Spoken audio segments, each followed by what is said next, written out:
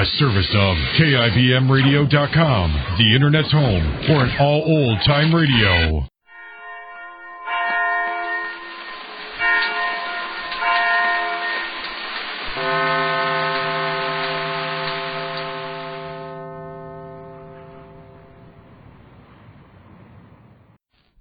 Colgate Dental Cream to clean your breath while you clean your teeth and help stop tooth decay, and Luster Cream Shampoo for soft, glamorous, caressable hair bring you Our Miss Brooks, starring Eve Arden. It's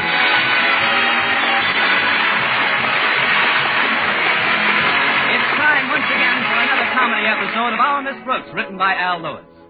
Well, the holiday season is practically with us. To our Miss Brooks, who teaches English at Madison High School, it means more than just a respite from the rigors of a difficult school term. Yes, it means that I'll get a chance to relax and observe the change that takes place in people as Christmas approaches. It's almost visible, the spirit of camaraderie and warm good fellowship which flows between us like a bountiful stream. I only hope that this season our beloved principal, Mr. Osgood Conklin, will get a little on him. I was talking about his temper to my landlady last Friday morning at breakfast. I can't understand it, Mrs. Davis. Everything I do lately seems to rub Mr. Conklin the wrong way. What do you mean, Connie? Well, take yesterday, for instance. I was in his office when I saw his lighted cigar lying on the rug unnoticed. Naturally, I stooped over and picked it up. Wouldn't you? Well, I gave up smoking a long time ago. But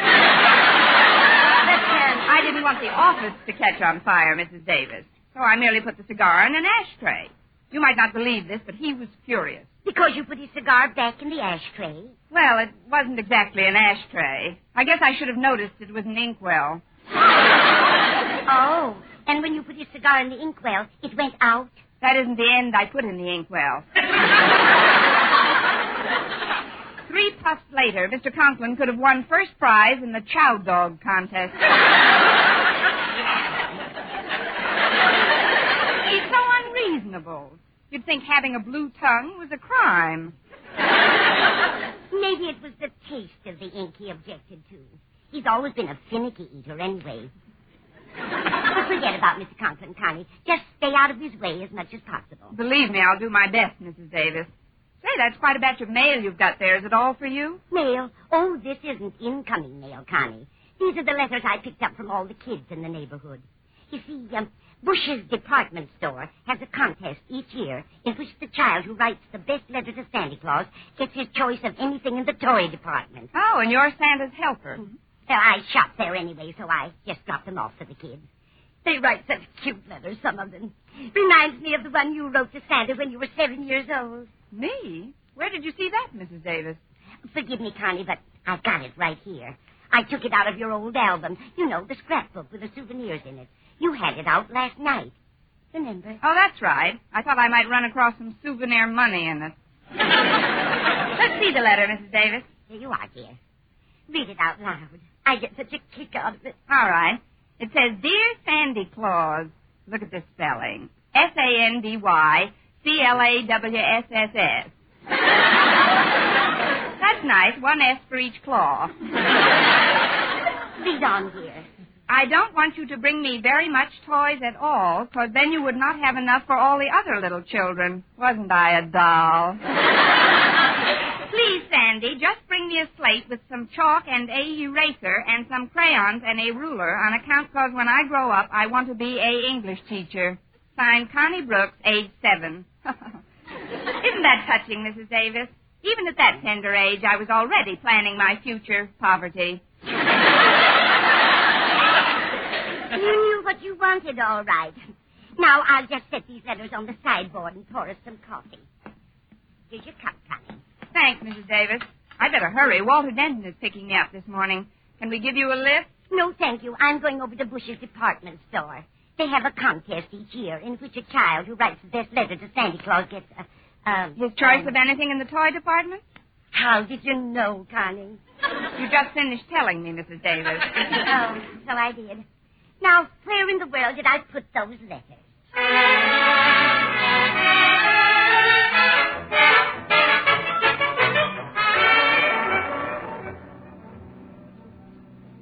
What have you done to your car, Walter. Seems to have quite an air about it this morning. It's nothing but your own aromatic presence, Miss Brooks. Well,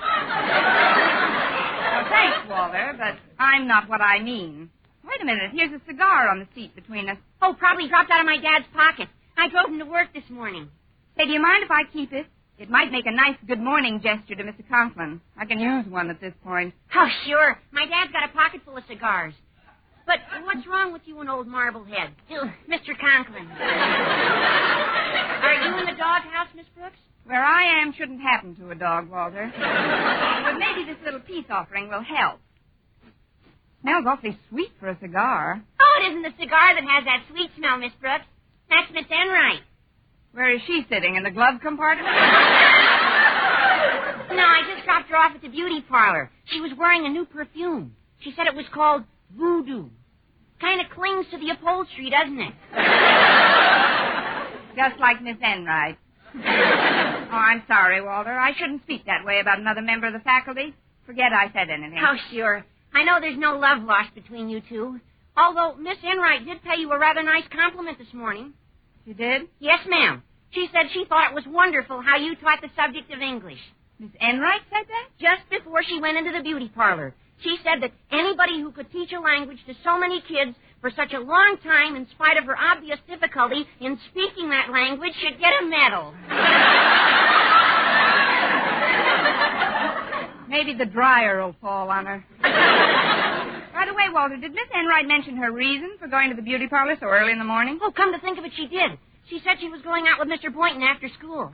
But today's Friday, the day Mr. Boynton usually takes me to the zoo. Well, it's also a special occasion for Miss Enright. It's her birthday. And you know something, Miss Brooks? She came right out and told me her age. How old did she say she was, Walter? 27. I guess that's why Mr. Boynton has to take her out today instead of you. I still don't see what Miss Enright's birthday has to do with it. He didn't take her out last year when she was 27. Or the year before when she was 28. Miss Brooks, I seem to detect the presence of the green-eyed monster in this vehicle. She can't possibly be back from the beauty parlor yet. Oh, it just makes me mad, Walter, the way some women try to keep their ages hidden. Why, if anybody wanted to make it their business, they could find out my age in a minute. How old are you, Miss Brooks? None of your business.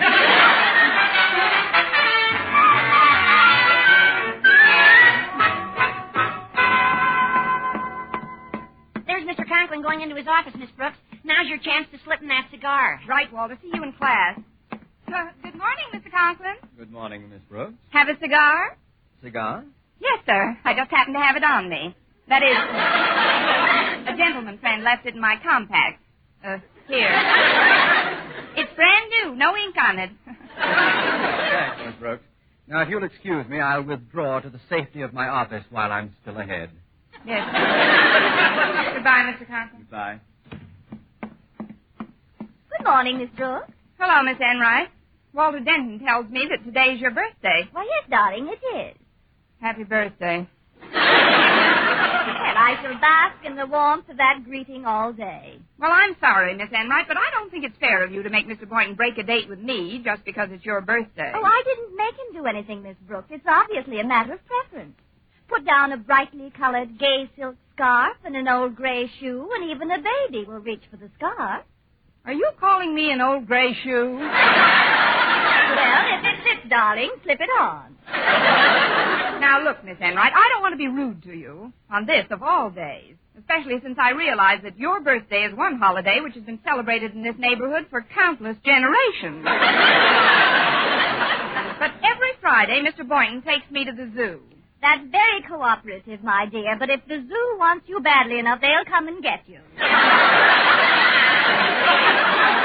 Now, you really must excuse me. I've got to find Walter Denton's car. I left a cigar in the front seat this morning. Oh, was that your cigar? I thought you smoked a pipe. It's for Mr. Boynton. He's just a big, overgrown boy when it comes to practical jokes, you know, so I bought that cigar for him in the magic shop. In the magic shop? Yes. It's an exploding cigar. Not dangerous, of course, just full of soot. Oh, no. Excuse me, Miss Enright, but I've got to get back to Mr. Conklin's office right away. Mr. Conklin, About that cigar I gave you, sir. Yes, Miss Brooks? Oh, yeah! Mr. Conklin, are you all right? Why, yes. I'm just dandy. But this soot all over my face. What do you suggest I do about that? What can you do, Mr. Conklin? Get down on one knee and sing April Showers.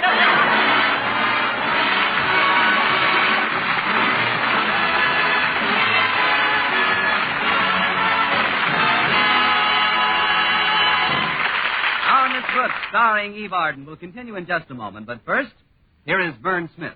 Now, proof that brushing teeth right after eating with Colgate Dental Cream helps stop tooth decay before it starts. Continuous research, hundreds of case histories, makes this the most conclusive proof in all dentifrice research on tooth decay. Eminent dental authorities supervise hundreds of college men and women for over 2 years.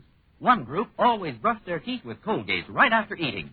The other followed their usual dental care. The group using Colgate Dental Cream as directed, using Colgates exclusively, showed a startling reduction in average number of cavities, far less tooth decay. The other group developed new cavities at a much higher rate. No other dentifrice offers proof of these results. Modern research shows decay is caused by mouth acids, which are at their worst right after eating. Brushing teeth with Colgate as directed helps remove acids before they harm enamel.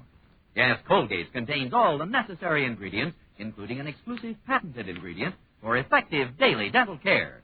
So remember, always use Colgate Dental Cream to clean your breath while you clean your teeth and help stop tooth decay.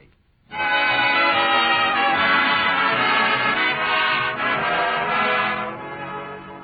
I finally convinced Mr. Conklin that the cigar episode should be included in my list of unpremeditated crimes. Then when lunch period dragged itself around, I hastened to the cafeteria to see if Miss Enright was with Mr. Boynton. She wasn't, so in 4 seconds flat, I was. I waited all during lunch for him to break our date for that afternoon, but he remained strangely silent. So while we were drinking our coffee, I summoned all my feminine wiles and subtly remarked, "Is I is or is I ain't your baby?"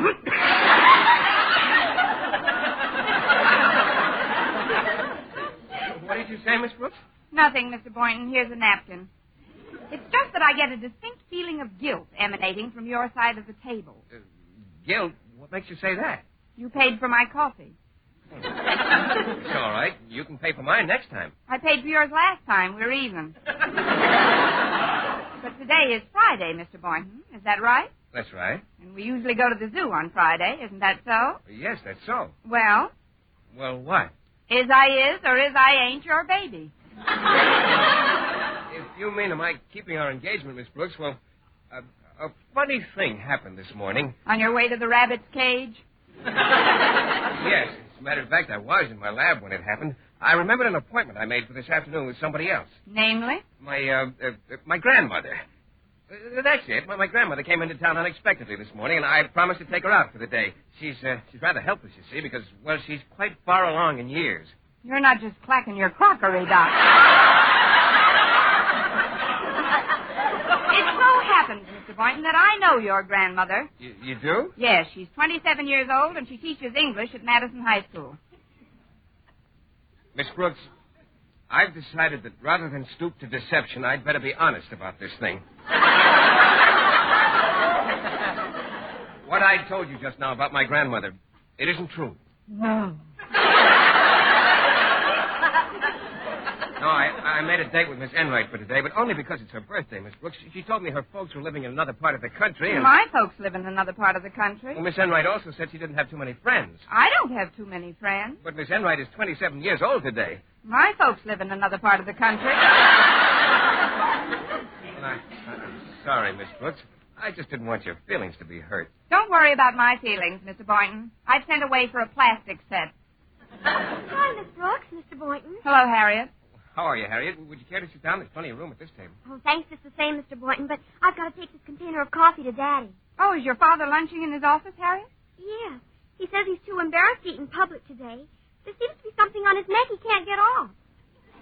The Board of Education? It's some black stuff.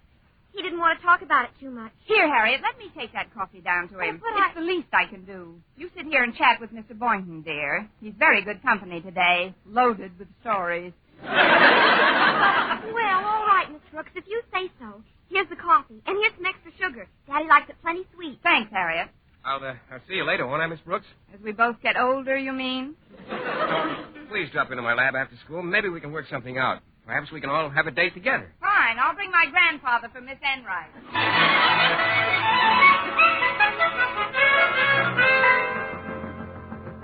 Come in. I met your daughter in the cafeteria, Mr. Conklin, and she gave me this coffee to bring you. What happened to her? Pull up lame? Well, as a matter of fact, sir, I wanted to sort of atone for some of my earlier transgressions. Well, don't stand there. Pour some coffee in a cup for me, please. Yes, sir. I'll just get this cover off. It's on pretty tight. Well, I hope it's hot.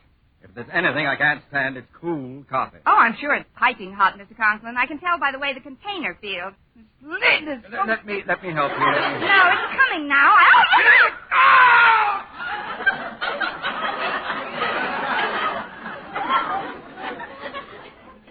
It is piping hot.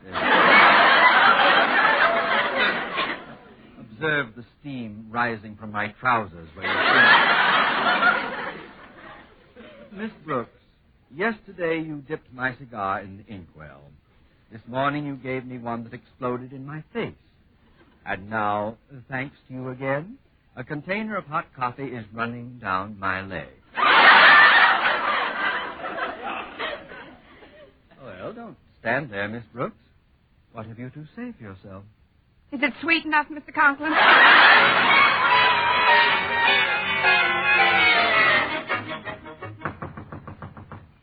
If it isn't Miss Brooks, come in.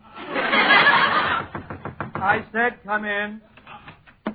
You are Osgood Conklin? I am. No doubt you heard of Bush's department store. I have. Well, I'm Bush. I'm a little pooped myself.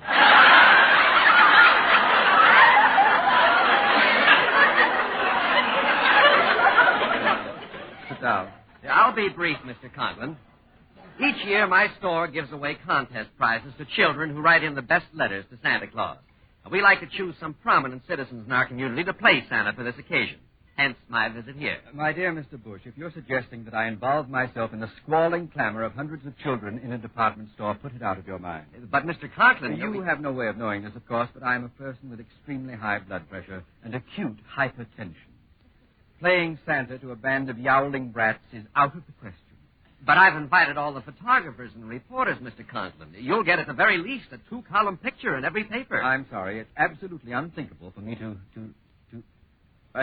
2-column picture? Of course. You see, we've picked a winning letter, and you're the ideal choice to present the grand prize this afternoon. Why me? Because you're a school principal, and the contest winner is a little 7-year-old girl who wants to be a teacher when she grows up. A teacher? Well, I guess I can arrange it. I'd hate to disappoint a child, especially this obviously backward little tyke. What time shall I be there, Mr. Bush? 4 o'clock sharp, please, and thank you so much for accepting our invitation. You're welcome, I'm sure. Now, if you'll excuse me, sir, I must inspect some new gym equipment that just arrived. Of course, Mr. Conklin. Oh, before I leave your office, may I use the phone? Certainly. Right there on my desk. See you at 4, Mr. Bush. Right, thank you. Santa Claus is coming to town. Hello, this is Davis speaking. Oh, this is Mr. Bush of Bush's department store. My secretary gave me your phone number, Miss Davis. Told me what a grand job you've done of rounding up the children's letters in our Letter to Santa contest. I was glad to help, Mr. Bush. Thank you, Mrs. Davis. Now, there's just one bit of information I need from you. Do you know where, Connie Brooks lives? Connie Brooks? Certainly. She lives right here with me. Well, that's a coincidence. Could I speak with her? Not now. She's still in school. Oh, of course. It's not 3 o'clock yet. As a matter of fact, I was just getting ready to pick her up. One of the students in school with her usually takes her home, but he's busy today. I see. Well, Miss Davis, you can do me a great favor. Instead of taking her home today, bring Connie right over to our store. What for? You'll see. What kind of toys does she favor, Mrs. Davis? Toys. Connie doesn't play with toys. Oh, the serious type, eh? Well, Bring her over as early as you can, Mrs. Davis, so I can get acquainted with her. She'll probably warm up a bit after a nice romp in the sand pile. Now, remember, Mrs. Davis, don't tell her why she's coming to the store. I'd like it to be a surprise. It'll be a surprise, all right.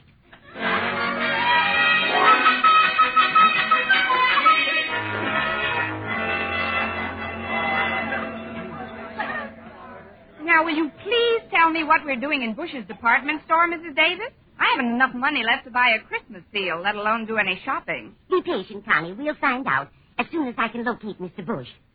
I know. Let's cut out for the sand pile. It's right over there in the toy department. All right, but Oh, look, there's Mr. Boynton. Oh, hello, Miss Brooks, Mrs. Davis. Hello, Mr. Boynton. Excuse me just a moment, won't you? I'll go on ahead, Connie, and find Mr. Bush. Fine, Mrs. Davis. Well, Mr. Boynton, doing a little last-minute Christmas shopping? Oh, not exactly, Miss Brooks. Miss Enright asked me to come over here right after school. She's crazy about children, she says, and they're having some sort of contest here today. Where is she now? Well, she's in the hardware department picking up a new roaster. She says next to children, she likes nothing better than cooking and housework. I bet she's terribly decent to animals, too. I'm sorry I didn't see you after school, but Miss Enright insisted we leave at once. After all, it is... Her birthday today, I know, Mr. Boynton. I had a hunch you two would wind up alone. Oh, we're only going to a movie, Miss Brooks. Donald O'Connor in Francis just opened at the State. It's the story of an army mule. Oh? That's where you're taking Miss Enright? That's right. What are you trying to do, start your own mule train? I just got the most charming part, darling. Oh, you've acquired one of your own, haven't you, Mr. Boynton? Hello, Prudence. Cooked any interesting children lately?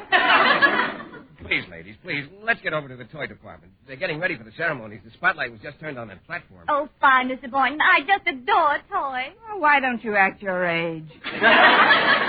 Come along, Miss Brooks. I see Mrs. Davis right in the front row. Attention, quiet, please, children. Quiet, children, quiet. Here, without further ado, is your old friend Santa Claus.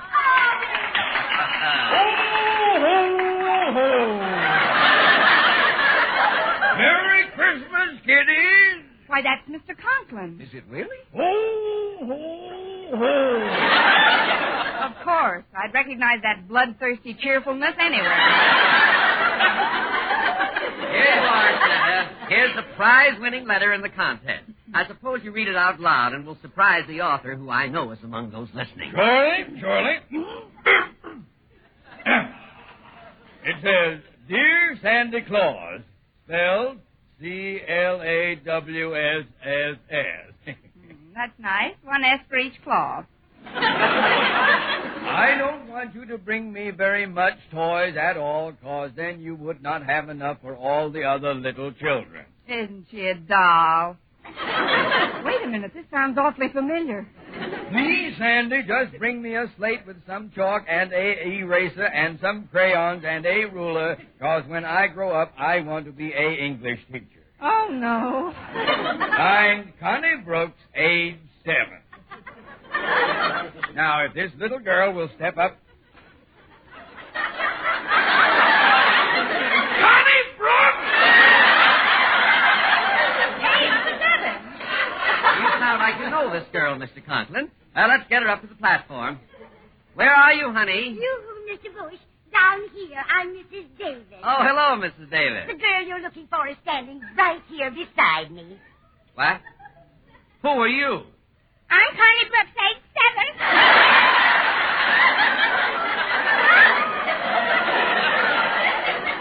7. Miss Brooks, what's the meaning of this? Yes. What is this hoax? Oh, there was no hoax intended, gentlemen. Mrs. Davis must have absent-mindedly put my letter in with the other kids. When I wrote that letter, I was actually 7 years old. You were never that young, darling. Oh, this is terrible. The press and photographers will be here any minute. Give me that bag of toys, Mr. Conklin. This girl gets nothing. Now, hold on there, Mr. Bush. The contest rules clearly state that the winner must be a child. If Miss Brooks was 7 years old when she wrote that letter, she's entitled to take home anything she wants from the toy department. Yes. I think you've got something there, Mr. Boynton. Oh, this is terribly embarrassing. Miss Brooks, if you'll just leave the premises before the press arrive, you may have anything in the toy department you desire. What do you want? Mr. Bush, this is Mr. Boynton. Wrap him up.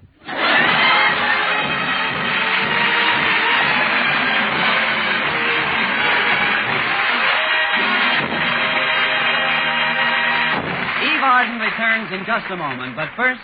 Dream girl, beautiful luster cream girl. Tonight? Yes, tonight. Show him how much lovelier your hair can look after a Luster Cream shampoo. Luster Cream, world's finest shampoo. No other shampoo in the world gives K-Duma's magic blend of secret ingredients plus gentle lanolin. Not a soap, not a liquid. Luster Cream shampoo leaves hair 3 ways lovelier. Fragrantly clean, free of loose dandruff, glistening with sheen, soft, manageable. Even in hardest water, Luster Cream lathers instantly. No special rinse needed after a Luster Cream shampoo. So gentle, Luster Cream is wonderful even for children's hair. Tonight, yes, tonight, try Luster Cream shampoo. Dream girl, beautiful luster cream girl. Your crowning glory too, a luster cream shampoo.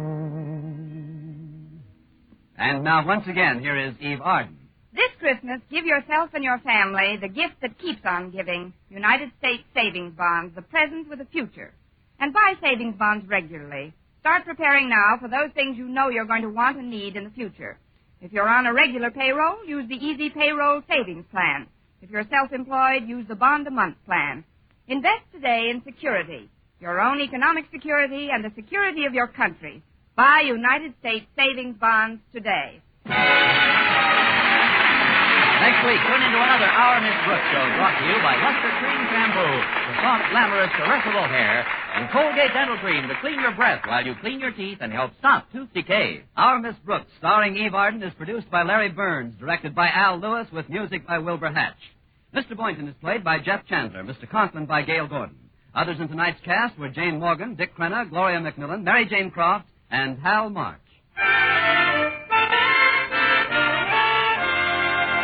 Here's good shaving news. 3 men out of every 4 can get more comfortable, actually smoother shaves with Palmolive brushless shaving cream. This is not just a claim. Here's the proof. 1,297 men tried the Palmolive brushless way to shave described on the tube. And no matter how they shaved before, 3 men out of every 4 got more comfortable, actually smoother shaves. Try Palmolive brushless yourself.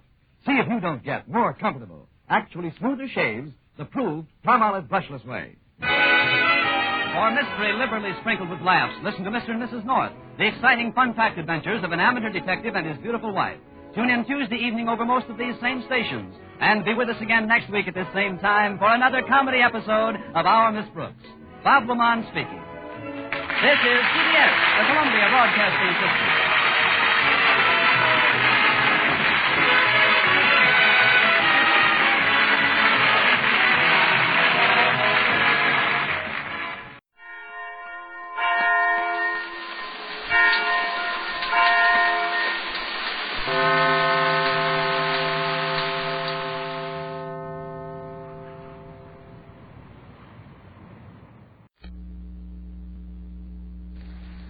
Sir Walter Raleigh, the pipe tobacco that rates superior on all counts. Check them. The rich, ripe, full-bodied burley blend. Sir Walter Raleigh pipe tobacco. Mellowed with rum for extra smoothness. Deep down, satisfying goodness. That's Sir Walter Raleigh pipe tobacco. Clean smoking all the way down. No soggy heel. Leaves only a clean, dry ash. And that's Sir Walter Raleigh pipe tobacco. Crip cut for slow, even, cool burning. Yes, Sir Walter Raleigh pipe tobacco. Smoke Sir Walter Raleigh, the quality pipe tobacco of America. Today we have 2 great tasks before us, to build a peaceful world and press forward on the home front to high production and prosperity. Let's not allow racial or religious prejudice to hamper our post-war efforts.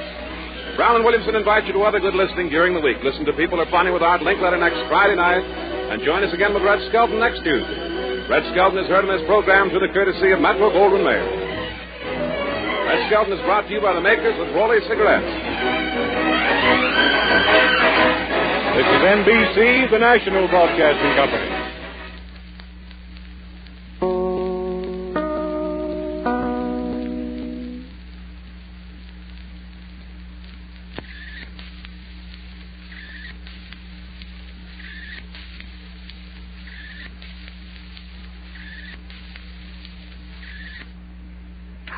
From Hollywood, the Raleigh Cigarette Program, starring Red Skelton with David Forrester and his orchestra, our singing star, Anita Ellis, Gigi Pearson, Verna Felton, Pat McGee, and Wonderful Smith, and yours truly, Rod O'Connor.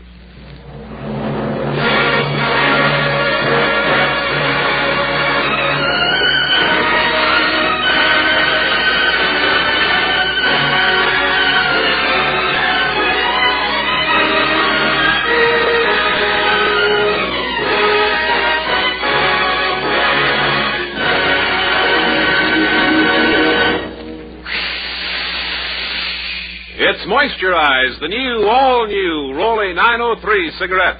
Listen. That jet of fresh, pure moisture stands for the new freshness, new taste, in the new, different Moisturized Rolly 903. New blend, new taste, new freshness. It's the new, all-new Moisturized Rolly 903.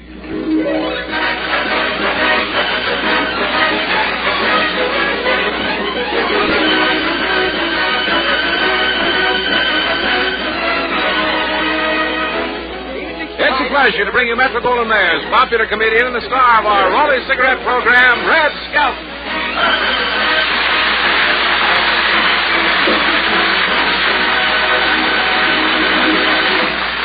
Thank you and good evening, ladies and gentlemen. Well, here we are again, Rod. Yeah, Red, here we are. Yeah, we ought to be ashamed of ourselves. You know, really and truly, when you take in consideration for what we say and what they pay us, this is really remarkable. Well, back to the funny stuff. Let's change the subject, man. Huh? Let's change the subject. Better still, let's change writers. We may say something will hurt the dignity of NBC. You know, did you hear what they did to Fred Allen Sunday?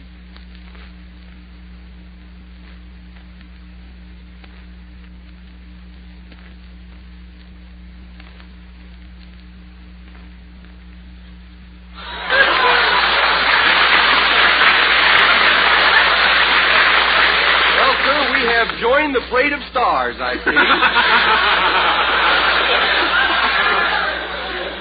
Say, you got a nice sunburn on your face, Red. Oh, I'm blushing because they just cut me off. I spend the day down at the California Cabana Club. Does the club have a nice beach? No, but they got a nice sun lamp down there. You mean to tell me that in this nice warm weather you get your tan inside? Here it comes, No, I don't get my tan inside. Couldn't swallow the sun lamp.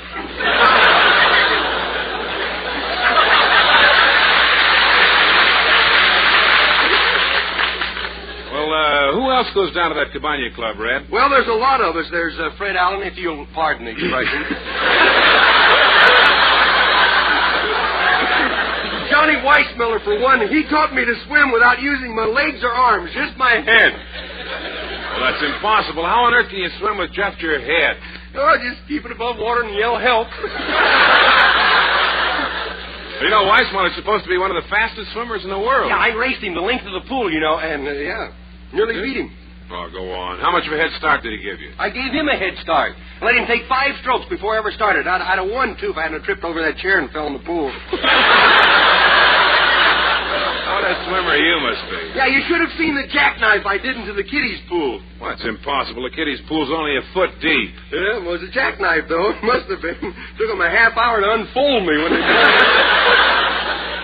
Say, have you noticed the new bathing suits? Barely.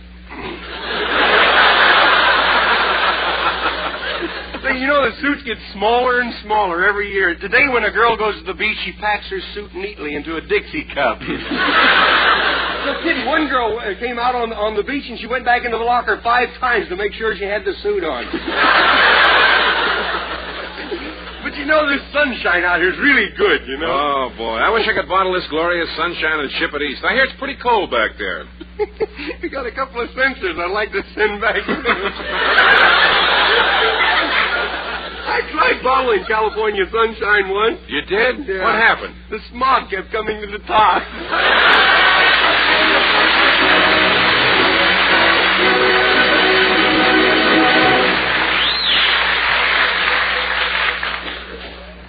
Listen.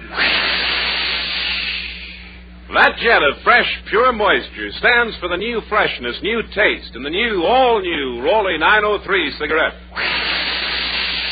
It's moisturized to stay fresh longer. It's moisturized to smoke milder. It's moisturized to taste better. Yes, this new modern Rolly 903 brings you new freshness, new taste. It tastes far better than any cigarette ever made before because it's moisturized by the revolutionary new 903 process, the greatest advance in cigarette making in 25 years. Because of this new moisturized freshness and new taste, you get new smoking enjoyment of the new, all-new Rolly 903. And remember this about the new moisturized Rolly 903. Medical science offers proof positive. No other leading cigarette gives less nicotine, less throat-irritating tars. Smokers follow the lead of Dixie Walker prior to the Brooklyn Dodgers. Smoke the new moisturized Rolly 903. It's so much fresher, richer, better tasting. A new blend, new freshness, new taste. You'll see the number 903 on the government stamp. This Rolly 903 is new, all new. It's moisturized to stay fresh longer, to taste better.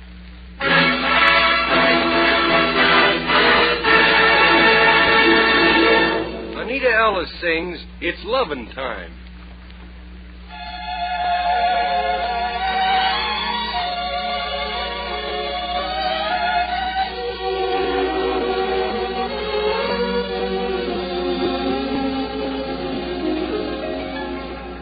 It's lovin' time.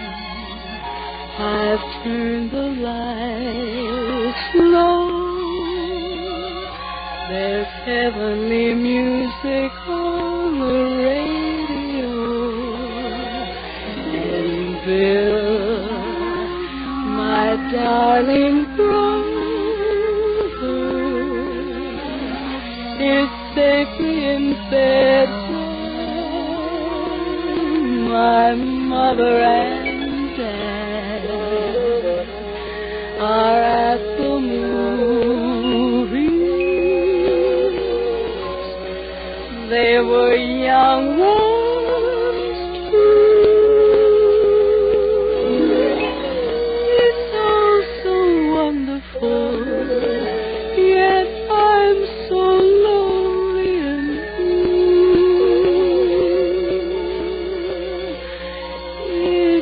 loving time, baby. But baby, where are you?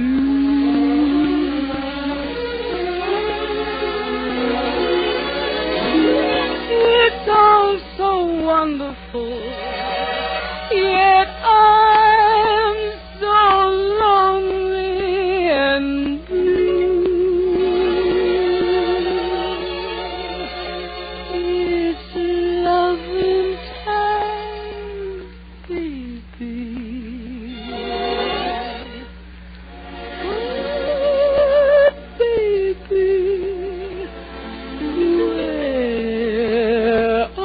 where are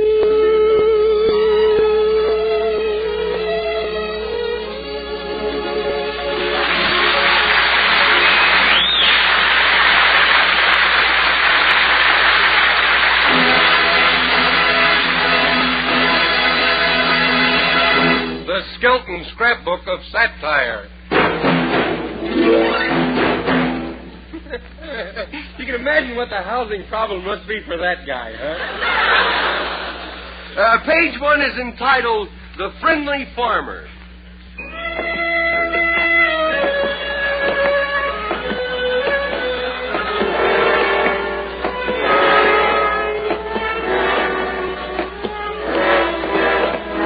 Well, here I am.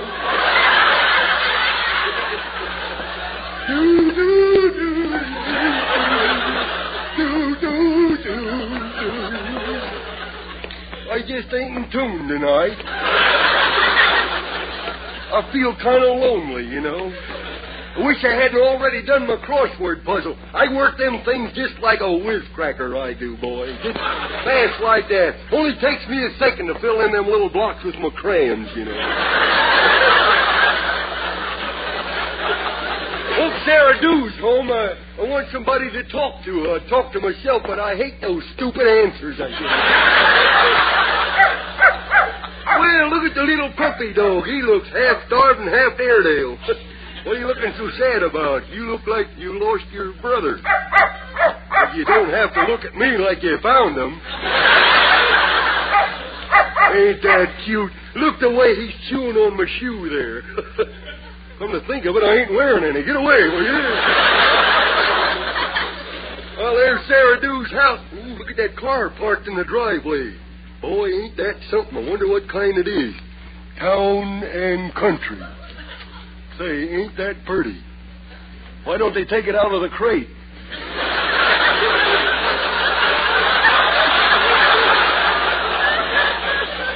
Well, I think I'll tiptoe over and see who the visitor is.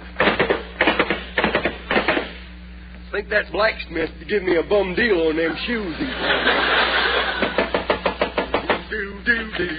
Why, howdy, Clam. Well, howdy doody to you, Sarah Dew. Here, I've run you a present, green girl. Oh, Clam, a surprise. No, I know what it is. It's perfume. It's perfuming. Well, is it imported perfume, Clam? Yeah, I ran off a batch while I was overseas with a chemical warfare unit. Good heavens, Clem, there's smoke coming out of that bottle. Yeah, and look at the flies dropping. Are you sure you know how to make perfume, Clem? Well, certainly. That used to be my old trick and trade, you know. You take a little purr and add some fume to it. Well, then, sakes, what kind of a dog is that, Clem? I think he's a thoroughbred mongrel. Well, you look like a Cocker Spaniel. Well, so do I, but I ain't. Clem, you're a moron. And that ain't bad for a guy who was born an idiot. I'm coming up in the world. You just keep your eye on me, boy. Clem, I can't stand here forever. Yeah? Leave the dog outside and come on in, because we got company. Company? Female company, I hope. No, Clem, it's a man who had some trouble with his car. Oh? And Paul said we should put him up for the night. If you'll sleep here, too, of course, then we wouldn't have to be afraid of him stealing anything. Oh? What sort of feller is he? Well, he said I was the most beautiful girl in the world. Nuts, huh? Come on in. Oh, and Clem, for goodness sake, straighten your tie. Well, if I do, I'll wrinkle my sweatshirt, you know. Come on inside and meet the stranger. Well, you know how jealous I am when there's other men around. Howdy doody. Hello? You trying to start a fight or something?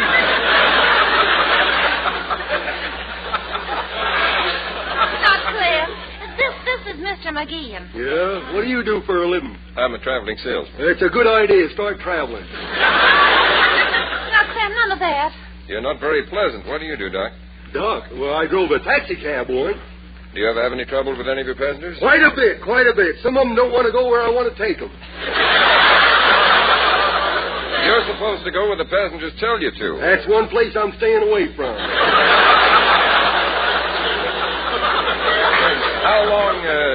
How long have you been driving a cab? Well, now? let's see. This is my fourth cab. I've been driving 2 weeks now. Clem, you know, you're awful reckless. I am not. I couldn't help those accidents.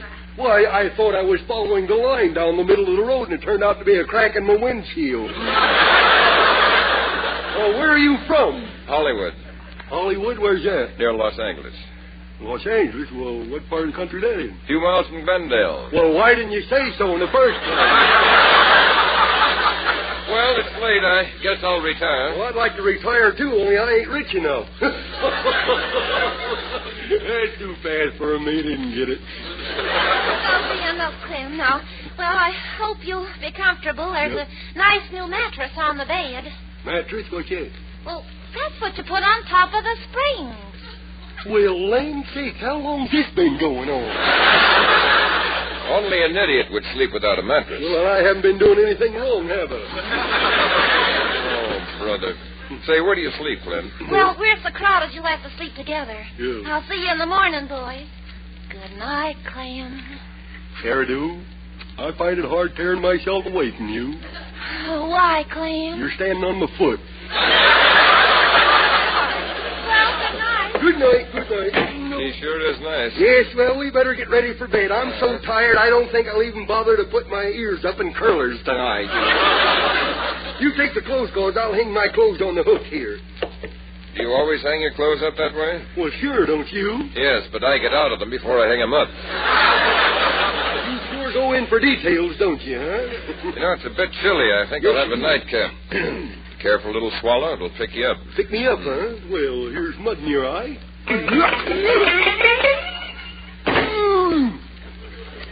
Well, how long do I lay here before it picks me up? Well, it kicks like a mule, don't it, huh? Yeah? Want some pajamas? No thanks, lover girl. I'm not hungry. Well, I'm getting sleepy. Yep. Good night. Pleasant dreams. And Jane Russell to you, too.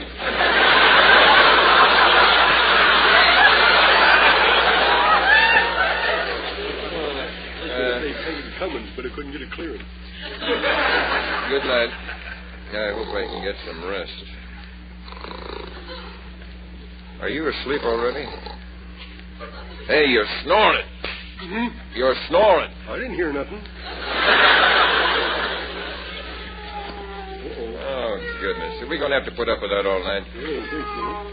Clem, is there any way of stopping that cat out there on the fence? Yeah, I'll stop him. Here's his shoe. I'll throw it at him.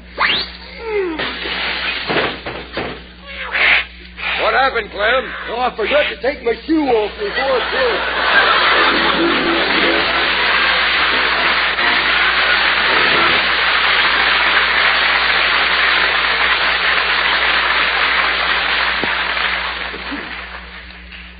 Listen. That jet of fresh, pure moisture stands for the new freshness, new taste in the new, all-new Rolly 903 cigarette. It's moisturized to stay fresh longer. It's moisturized to smoke milder. It's moisturized to taste better. Yes, this new, modern, moisturized Rolly 903 brings you new freshness, new taste. It tastes far better than any cigarette ever made before. It's new, all new. New blend, new freshness, new taste. And remember this about the new moisturized Rolly 903. Medical science offers proof positive. Test certified by a jury of 14 doctors based on a method used by the United States government prove that no other leading cigarette gives you less nicotine, less throat-irritating tars. Smoke the new, all-new Rolly 903. It's moisturized to stay fresh longer, to taste better.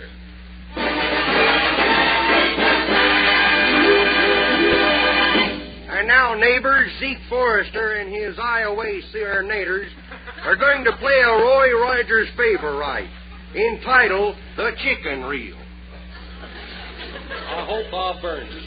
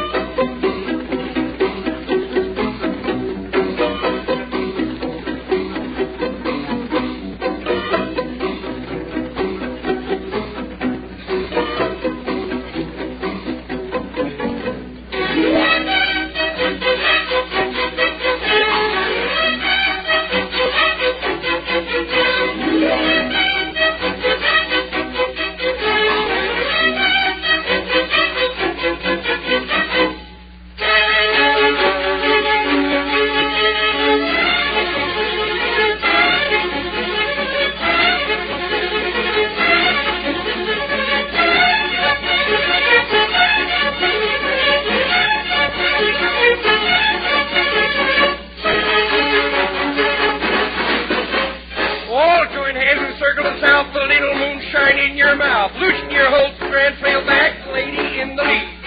Meet your partner, tap her on the head. She don't eat biscuits, eat her cornbread. Wave your heels and pat your toes. Grab your partner and waltz the floor. Head to the floor.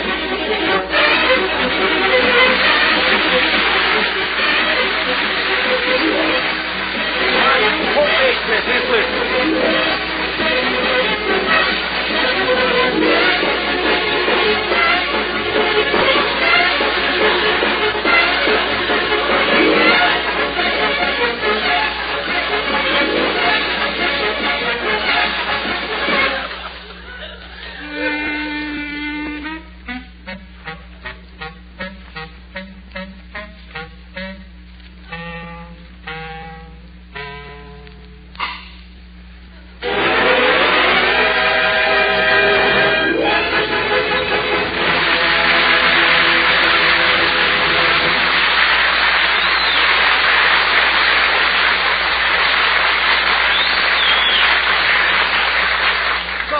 Morgan show?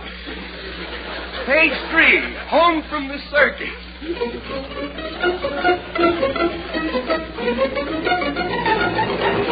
Boy, I sure have fun today, boy. I know, Mr. Fowler, it was nice of you to take us to the circus and bring us home in a nice cab like Yes, this. Mr. Fowler, and that was mighty neighborly of you, that was. And thanks for all the peanuts and that pink lemonade. Hey, how do they make pink lemonade? With bloodshot lemons or something, huh? Well, it was a pleasure, Auntie. Hope you had fun. Oh, we did, boy. We did. That was fun. Say, what did you enjoy most at the circus, little boy? Well, I like best of all that big rubber cow with the two tails, you know. Oh, them was elephants. One was his trunk. Trunk? Well, he should open it up and put on a clean shirt. He was the dirtiest thing I ever seen. He was really a mess, that thing was. Well, here we are, yeah, folks. here we go. I know Mr. Frank was. That'll be 75 cents, please. You want to pay them? Well, here you are, and a tip, my good man. Thank you, sir. Say, that nickel sure don't take the sunlight. Look at that buffalo blink his eyes. Well, don't stand there. Say thanks to you, sporty, you know. Thank you, Junior, again, thank you for a wonderful day. Yeah, that was Nothing. I'm sorry. Our seats weren't so good. Yeah, that old bald-headed man in front of me kept saying, pipe down, kid. Every time I applaud, he said, pipe down, will you? Well, what did you do? I said, oh, shut up, boy. And he said, he got mad, and he said, look, Staycomb. He was referring to me wet hair, of course. He says, look, Staycomb. I'll have you know one thing. I may be bald-headed, but I tell you this, that grass don't grow in a busy street. And I says to him, well, and it don't come up through cement either.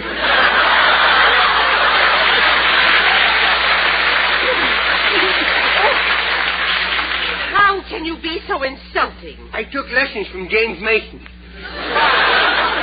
Let's go in the house, Junior. Yeah. Oh, look, there's Mr. Frank. I gotta tell him about it. Mr. Frank, we went out to the circus. No, what'd you see? Oh, we see everything. We saw the rhinoceros, the horse, and we saw the hip on top of the omnibus. And you had a great big dog out there. He had a bushy head, and the hair was shaved all off his belly, and he had the paintbrush on the end of his tail. Wyatt. No, I seen him. He was a very big bushy-headed dog, and he had the hair shaved off and the paintbrush on the end of his tail. Lying. I'm not lying, I said.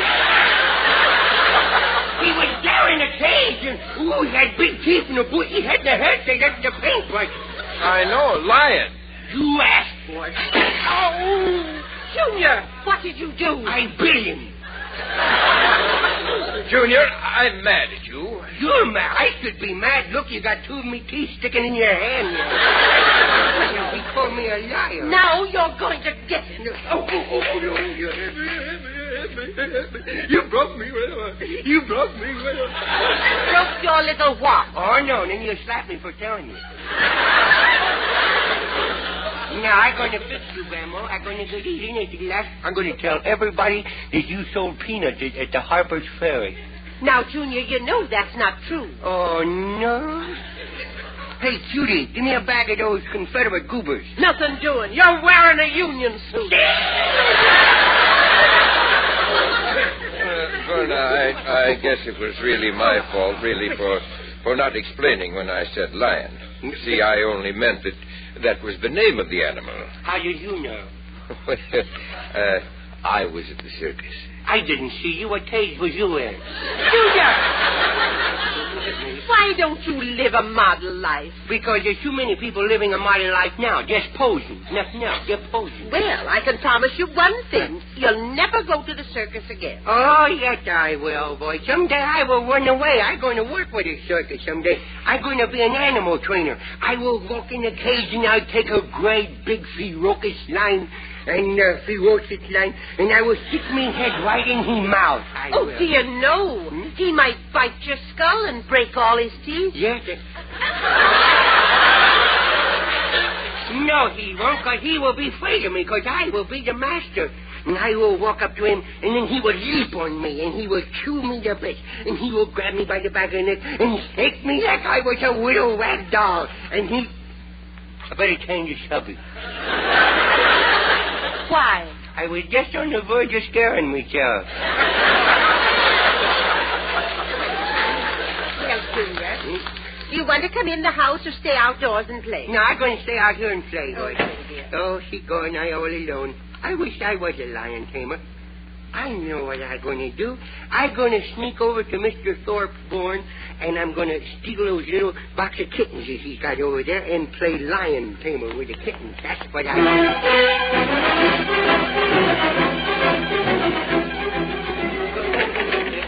I'm going to get the kittens. Oh, there they are. Uh-oh. There's that big cat. Now, big cat, you go your way now. I'm not going to hurt you little babies. Here, now, you get out of the box. Come on. Here, now, here, now. I'm going to help you now. Here. Oh, look at me arm. I look like I was vaccinated with a rake.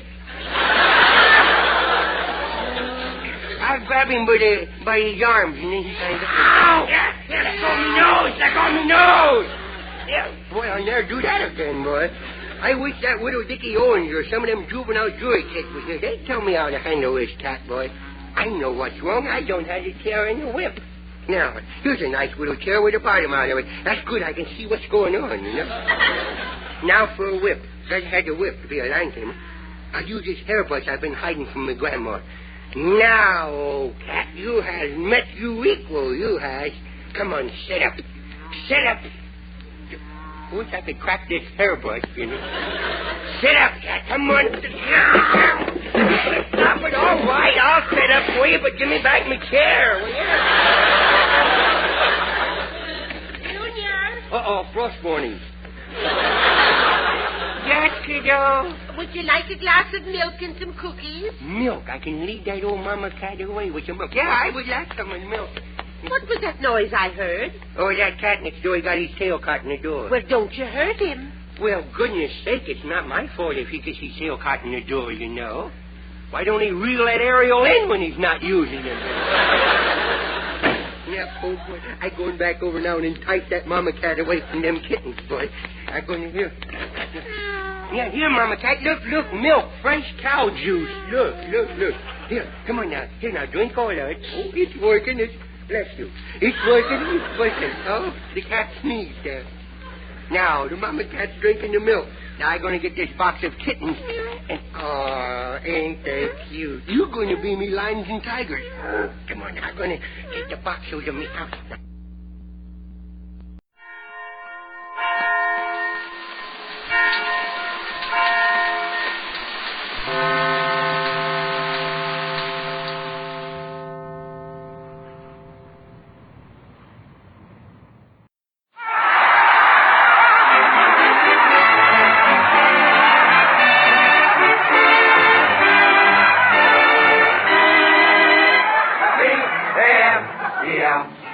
The Abbott Costello program brought to you by Camel, the cigarette that's first in the service.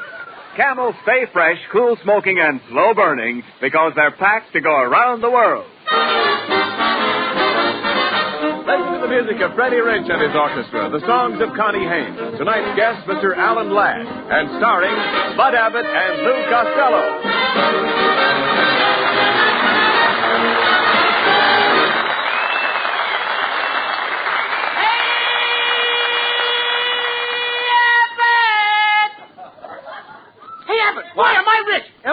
What do you mean? Ooh, I'm a millionaire. Calm down, Costello. What's this yelling all about? What do you mean you're a millionaire? Well, it's true, Abbott. My Uncle Oscar just died and left me all his money in his will. You mean you're his beneficiary? Yeah, because... Who's what? Beneficiary. Beneficiary is the man who gets the money. Beneficiary ain't gonna get none of this money. My uncle left the dough to me, Abbott. How did beneficiary get into this deal? I'll take him to court. I'll sue him. Costello, will you be quiet? Beneficiary means that you are your uncle's heir. My uncle's what? Your uncle's heir. Heir. H-E-I-R.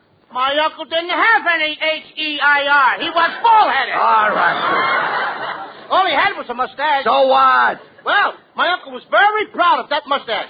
Every morning he used to cover it with toothpaste. So why did he cover his mustache with toothpaste? Well, so he could kiss his wife.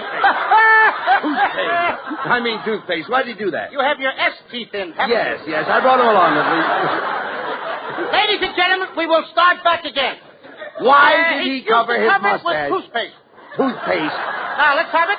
Go ahead. Why did he cover his mustache with toothpaste? Yes. So he could kiss his wife goodbye and brush her teeth at the same time. Come on. Now, this whole thing is ridiculous. For one thing, how do you know your uncle left this money? Oh, I just got this telegram from my uncle's lawyer. I'm going to read it. Go ahead, read Dear it. Lou Costello, your Uncle Oscar has just died and left you $1 million. Thanks for your past favors. How do you like that, Abbott? I'm rich. I'm going to take everybody out and buy them a multi-milk. A multi-milk? Yeah, because I'm a multi-millionaire. Oh, don't be crazy. By the way, Costello, you never told me about your Uncle Oscar. Where did your uncle live, Costello? Oh, he lived in England. Everybody knew my Uncle Oscar in England. He used to walk around with a pocket full of shillings. Shillings? No pence? Sure he had pence. What do you think? He can walk around in his underwear? Oh, never mind. Forget your uncle's underwear, please. Oh, well, don't you think it'd be a little drafty? Now, look, Costello. Now that you've inherited $1 million, what are you going to do with all that money? Well, I'm going to use half of the money to buy bonds. Swell. That's what everybody should do. That's swell. And then with the other half, I'm going to buy a radio station. You're going to buy a radio station? Yeah. You don't know anything about radio. Why, you don't even know who discovered electricity. I do, too. Mrs. Benjamin Franklin discovered electricity. Mrs. Benjamin Franklin? You mean Benjamin Franklin? No, Mrs. Benjamin Franklin. One day, she and her husband had an argument, and she said, Benjamin, go fly a kite. Oh. All right, that's enough, Costello. This whole thing is ridiculous. Well, hello, fellas. Oh, it's Ken Niles. Say, Bud, what's that fat boy looking so happy about? He looks like the cat that just swallowed a mouse. If I was a cat, you're one rat that wouldn't be. Running around loose. All right.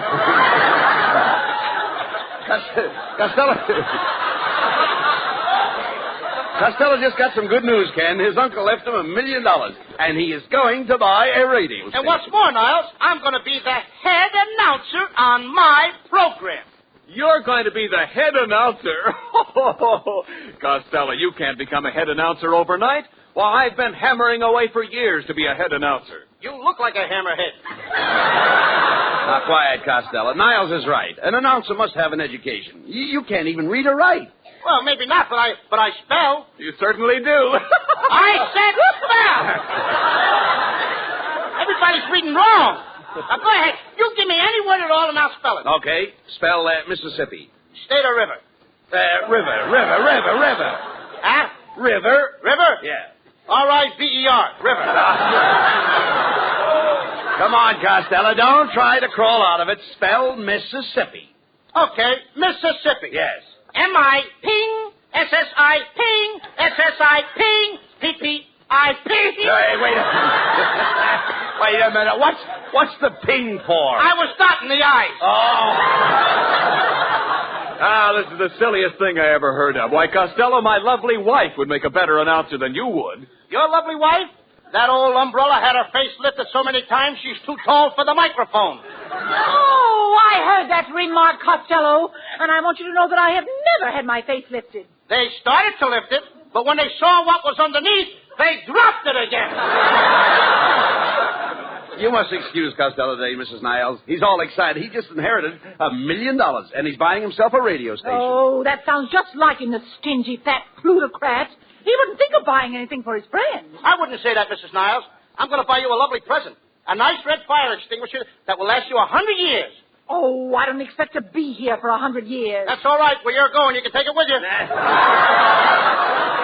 Now, wait a minute, Costello. The nicest present you could give Mrs. Niles is a chance to try out for that announcing job on your new station. Now, why not have a little contest to see who is the fastest reader? That's right, Costello. After all, it's speed that counts in announcing. And my lovely wife and I challenge you to a contest. Now, that's fair enough. All right. Mrs. Niles, you will be number one. Oh, thank you very much, Mr. Abbott, and I shall certainly do my best to win this contest fairly and conduct myself as a lady. That's splendid, Mrs. Niles. Now, Ken, you're number two. Thank you very much, Bud. I certainly can do my best to win this contest fairly and conduct myself as a gentleman. Good, good. And now, Costello, you will be number three. I thank you, Mr. Abbott, because I don't know how to think of my progress of my announcer, too. Now. I didn't understand what you said, Costello. Well, did you hear what the other said? Yes. All right, now let's go. You will each recite Mary Had a Little Lamb. Now, when I call your name, you start. When you hear the bell, you stop. And don't forget to take a great, big, deep breath. All ready now? Mary Had a Little Lamb. No. Wait a minute. I'll call out the names. Not you. No, not you. All right. Mrs. Niles. Mary had a little lamb, sweet spice stone. Everywhere that Mary went, the lamb was sure to go. It followed her to school one day. Ken Niles. Mary had a little lamb, fleece white as snow, and everywhere Mary went, the lamb was sure to go. Followed her to school one day, which was... Luke Costello. Mrs. Niles. I didn't have nothing to say yet. Mrs. Niles. Mary had a little lamb, fleece white as snow, and everywhere that Mary went, the lamb was sure to go. It followed her to school one day. Ken Niles. Mary had little lambs, fleece white as snow, and everywhere Mary went, the lamb was sure to go. Followed her to school one day. Luke Costello. Mrs. Niles. Mary had a little lamb, fleece white as snow, and everywhere that Mary went, the lamb was sure to go. Ken Niles. Mary had little lambs, fleece white as snow, and everywhere Mary went, the lamb was sure to go. Luke Costello.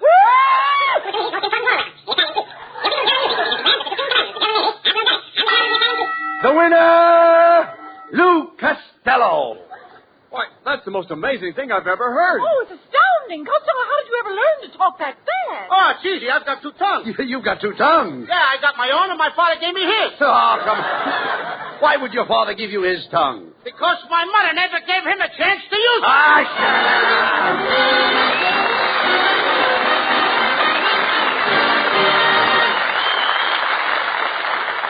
Closest to our major bases to Japan is Dutch Harbor on Unalaska Island in the Aleutians.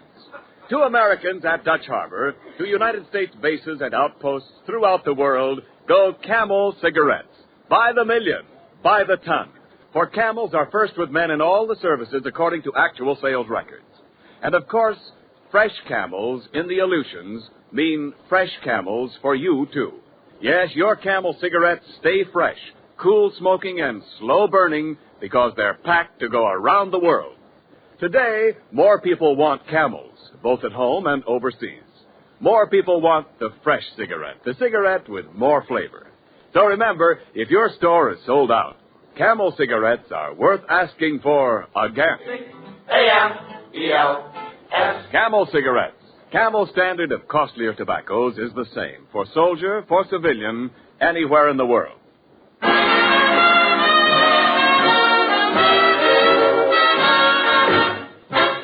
Connie Haynes sings the California novelty tune, San Fernando Valley. Oh, I'm packing my grip, and I'm leaving today, 'cause I'm taking a trip California way. I'm gonna settle down and never more roam, and make the San Fernando Valley my home.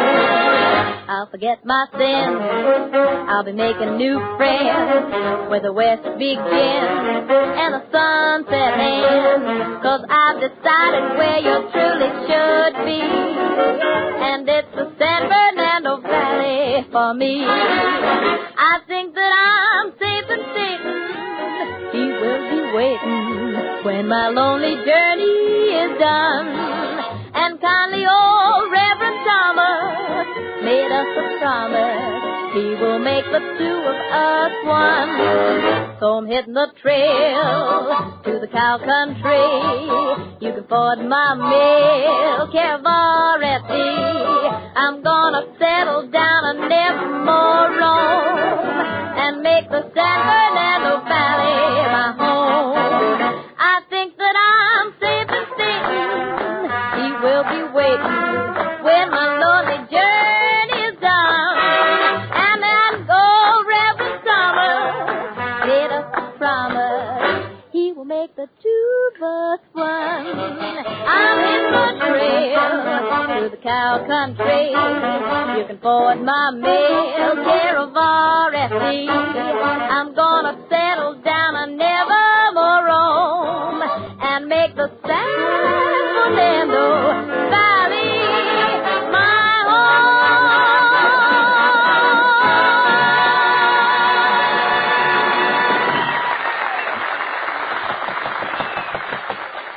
Come in.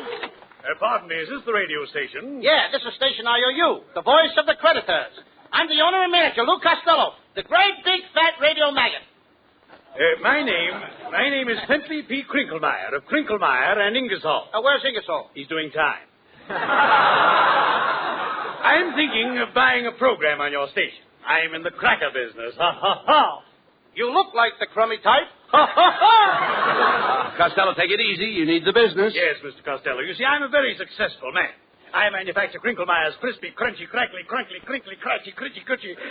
I make biscuits. And you do it the hard way, too. Quiet, Costello. What kind of a program did you wish to put on, Mr. Crinklemeyer? I want a program that will sell Crinklemeyer's critchy, cratchy, crinkly, crackly, crookly, crackly, crickly, crackly, crookly, crackly. You want to sell biscuits? Young man, you took the words right out of my mouth. You mean I took the biscuits right out of your pan? That's it, young man. You make the cracks, and I'll make the crackers. Ha, ha, ha.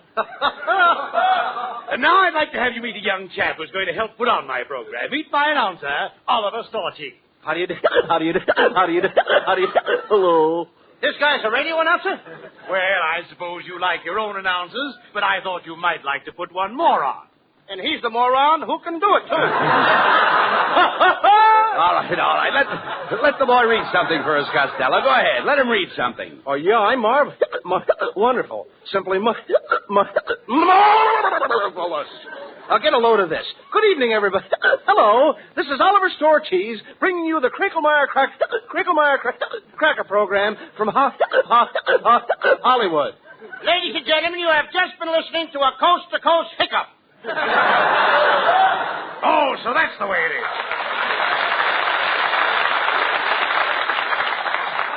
Come, Oliver. We'll take our business elsewhere. Ha, ha, ha. Ha, ha, ha. All right. Costello, listen, that's no way to run a radio station. You're chasing all the customers away. All right. Just a minute. I'll open the door. Never mind. I'll walk through it. Costello, look who it is, that famous killer, Alan Ladd.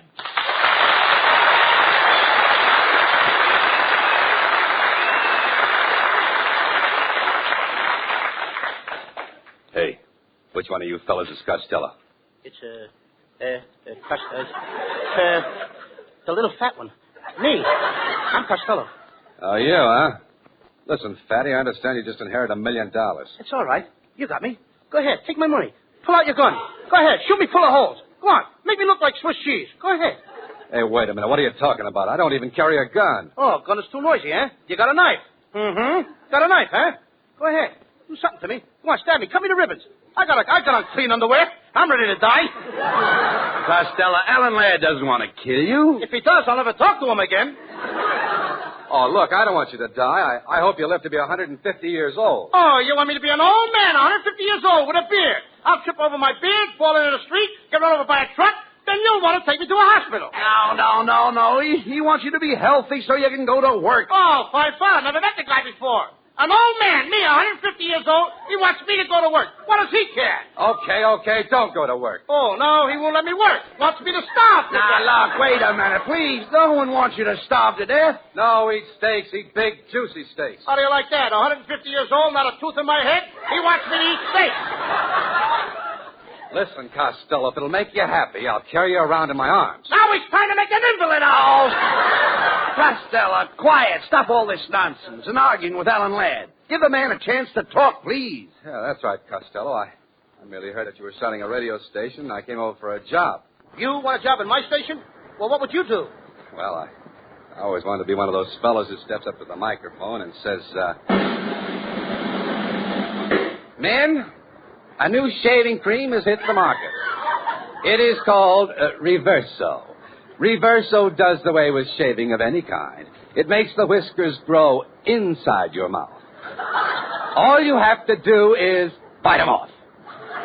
Remember Reverso. Spelled backwards, it reads Azerva, which makes it harder to remember.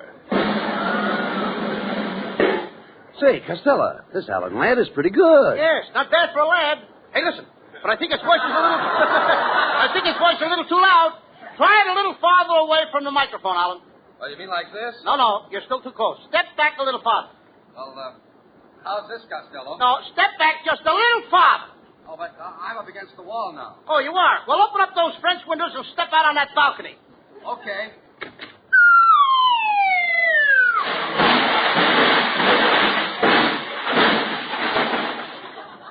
You know something, Abbott? What?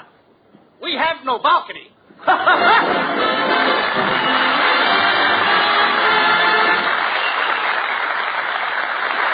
Now the flying trapeze broke and left the daring young man as flat as a pressed pleat.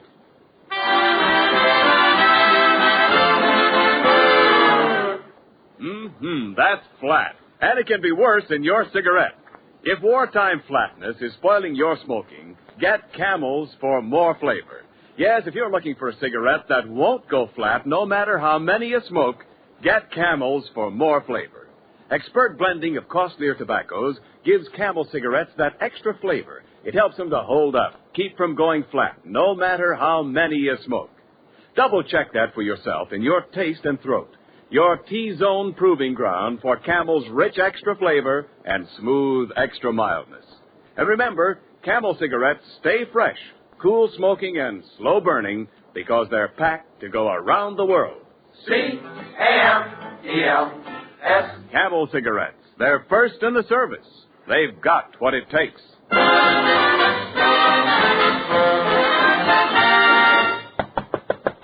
Come in. Well, hello, boys. How's the radio business? Hey, Abbott, it's Alan Ladd. What are you doing back here, Alan? I thought I got rid of you when you fell off the balcony. Didn't you get hurt? No. Fortunately, I was wearing my light fall suit. Ha, ha, ha. You need me around here, Costello. Your audience is crying for new blood. And in a minute, they're going to get it. Your blood.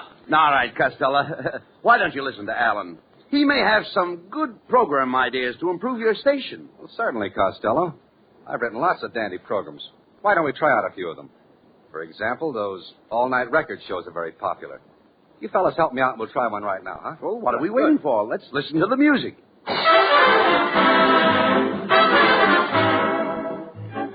Good evening, record fans everywhere. This is Happy Alan Ladd bringing you the oldest all-night record program on the air, broadcasting since 1896, 24 years before radio.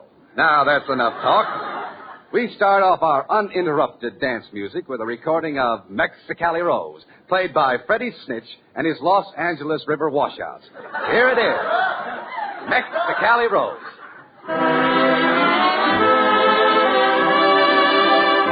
This number is being played for Fred and Mabel, Cecil and Rodney, Becky, Fanny, Pauline, the boys at Schmetnick's Pool Hall, the shut-ins at Alcatraz, and Poopsie.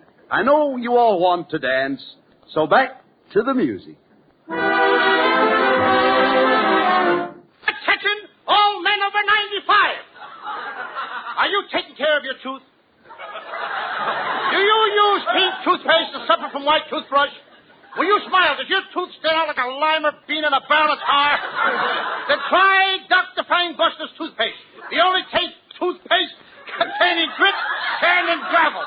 To receive a free tube of this toothpaste, do not send in an empty tube. Just send in your tooth.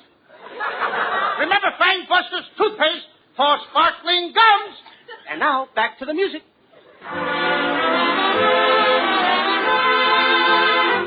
And I want to interrupt the music for a moment to tell you that you're dancing to Mexicali Rose.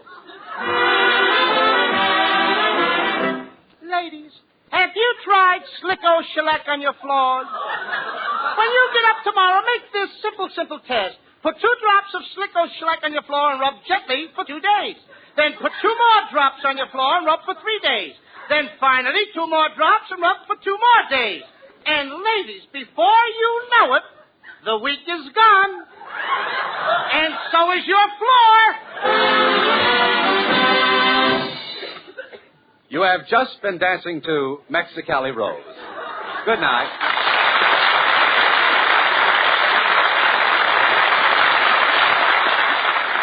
Say, Alan, that was great. Yeah, they were, Alan. Got any more of those kind of programs? Well, I've got a great story for your daytime program. It's all about a young girl and her problems. You want to hear it? That sounds good, Costello. Freddie Rich, let's have the theme music.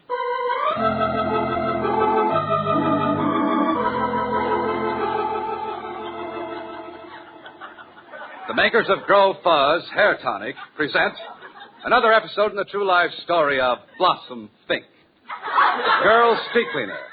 But first, listen to what a satisfied user has to say about Grow Fuzz. Go ahead, Mr. Schnook. My wife was disappointed in me because I didn't have any hair on my chest. So I bought a bottle of Grow Fuzz. And now, after one application, you should see the hair on my chest. I don't wear a shirt anymore. I wear a fascinator.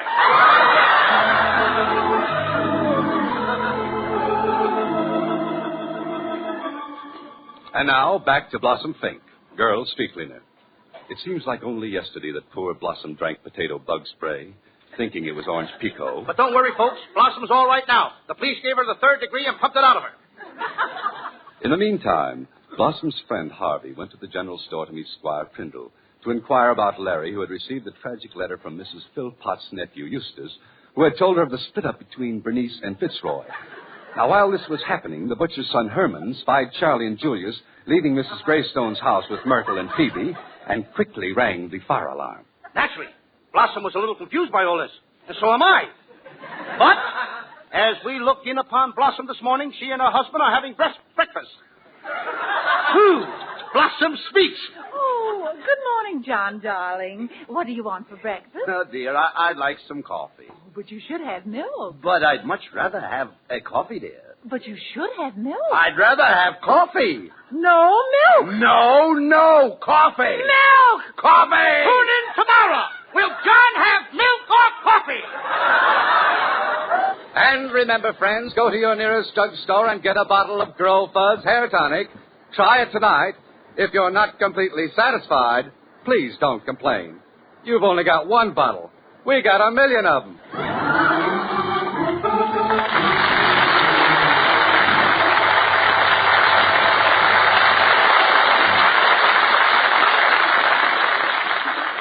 Costello, that's the greatest radio story I've ever heard. You're right, Abbott. Hey, look, Alan, I'll buy the whole works from you.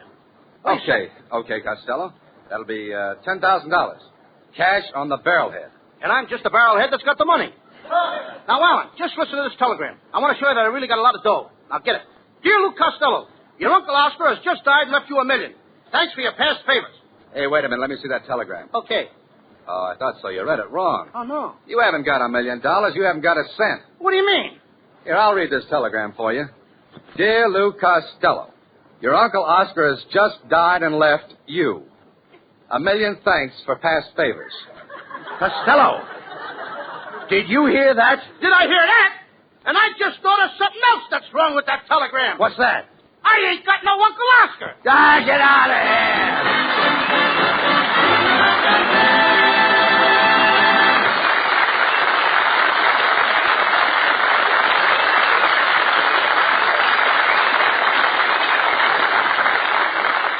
Abbott and Costello will be back in just a moment.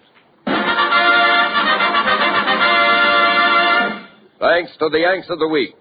Tonight we salute 23-year-old Marine Captain Harold Siegel of New York City, one of 2 Corsair pilots who attacked the formation of 40 Japanese planes.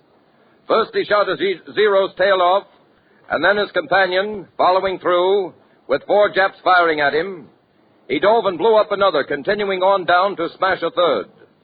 Now under fire from about 10 enemy fighters, Captain Siegel's plane was shot to pieces, but he stuck with it and plunged into the water. Next morning, he was rescued by a destroyer. In your honor, Marine Captain Harold Siegel, the makers of Camels are sending to our Marines in the Pacific 300,000 Camel cigarettes.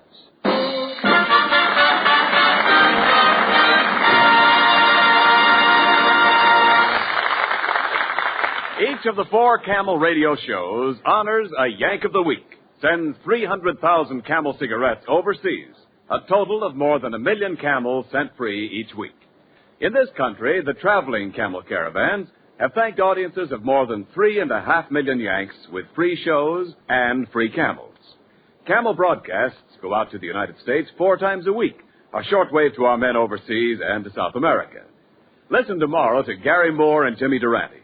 Saturday to Bob Hawke in Thanks to the Yanks. Monday to Blondie. And next Thursday to Abbott and Costello with their guests Cary Grant and Don Barclay.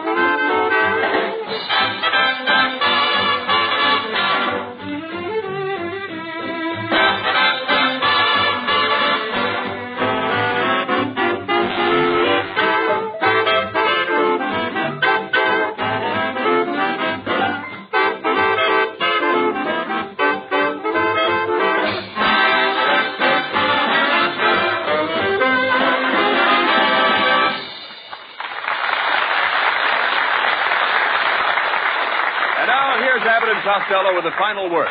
Well, Costello, we'd better start getting ready for next week's program.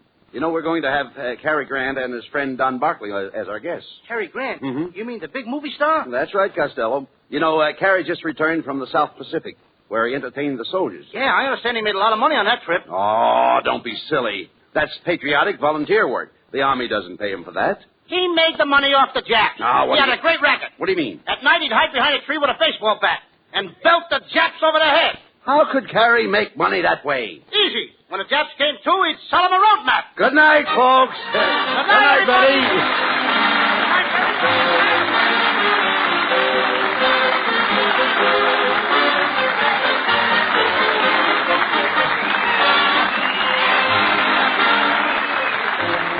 Be sure and tune in next week for another great Abbott and Costello show with our special guests, Cary Grant and Don Barclay. Alan Ladd appeared tonight through the courtesy of Paramount Pictures, producers of The Miracle of Morgan's Creek. And remember, get Camels for more flavor. If you're looking for a cigarette that won't go flat, no matter how many you smoke, get Camels for more flavor. This is Ken Niles wishing you a very pleasant good night from Hollywood.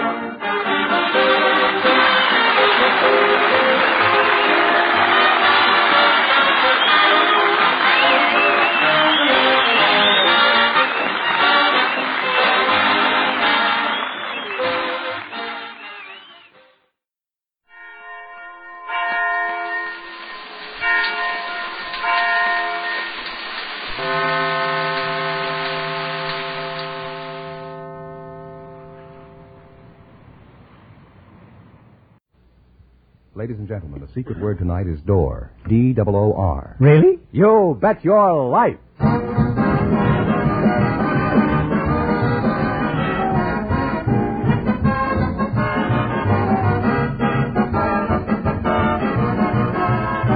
The DeSoto Plymouth Dealers of America present Groucho Marx in You Bet Your Life, the comedy quiz series produced and transcribed from Hollywood. And here he is, the one, the only... It's a fine name for a grown man. Oh, that's me, Groucho Marx.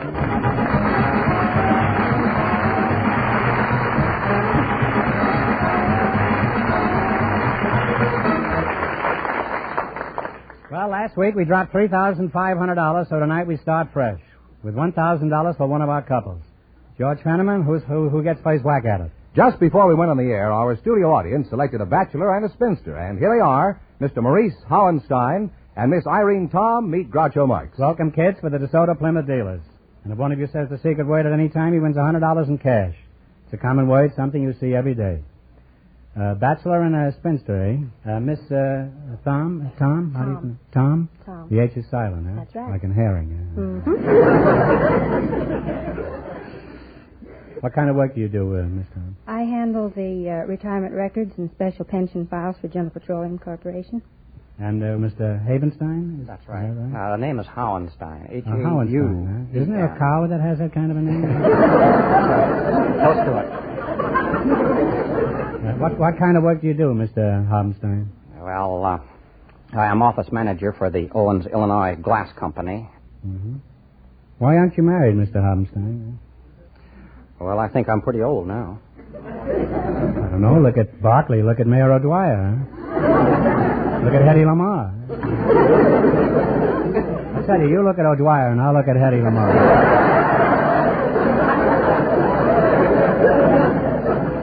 How old are you, Maurice? 44 now. Well, that's a wonderful age for marriage, isn't it, Irene? Oh, I think it is. Just about right, huh? Just right, too, I'd say now. Maurice, how tall are you? About 5'8". And how tall is your ideal man, Irene? Oh, about 5'7" or 5'8". I'll bet if Maurice was a midget, your ideal man would be about 3'6". Has dodging women ever led you into any peculiar experience, Maurice? Well, only one that I can think of. Well, that's the one we want.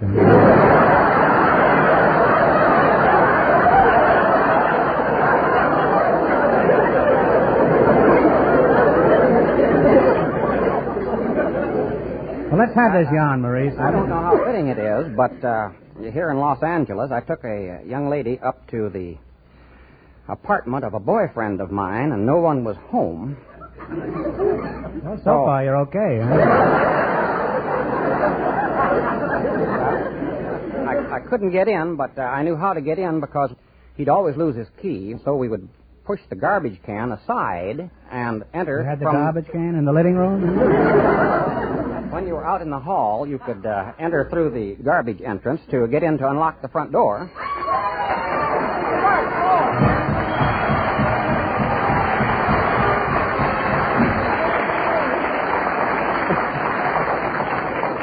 Well, that's the wealthiest garbage you'll ever encounter. You just said door, and that's our secret word tonight, so you just won $100 in cash, compliments of the DeSoto Plymouth Dealers of America. Do you remember what we were talking about when the bell rang? After I'd gotten inside, I took her around to unlock the front door. I didn't know that the boyfriend had moved out about 3 weeks before. Well, whose garbage was it? When I got inside, there was a man and his wife in bed. I was pretty dumbfounded, and then I suddenly noticed he was getting out of bed in no uncertain terms. And of course, the front...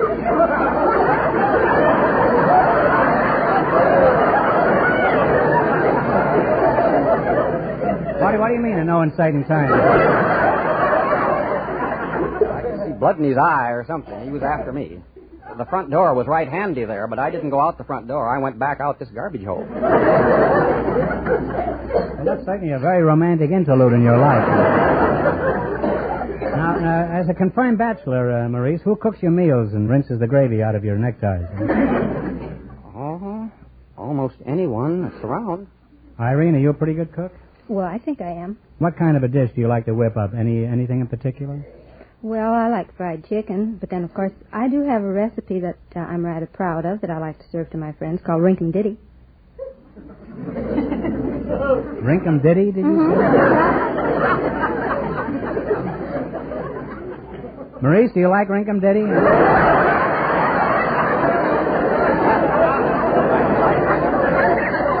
You've never heard of Rinkum Ditty?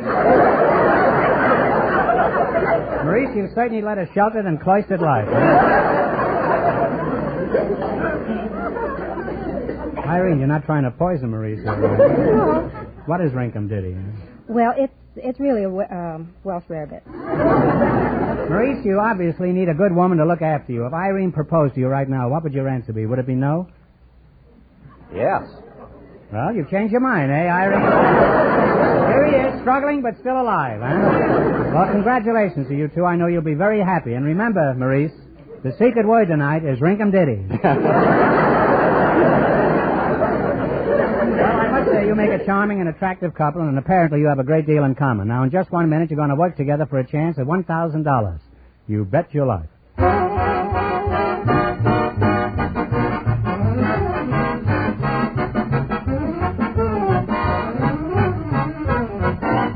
The DeSoto Plymouth Dealers of America have certain standards which they do their utmost to live up to.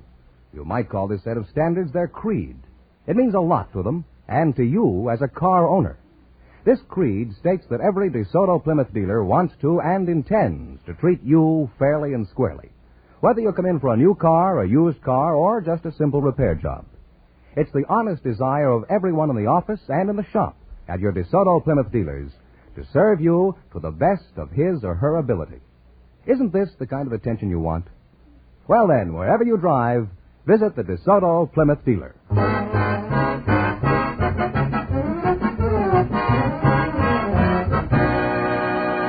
Now let's see if the next bachelor and the next spinster will be the ones who get the chance at the DeSoto Plymouth $1,000 question. Fenneman, bring them up to date on the rules. Each of our 3 couples has $20.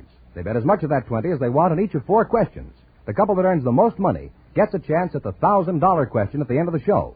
Our other 2 couples are in a waiting room off stage, so they don't know what's going on out here. Here we go. Let's see how high I can build you $20. You select the cities and states as your category. Is that right? All of these cities are over 50,000 in population. Now, here's your first question. You have $20. How much are you going to try? $10. $10? Okay. Now, in what state is the city of Providence? Rhode Island. Rhode Island is right. And they're on their way with $30, Groucho. All right. Remember, you're going for $1,000 tonight. Now, how much of the 30 are you going to try? 10 more. In what state is the city of Jacksonville? Florida. Florida is right. They're climbing. They have $40 now. Okay, here's your third question. How much of the 40 will you bet? $20. In what state is the city of Patterson? New Jersey. New Jersey is correct. They're really on their way. They have $60. Here's your last chance to beat the other couples. How much of the 60 will you bet? $30. $30. In what state is the city of Sioux City? Iowa. Iowa is right. And they wind up with $90. Thanks and good luck from the DeSoto Plymouth dealer. Stick around now. You may get a chance at the big question. Groucho, the secret word is still door. I know that, George. Well, perhaps the next couple will say it, too. We have a butler, Groucho, and a housewife selected from the studio audience just before we went on the air. And here they are, Mrs. Irene Colt and Mr. Urbano Galandanis. Meet Groucho Marx. Welcome, folks, to You Bet Your Life.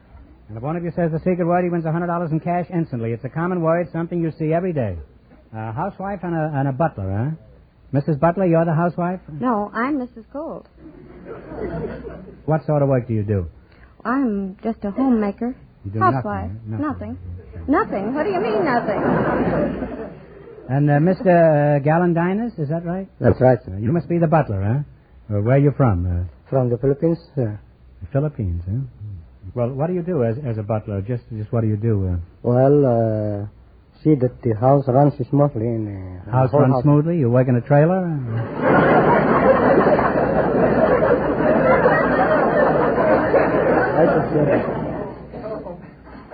What was the best job you had as a butler, Mr. Galandinas? I work for a millionaire. Oh, a millionaire? Huh? What was their name?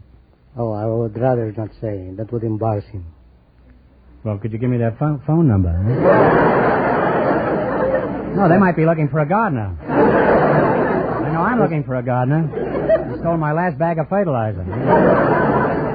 Long distance, sir. Tell me about their house. How many rooms? Oh, there are 17 rooms in the house. 70 rooms? 17 rooms, huh? And how many servants? Huh? 14 servants. 14 servants, huh? What were their jobs? Oh, butler, second butler, chambermaid, upstairs maid, downstairs maid, cook, chef cook, second cook. What does the second cook do? Just succotash? He cooks all the food. Now, Mr. Galandinas, in your job with a big household, what's the first thing you do in the morning? Get up from bed, sir.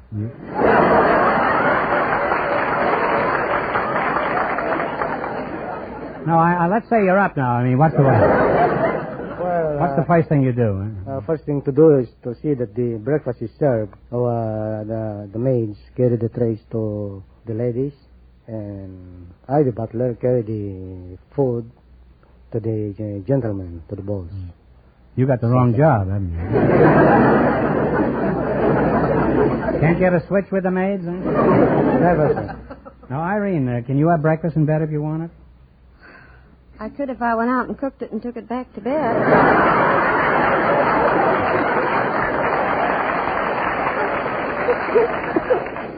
You wouldn't have to do that, Irene. At night, all you got to do is fill your hot water bag with coffee, eh? And in the morning, you can fry your eggs on the electric blanket. What else do you do on your job, Urbano? Do you help the master with his clothes? Well, when he has no valet, sir, then I take care of that. Let's say this fellow's a pauper who can't afford a valet.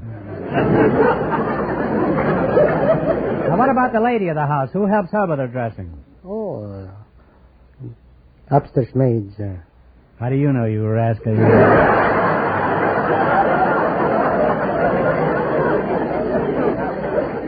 Do you have an upstairs maid, Irene? Huh, I don't even have an upstairs.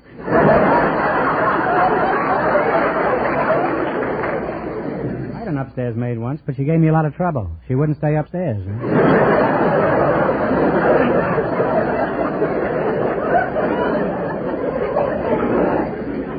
Well, Mr. Gallandinus, if taxes get any higher, my advice to you is to stop being a butler and become a tax collector. Now, you're going to work together as a team for a chance at $1,000. You run your $20 into more than our other couples, and you'll get a crack at the DeSoto Plymouth Big Question.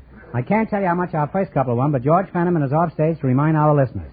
The Bachelor and the Spinster won $90. Here we go. Let's see how high I can build you $20. You selected famous women athletes as your category. All right, now you have $20. How much are you going to try? $10. With what sport do you associate Babe Dietrichson? Golf. Well, Golf is right, yes. And they're on their way with $30. All right, remember, you're going for $1,000 tonight. Now, how much of the $30 will you try? 20. $20. What sport is Mildred Burke famous in? B-U-R-K-E. Mildred Burke. I'm sorry, it's wrestling. She's the world's champion wrestler. Mildred Burke. Mildred Burke. We had her on this program. She threw me twice in 3 minutes. They now have $10. Well, now you have $10, and here's your third question. How much of the 10 are you going to bet? Shoot the works. Shoot the works? $5. $5. All right.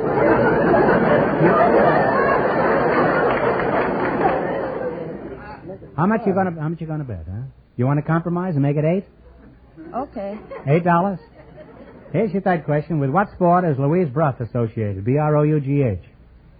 Tennis. Tennis is correct. They're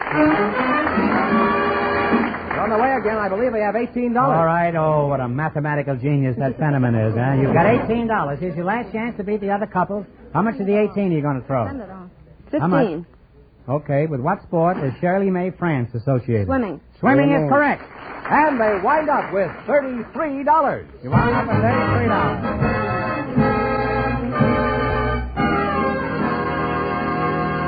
Thanks and good luck from the DeSoto Plymouth dealers. Now, in just a minute, our last couple will be out here, and then we'll all get the chance at the $1,000. Fenneman, who's leading? The Bachelor and the Spinster are leading with $90. And the secret word is still door. Perhaps the next couple will say it.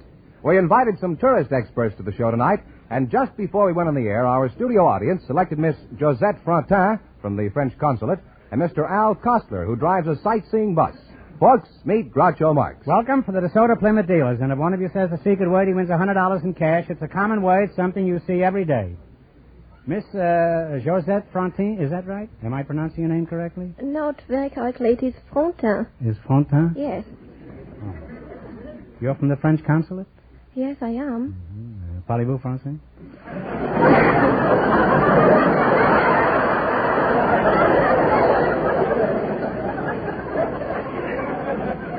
You speak French, huh? Yes, I speak French. Bon appetit. Thank you. Merci beaucoup. You are welcome. I think this girl's a phony, huh? She hasn't said one word of French. Mademoiselle Eau de Cologne? That means I'll pay for the perfume later.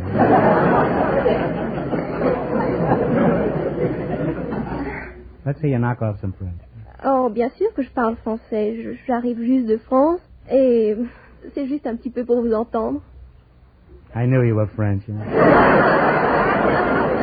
I know lots of French phrases. Ile de France, that means I'm sick of my friends.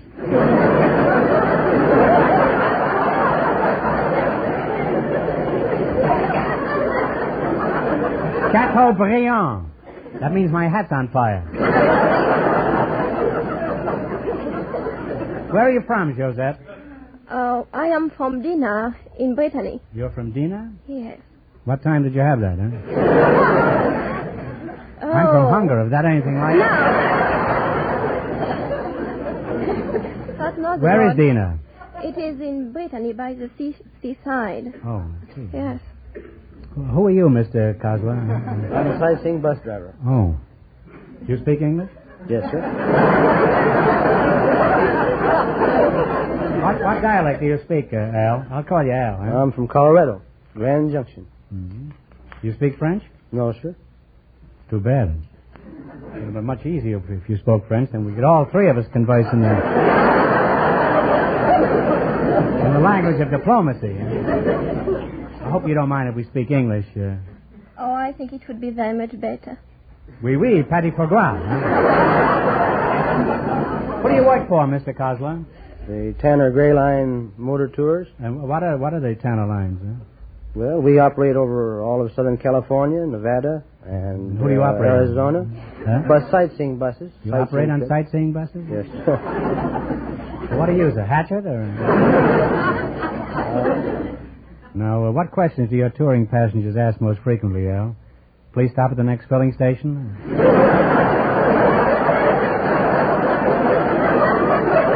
Mostly, I want to phone my sister.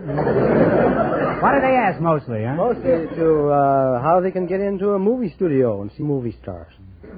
What are some of the movie stars' homes that you point out, Al? We pass Loretta Young's home, and Joanne Crawford, Eddie Cantor, Jack Benny's, and... Don't you go past my house? We pass within about a half a block of you.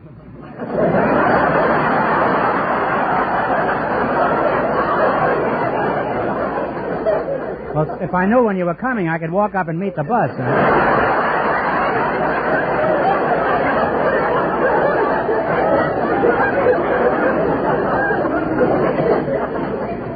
Well, let's get back to you, Frenchie. What do you do at the French consulate? Are you an ambassador? No, I'm not an ambassador. I work with the French commercial attaché. Attaché? What is that? Is that when you stick somebody with a sword? Oh, no, that is touché. Touché. Yes. Is two attachés one touché? Hey, I'm picking up quite a lot of the language. Well, just what, huh? That means attached. Attached, yeah. And tell me, Josette, are you attached to the attaché? Oh, no, the attaché is attached to the French consulate. Well, I hope they'll be very happy together. Well, are you attached to anybody, Josette? No, I'm single. Ooh la la! That's French bus driver. But I think you understand what I mean. Huh? Well, how is an attractive French pastry like you still in the bakery? Surely 50 million Frenchmen can't be wrong. Well, there are not so many French men in United States. Well, would you have to marry a Frenchman? Couldn't you marry one of the home guard? Huh? Well, I think I could be interested in some American man, especially if he had some of the Frenchman qualities. I see. Well...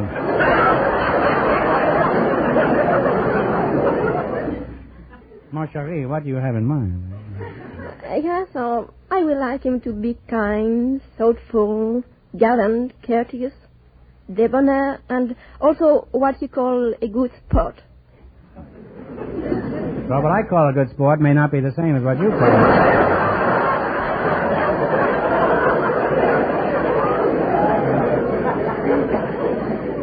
How do you feel about American husbands, Al?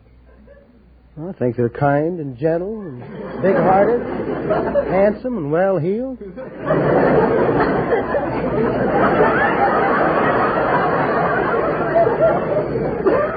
Well, Al, are you that kind of a husband? I don't know. What do you mean you don't know? Don't you know what kind of a husband you are? I'm not married. Touché. That's French, meaning I make the jokes around here.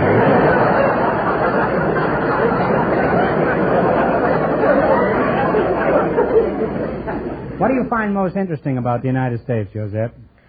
Oh, I think that is the fact that every people, Germans, Spaniards, English, French, just seems to be happy to live together and just like if they were a big family. They are all Americans. Well, you're very observant, Joseph. Perhaps someday the whole world will see it that way, too.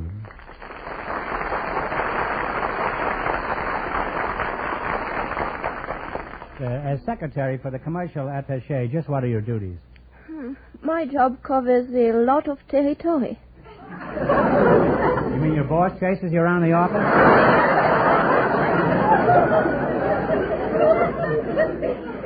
Well, what do you mean, Miss Fontaine? I mean, I have to answer the phones and the letters, sometimes some funny ones.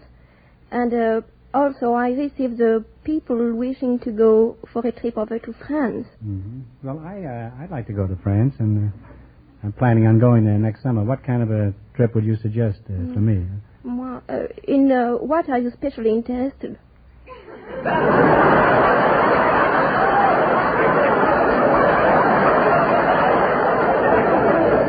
The same thing any other red-blooded American. The Eiffel Tower.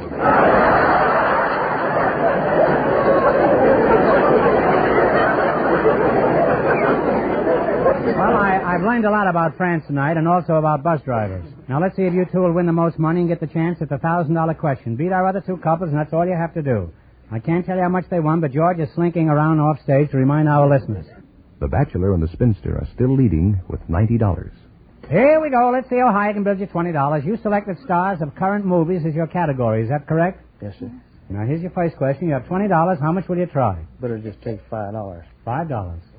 Who plays Samson and Samson and Delilah? No?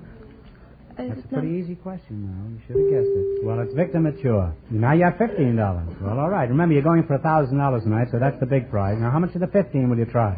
Make it 10, then. Make it 10. All right. Who is the male star of Sands of Iwo Jima? John Agar and John Wayne. John Wayne is right. Well, they're on their way now. They have $25. All right, now you got $25. Here's your third question. How much of the 25 will you try? 10. Who plays the title role in Thelma Jordan? Take a guess. I don't know it. No. I'm sorry. It's Barbara Stanwyck. All right, now you have $15. How much are you going to bet now? You better say 15. You want to shoot the works? Yeah. Okay, 15. Who stars in The Western Montana? Earl Flynn. Earl Flynn is correct. And they wind up with $30. And that means the bachelor and the spinster get the chance at the DeSoto Plymouth $1,000 question.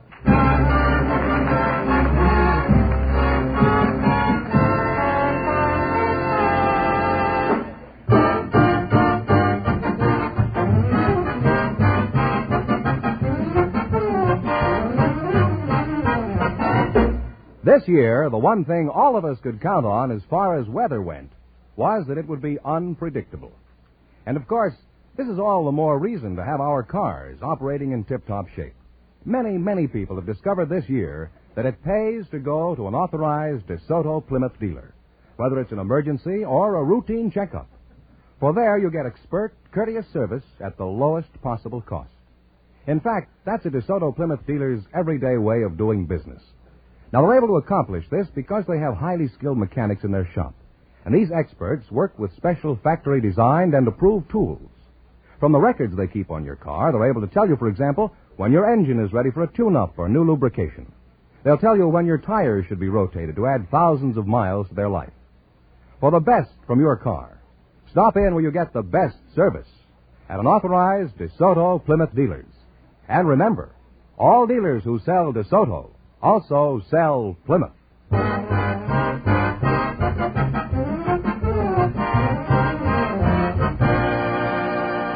And here is the bachelor and the spinster, the winning couple, all ready for the DeSoto Plymouth $1,000 question, Groucho. All right, here we go for $1,000. Ready? I'll give you 15 seconds to decide on one single answer between you.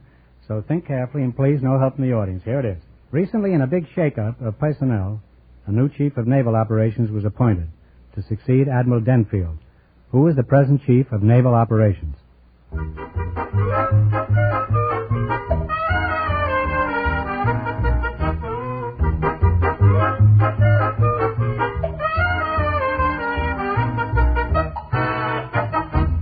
What is the answer you two have decided upon? I'm afraid I don't know.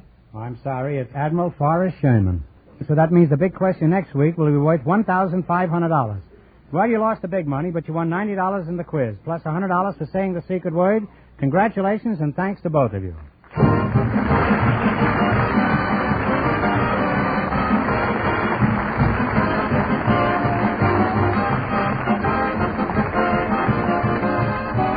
You Bet Your Life is a John Goodell production, transcribed from Hollywood, directed by Bob Dwan and Bernie Smith. Music by Jerry Fielding. Be sure to tune in again next Wednesday night at this time for the Groucho Marx Show, You Bet Your Life, presented by the more than 3,000 DeSoto Plymouth dealers of America. And remember, all dealers who sell DeSoto also sell Plymouth. Two great cars, both products of the Chrysler Corporation. And don't forget, next week, the big question will be worth $1,500. Before winding up tonight's proceedings, I'd like to thank the radio editors of the United States and Canada for voting our show the best quiz program on the air in the annual poll conducted for Fame magazine.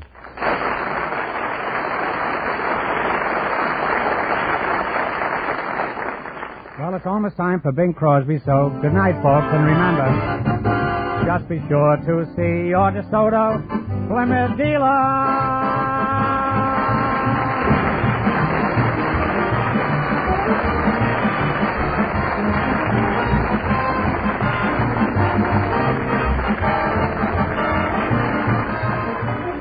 Here's a tip from the National Safety Council.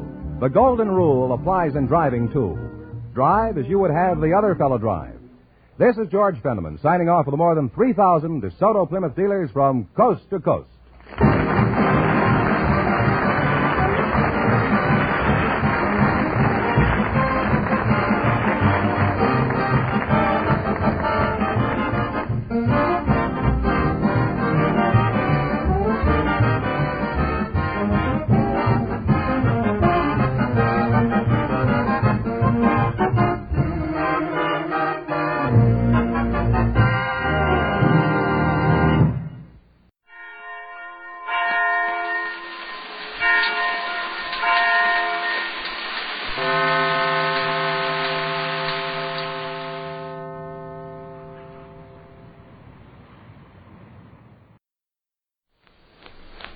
Well, sir, by Virginia Avenue standards, the hour is quite late as we enter the small house halfway up in the next block now.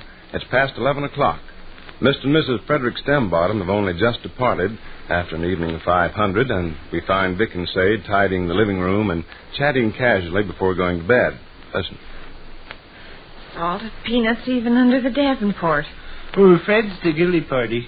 He was throwing them up in the air and catching them in his mouth. Although the trick isn't difficult, Fred's success at it was negligible. He missed 3 out of 4 times. Fred was in jolly spirits tonight. So often, you know, he's grumpy and on edge. Real treat to have him laugh and act the fool. What was eating Ruthie? Why? Something was eating her. Did you notice it?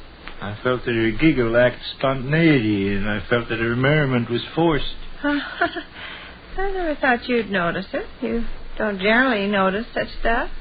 Oh, I'm a more acute guy than you give me credit for. I'm like an Indian stalking through the forest.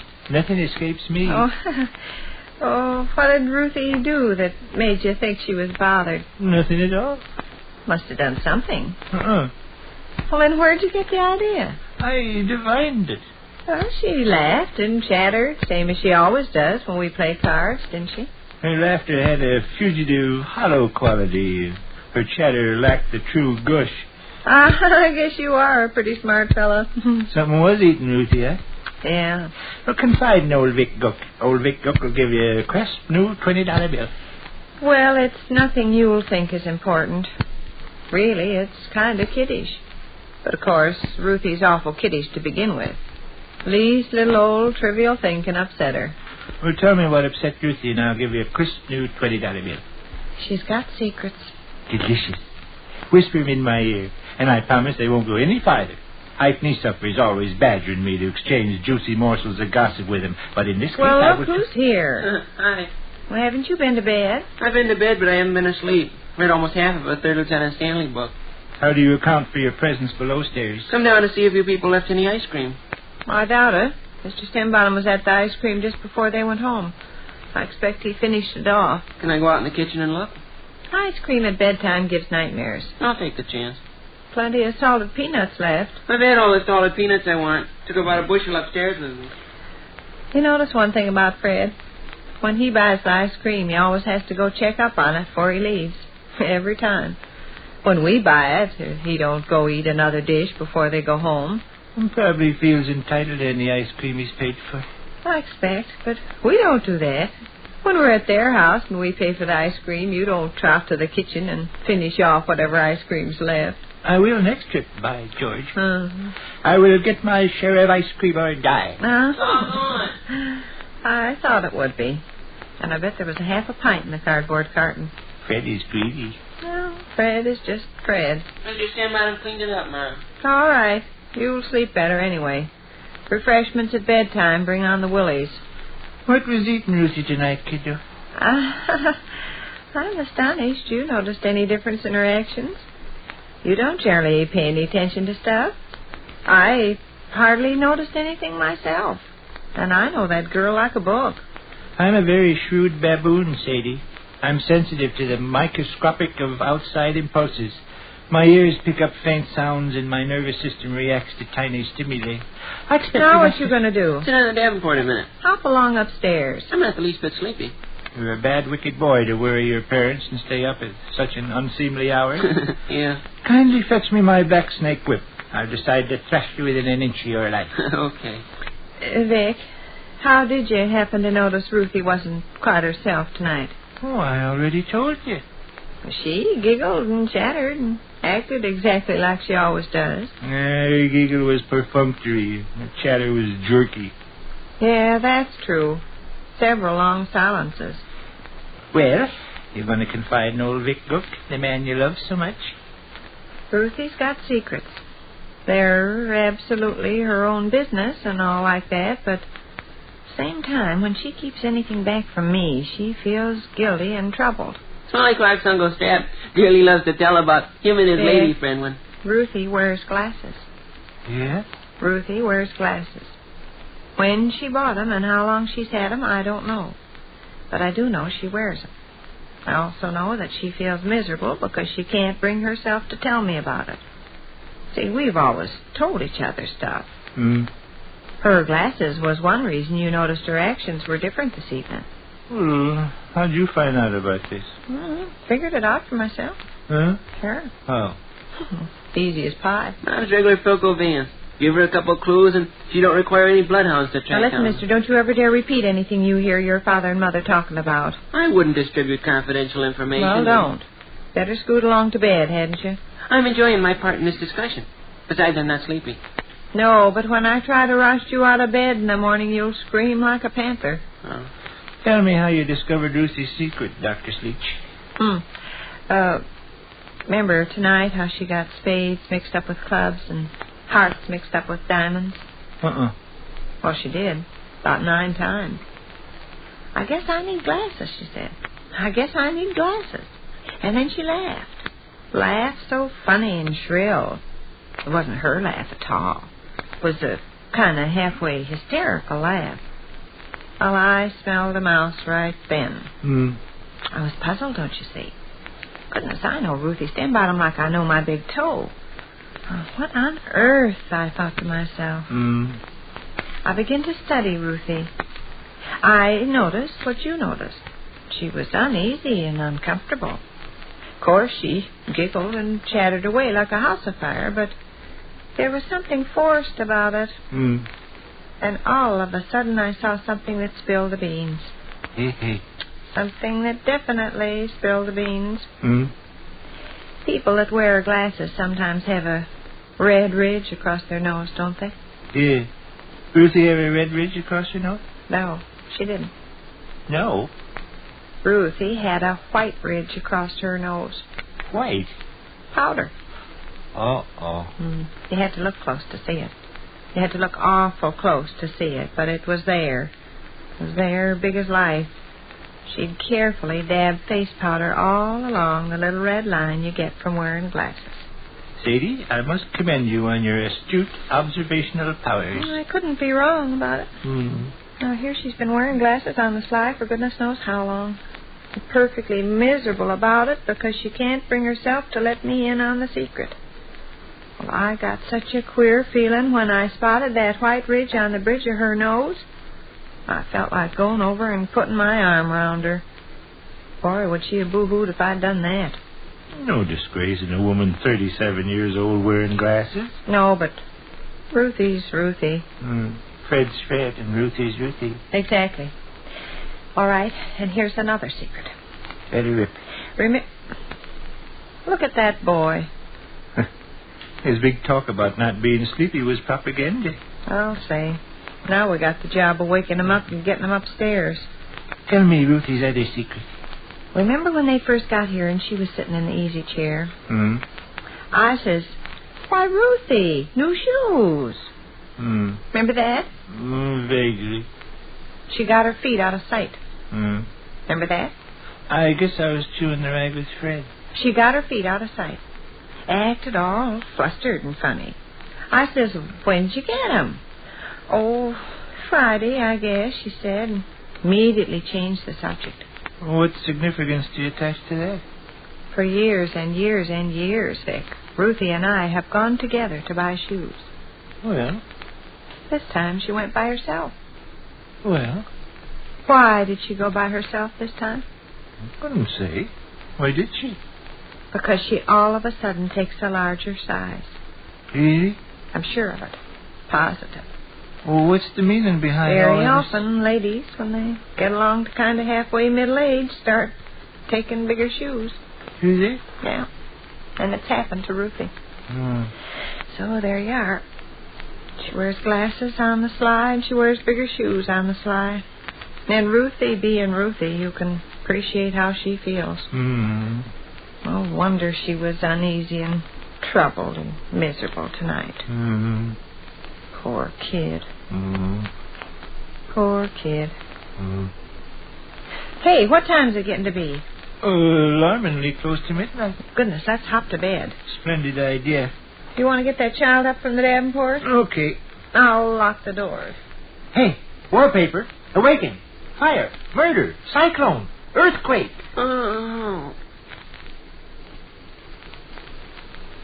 Which concludes another brief interlude at the small house halfway up in the next block. So we take you now to Duffy's Tavern, starring Archie himself, Ed Gardner.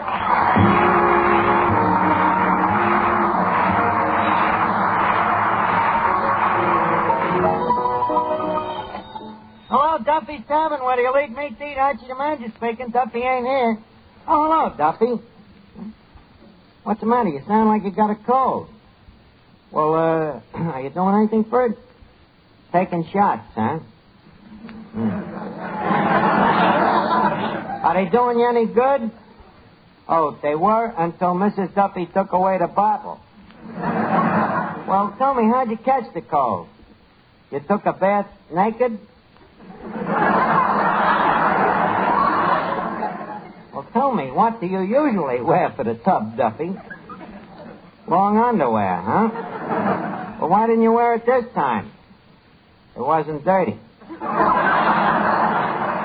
Well, look, Duffy, you better watch that cold. You know, there's a lot of that testimonial flu going around. Yeah, you ought to drink a lot of water. Water. Yeah, the shock treatment. Well, look, Duffy, I'm busy. I'll call you back, huh? Okay. Mr. Duffy got a bad cold? Yeah, there just seems to be an epidemic going around. And we gotta be careful around here, too. You know, them germs is pretty tricky. We got nothing to worry about. What do you mean? Do you think any healthy germ in his right mind would leave a nice, clean sewer to come into this place? It's been done, Eddie. Just because Duffy's Tavern is filthy don't mean it can't be sanitary. Now, leave us take all precautions. The first thing we got to do is put something over the free lunch.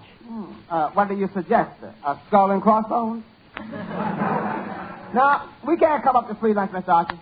Why not? Well, you can't get close enough to it. Well, then at least leave us squirt some DDT on it.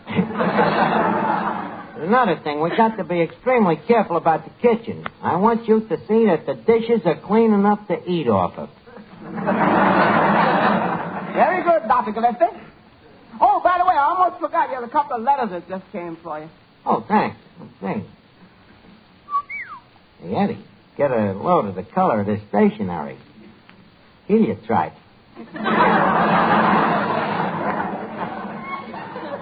Very fetching. Yeah, and get a snootful of this perfume. Smells like Machiavelli's Irregardless.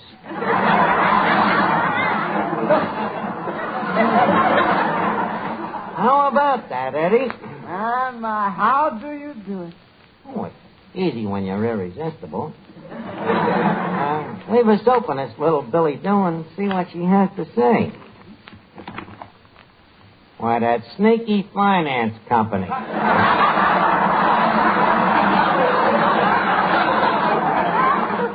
And so our little Billy Doo turns out to be a Doo-Billy. Very clever, Eddie. Not funny, mind you, but clever. Now, let's see this other letter. Oh, from Dave Hossinger. What a nerve he's got to write me. That dirty thief. That dirty crook. That dirty swindler. Dave Hossinger. You remember him, Eddie. That old pal of mine. You mean the one that sold you the lake in Central Park that time? The lake in Central Park. Eddie, I'm not that stupid. He just sold me the oyster beds. Yeah, well, what about the time he sold you that anchovy ranch? That might still pan out, Eddie. You know, the vogue for me can't last forever. Now, the one that burned me up was that Fort Knox deal. $150 for a drill. Well, leave us see what the letter says. Dear Arch, to err is human, to forgive divine. That's all. Signed, Honest Dave. P.S. We'll see you Friday night. Eddie, so help me, if he sticks his face in here tonight, I'm going to slip him a Mickey. Arch. Oh, hello, Finnegan. How's things? Oh, terrible, Arch. I can't seem to find an apartment. Do you know of any vacancies? Eddie, this is a new one. A vacancy, looking for a vacancy. What do you want an apartment for? What'd you do, get kicked out of your house? I beg your pardon, Arch. We was not kicked out. We was evicted. What's the difference? Evicted is with furniture. Oh, that dirty rat. Who? That landlord. Landlords is all alike, Arch. When you move in, it's, good morning, Clifton. May I help you with the garbage? Good evening, Mr. Finnegan. Can I help you find the keyhole? And let a year go by without paying your rent, and boom, you're out on the street. Wait a minute. You mean you're actually living with your furniture out on the sidewalk? That must be terrible. Well, it wouldn't be too bad if it wasn't for the servant problem. The servant problem? Yeah. The street cleaner ain't been around in 3 days. Oh, that must be horrible. With so many people tramping through the house all day, it must get rather untidy. So, I don't mind them tramping through, Arch. It's the way they throw their cigar butts in the living room. Me old man's getting curvature of the spine, picking them up. But, Finnegan, how do you manage to get any sleep out there on the sidewalk? I don't. I get to bed and start snoring, and before I know it, every dog in the neighborhood's in bed with me. All night, them trucks and buses going back and forth and back and forth. Well, why don't you move to a one-way street? You'll have more privacy.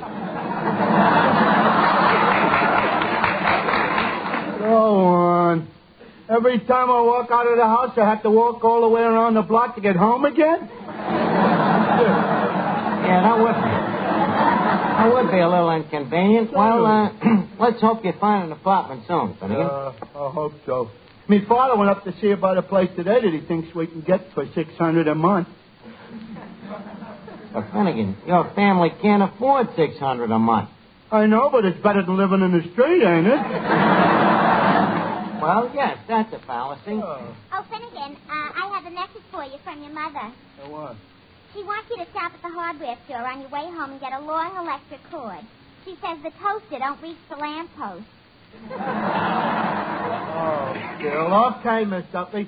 Well, so long, all right. If you happen to be driving through the house anytime, be sure to drop in.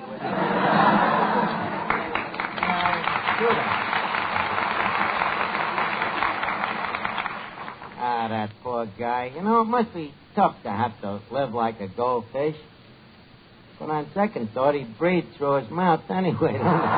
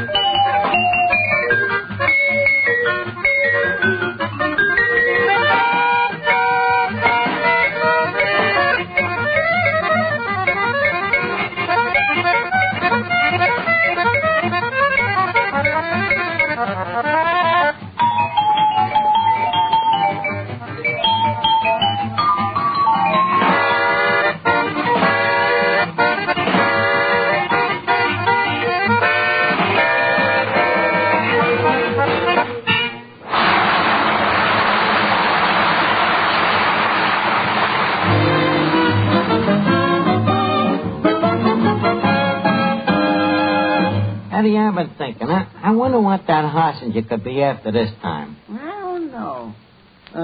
Have you kept up your payments on the Holland Tunnel?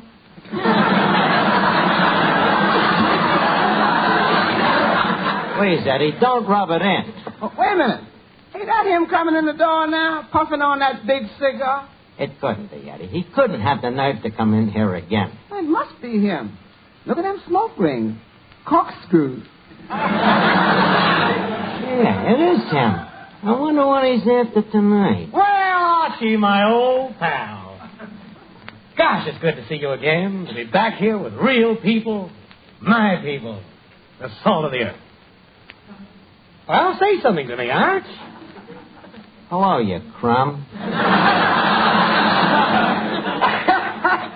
Archie, that's wonderful. What a clever welcome. Well, I intended to put out the welcome mat for you, but you stole it the last time you was here.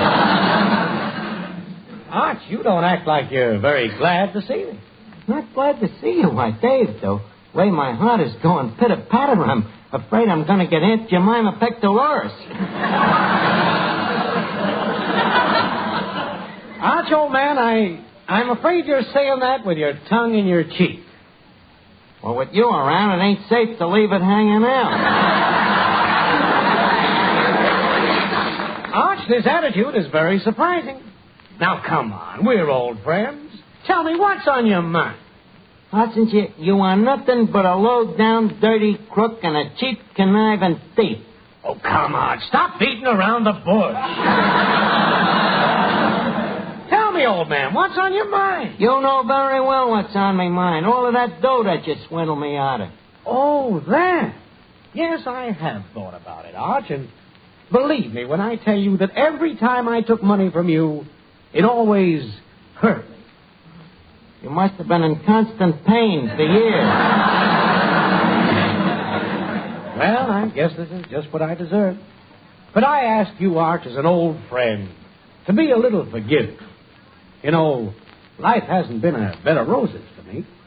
It's been an uphill struggle ever since I was born. Well, that's interesting. I didn't know you was born. I thought you were just paroled in the custody of your parents. Hear me out, Arch. As I was saying, I started out as an incubator baby, and... Even at that age you was in the can, huh? You're bitter, Arch. Come on, old man. You must know that there's some good in me. Well, you remember my old mother, don't you? Yes. May she rest and stir. Now, look, Dave. No hearts and flowers tonight. You're dealing with dry ice. Now, put it on the line. How much dough was you planning to pot me out of? $4. $4?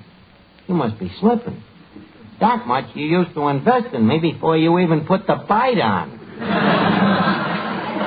What's the $4 for? A singer. I want you to give him a job here in the tavern. A singer for only $4.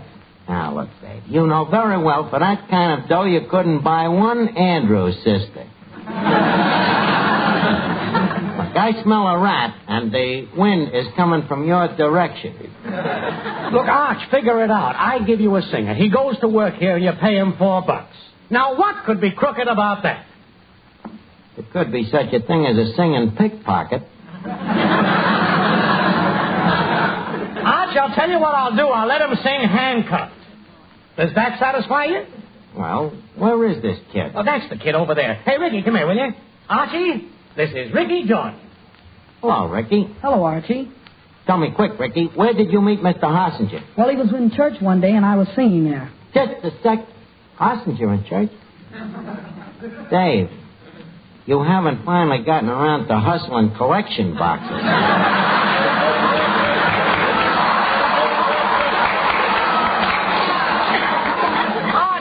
Going to church every Sunday. That's what I've been trying to tell you. I'm a reformed man. Look, are you sure that you ain't been seeing too many Leo McCarey pictures? No, Arch, I'm on the level. Now, look, why don't you listen to this boy sing? Well, okay. What do you sing, kid? Just choir stuff, or can you kind of mellow a dig beat on a gut bucket? You see, Ricky, I told you you'd be dealing with a man who really knows his music. Oh, I don't know, Dave. Oh, come on. You can't deny that you're an expert. Oh, no, that'd be foolish. I do admit that I know a little something about music. A little something? Listen to the man. You who predicted the success of my old Kentucky Hope? You who knew Petrillo when he didn't even have a union suit to his name? Should know something. After all, they didn't call me the Hildegard of PS4 for nothing. Oh, yeah, that's right. Say, what were you again, Arch? A tenor or a baritone? More of a second mezzanine. Very high voice I had, sort of a half Nelson Eddy. This is very interesting. Where did you sing, Archie? Huh? This is very interesting. Where did you sing? Well, for a while I sang with this Mexican band, Jose Horowitz and his Pitkin Avenue Cucarachas. Funny, but I've never heard of them. You never heard of them? You heard of Swing and Sway with Sammy Kaye? Yes. With the Cucarachas, it was come on and get jolly and shake your tamale.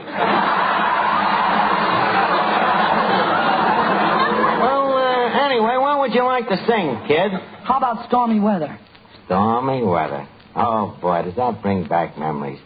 Now, I used to go out with this girl, Wheezy Willamette, and every time they'd play that song, she'd... Well, I guess it's no use being a cad. Go ahead, kid. Sing it. Hit it on the upbeat, huh? Don't know why. There ain't no sun up in the sky. Stormy weather Since my gal and I ain't together, keeps raining all the time. Life is bad, there's gloom and misery everywhere, stormy weather. Can't get my poor aching self together. I'm weary all the time, so weary all the time. When she went away, the blues walked in and met me. But if she stays away, a rocking chair will get me. All I do is pray the Lord above will let me walk in the dark once more. Can't go on all I have and I've been stormy weather. Can't get myself together, baby. He's raining all the time. Keeps raining all the time.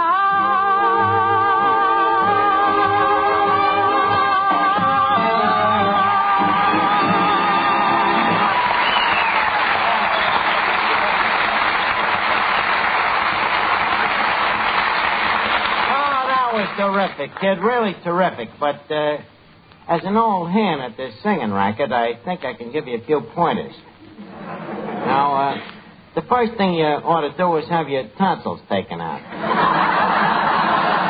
But I've already had them taken out. You've already had them?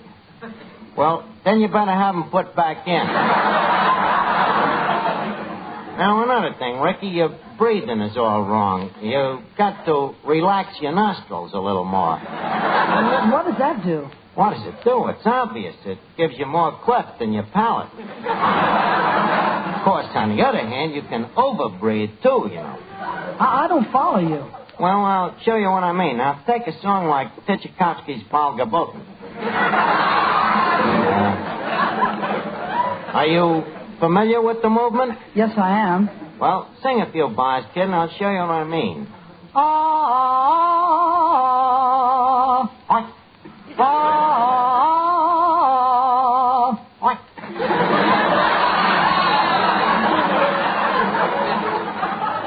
You see, kid, it's all in the breathing. Well, what about the deal, Art? Well, Dave, I think we might make a deal. No, I think you should, Archie. This boy's a terrific singer. Well, thanks, Mr. Mullen. A good-looking boy, too. Nice, strong legs, slim hips, deep chest, broad shoulders, nice face.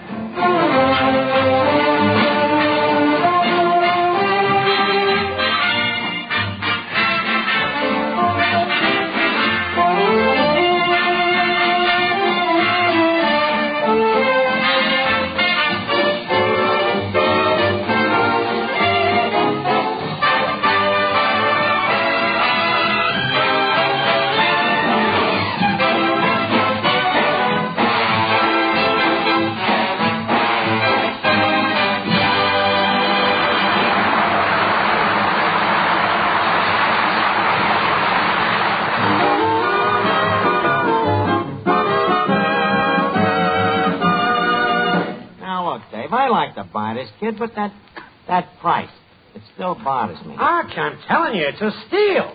Don't mention that word. Now, look, leave us figure it out. The kid gets $4 a day. That would make it... Just a second, Arch. We don't ask him $4 a day. It's $4 a week. $4 a week? For that kind of dough, you couldn't even bribe Senator Claghorn. Passenger, now I know there's something crooked with this deal. Well, this forces me to get back in harness. Huh? Arch, I can see there's only one way to deal with you, my old pal. I see I made a mistake in offering you this boy for $4. Well, certainly, Dave. What do you think I am, a dope? Now, what's the real price on a kid? Come on out with it, Dave. Give me the works. Just what you're going to get, brother. Now, let's see. Crosby gets a $5,000. Now, when Ricky dubs in Crosby's voice, he gets... Wait a minute, Dave. You say this kid dubs in for Crosby? That's a little hard to believe. Oh, you can do it, Art. But why do they have to have somebody dub in for Crosby? Why? Did you see Going My Way? Yeah.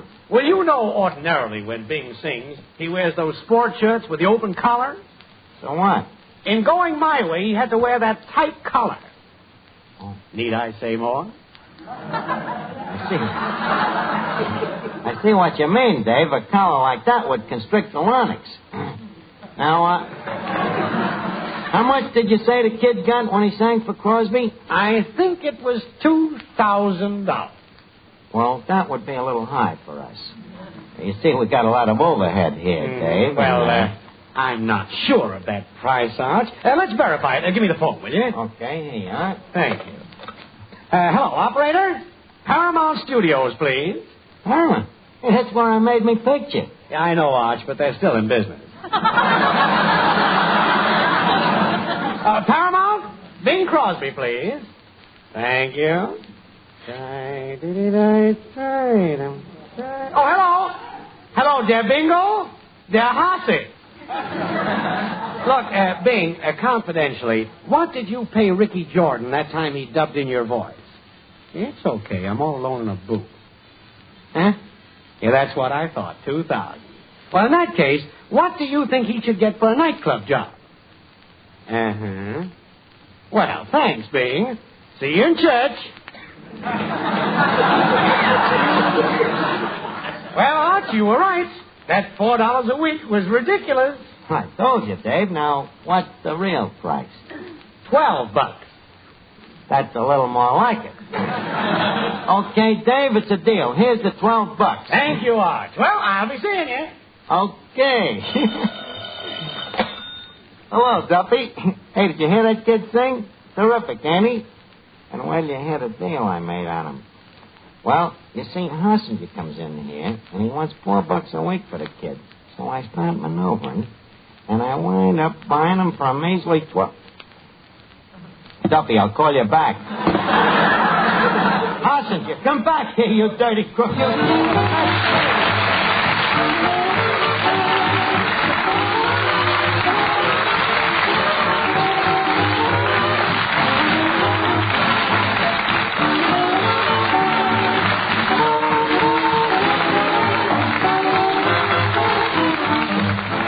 Before we leave Duffy's, leave us put a couple of nickels in Duffy's jukebox. The plat is spinning, the needle comes down. It's music.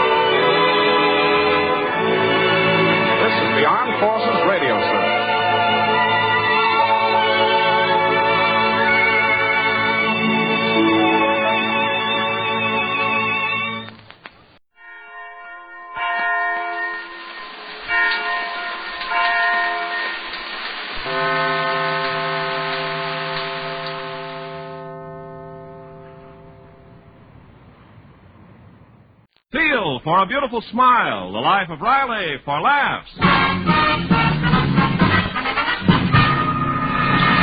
Teal, T-E-E-L, Teal, the amazing liquid dentifrice. That's it, T-E-E-L.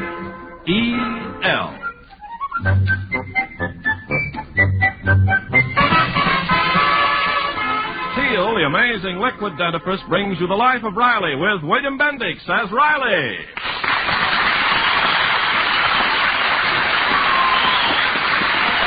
Remember, friends, for a beautiful smile, it's T-E-E-L, Teal. And right now, it's The Life of Riley.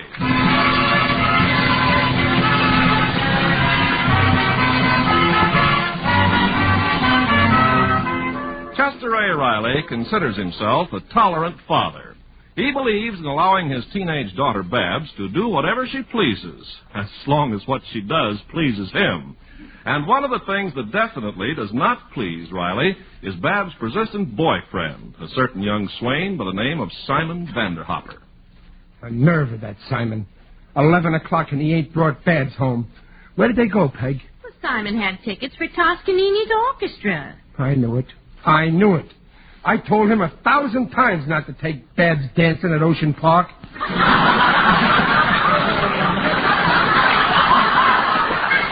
Riley, you don't dance to Toscanini. Honest, I don't know why you got it in for Simon. He's a polite boy, isn't he? Well, yeah. And he's an honest boy. Yeah. And he's an ambitious boy. Yeah. Well, then what have you got against him? He's a boy. And Babs is too young to go with boys. Oh, for heaven's sake. Don't you want Babs to get married someday? Well, sure, but she don't have to go out with boys. If she doesn't know any boys, then tell me, how on earth is she going to get a husband? I'll think of something. Oh, you just don't make sense. Don't you realize it's a good thing for a young girl to go out with a lot of boys so she can pick and choose? That's what I did. Yeah, and look who you wound up with. You don't even know what you're saying anymore. Go on to bed. No, I'm going to wait up for that Simon. And when he... Shh. They're here. They're out on the porch. Yeah, I hear Simon talking to Babs. Now, you're not going out on that porch and make a scene. Don't worry. Simon's perfectly safe as long as he just keeps talking.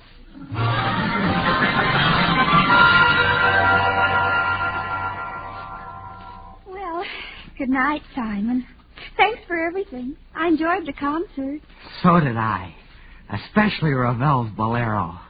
There's something about the passionate beat of the tom-toms that brings out the primitive beast in me. Before I knew it, I ate 3 bags of ladyfingers. Well, I better go in now. You know, Babs, this has been an unforgettable evening. Especially that ride home on the bus. What a thrill. A thrill? We were jammed in that bus like sardines. Yes. And every time the driver stepped on the brake, you stepped on my foot. It was most enjoyable. Simon, how you talk. Can't you see what I'm trying to tell you?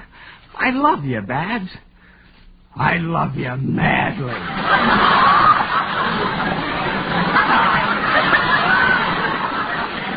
What's gotten into you lately? I've changed. All my life, I was like a tiny brook that trickles gently down the mountainside. Then you came along and wham, I'm Boulder Dam. Simon, stop being silly. Oh, excuse me. I don't know what I'm saying. Let's get married. Simon, it's late. You really have to go. Oh, all right, I'll go, but first, somebody's got to kiss me. Somebody? Who? Somebody who's sweet and exciting and gorgeous. Oh, well, that couldn't be me. Well, if he means me, nothing to him.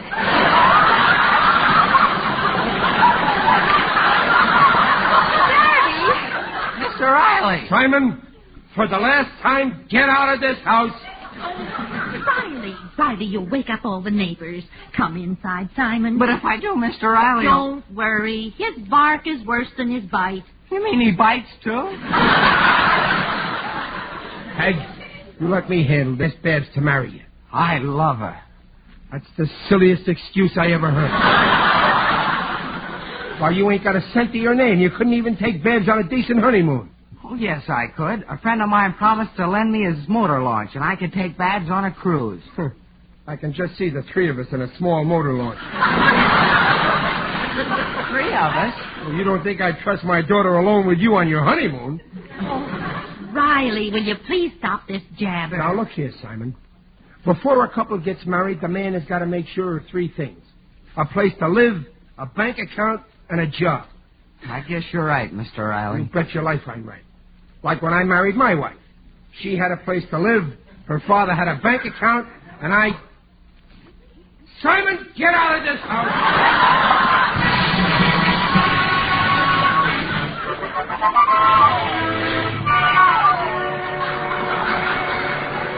You, Mr. Riley. It's me, Waldo Binney. Oh, hello, Waldo. How's my little friend and neighbor? Oh, my sagging sacroiliac. Well, what's the trouble, Waldo? Well, I just came from Dr. Quimby. He said I have to cut down on cigarettes. 2 packs a day is too much. Well, Waldo, you smoke 40 cigarettes a day? Oh, I don't smoke them. I eat them. They're chocolate cigarettes. Oh, but chocolate cigarettes can't hurt your throat? Oh, my brand can. They have nuts in them. You think you got trouble, Waldo?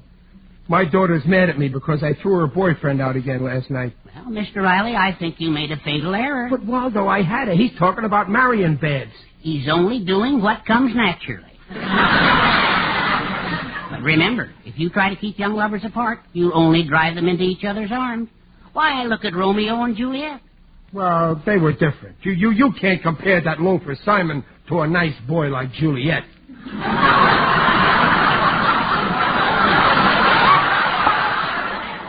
Well, if you want my advice, Mr. Riley, let Babs see Simon constantly. And do you know what'll happen? Wow. She'll get sick of him. Yeah, that's what I'll do. I'll sicken her with Simon. Only she might get suspicious I'm up to something. Well, just tell her that you've thought it over and you realize that their desire for companionship is perfectly normal. Yeah, that's it. Perfectly normal. After all, you were a boy once. I was a boy once. It's just a matter of using psychology, Mr. Riley. After a few dozen dates, Babs will get so bored with Simon that she'll throw him over. That's it, Waldo. Boy, this is a great idea. It's an idea only a genius could think of. And I'm certainly glad I thought of it.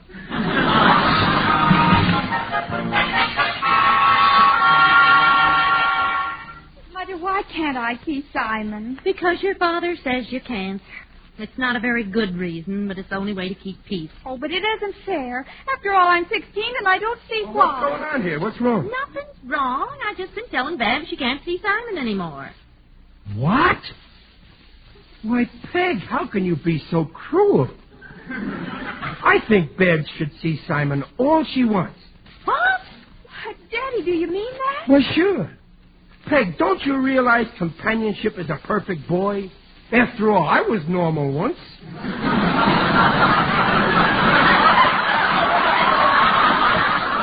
Well, maybe you were, but you can't prove it by me. Oh, well, Daddy, you're a darling. Oh, I'm only trying to be a good father, Babsy, and protect you. To me, your romance with Simon is like a delicate flower, just beginning to grow. And I'm the pot.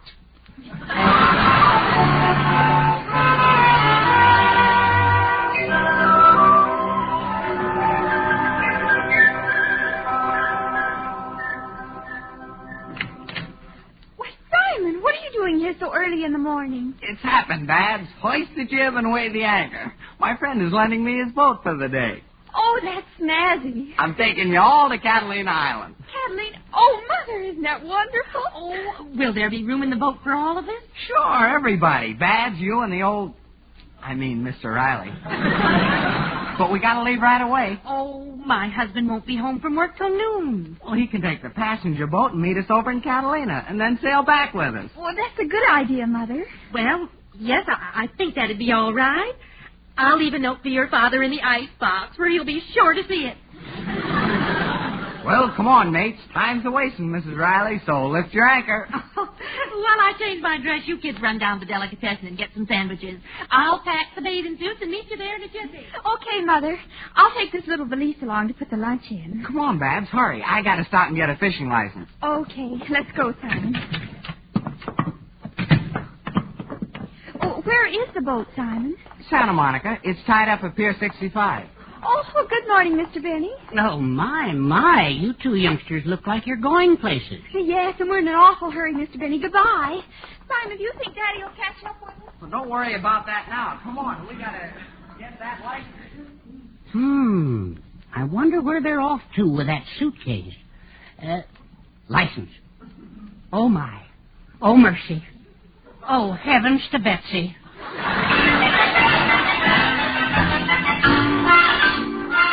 Mr. Riley. Well, Waldo, what are you doing down here at the plant? Oh, they wouldn't call me to use the phone. Mr. Riley, guess what? What? I just saw Simon leaving your house with Babs. Oh, fine. Everything's working according to plan. I told Babs she could see him. But Simon was carrying a suitcase. Well, naturally. He's a gentleman. He wouldn't let a lady carry a suitcase.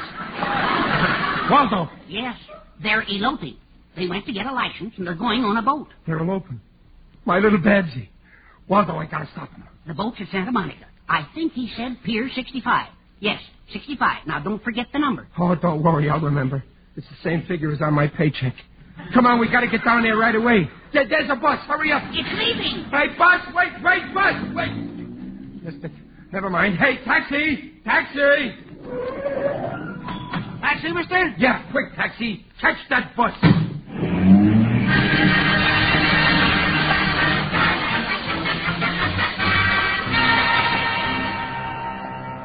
There it is, Waldo. Pier 56. I hope we're in time. Mr. Riley, I think it was Pier 65. No, it's 56. But you said it's the same figure as your paycheck, and that's 65. Well, you're forgetting the withholding tax. I only collect 56. Well, maybe I got my digits mixed You up, and your but... digits, give me the fidgets. I tell you, it's 56. Look, there's only one boat tied up at that pier. That must be it. Nobody's on it. Oh, what a break. We beat him down here. Come on, let's get on a boat. Wait. Look, there's two girls standing near the boat. Oh. My, aren't they lovely? A redhead and a blonde. Yeah. Hey, why are they pointing at the boat like that? Can you hear what they're saying? No, we're too far away. Let's just lie low here until they... Oh, you have a gorgeous boat, Vivian. Yes, and you'll just love the trip to Catalina, Kay. Say, my folks are expecting us for dinner. I'm looking forward to the weekend. Gee, I hope you won't find it too dull without any boys around. Oh, I guess I'll survive. Well, let's get aboard. Oh, I forgot. I want to take your folks a box of candy. Oh, forget it. No, I insist. Come on, there's a drugstore a few blocks down the street. Look, Waldo, they're going away. Now's our chance to sneak on board. Come on. Jump in the boat. Come on. Now, what's our next move, Mr. Riley? Well, let's hide in the cabin under the bunk. Close the door. Mm-hmm. Okay. Now, here's the plan. We hide in this cabin until Simon and Babs get aboard. And then we rush up on deck and confront the guilty pair. No, they might escape to the shore and elope again. We wait until we get a few miles out, and then we rush up on deck. And when we do, there's going to be two people who wish they'd never set foot on this boat.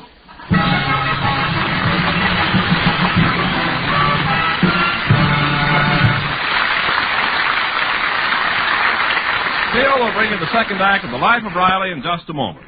Meanwhile, this is Ken Carpenter. Don't wait for that warning signal. Tender gums. Serious dental trouble is often forecast by... Tender gums. If your gums were tender, sore when you brushed your teeth this morning, there are two common-sense things to do. First, see your dentist. And second, stop all gum irritation. Dental authorities say that brushing with toothpastes and powders which contain harsh abrasives is irritating, only makes things worse. And with gums already tender and sore, further gum irritation must be stopped. And that's why I urge you, at the first sign of tender gums, switch to Teal, the liquid dentifrice. Teal contains no abrasives, so Teal does not irritate even tender gums. Teal is good for tender gums. In fact, because Teal is a liquid, It reduces the irritating effect of the brush itself, authorities say. Teal lets you massage your gums gently. Once you've used Teal, the chances are you'll continue. You like the way it makes teeth look sparkling clean, the way it helps sweeten your breath and gives your mouth a refreshed, tingling taste. So when gums hurt, see your dentist and switch to Teal. Better yet, don't wait for that warning signal. Get Teal now and follow directions on the package. Remember, that's Teal, T-E-E-L, Teal, the modern liquid dentifrice. And now back to the life of Riley with William Bendix as Riley. Well, Riley mistakenly believes that his daughter and her boyfriend are eloping on a motor launch. Actually, Simon is merely taking Babs and Mrs. Riley on a boat ride to Catalina. To make matters worse, Riley and Waldo have hidden themselves on the wrong boat, a boat belonging to two very attractive young ladies. Right now, the wrong boat is well out at sea, and Riley and Waldo are still stowing away. Mr. Riley, wake up. Mr. Riley. Where am I? On a boat. We fell asleep. Well, what? Oh, a boat. Simon and Babs, they're open. Yes. I just heard two pairs of footsteps up on deck. I'll teach those two a lesson they'll never forget. I'm going up there and put both of them across my knee. Come on, Waldo. Oh, isn't this the most beautiful day you ever saw? Now I got you, Simon. Help, let go of me. I know it's you, Simon. You can't fool me with that blonde wig. You did. Simon is a girl. Hey, who are you? What are you doing here anyway?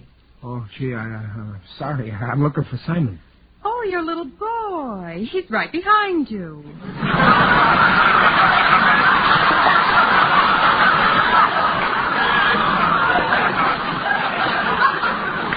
Madam, I'm 47.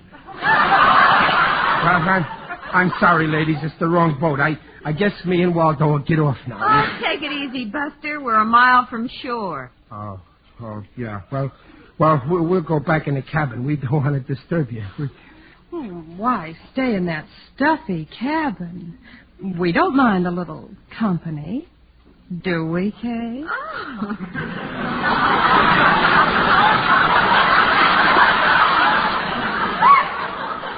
Not at all, if it's the right kind of company. Vivian, why don't you show Waldo around the boat? Oh, I'd love to. Come on, Waldo. Take my hand. Yes, madam. Why don't you, sit down, big boy? Thanks, big girl. Oh, not way over there, over here, next to me. What's the matter? You afraid of me? Well, no. Why should I be afraid of you? I bet you're not afraid of anybody. A strong, handsome brute like you.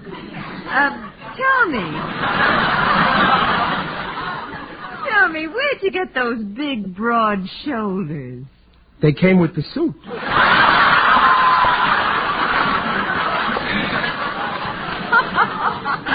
Oh, you're cute. Oh, don't say that. But you are cute. Yeah, I know, but don't say it. Oh, my, the air is chilly. I'm shivering. Oh, well, here, use my coat. Oh, I'd just as soon use your arm. Don't be bashful. Oh, no, I can't. I'm using my arm to hold down my hat. You shouldn't hide that beautiful wavy hair under a hat. My, I'd love to run my fingers through that hair. Well, thanks, but I got a comb. Well, I better find Waldo. Oh, now don't worry about him. He's over on the other side of the boat with Vivian. Don't sit on the edge of the bench like that. Move closer. Closer. Oh, you can get closer than that. Like this. See?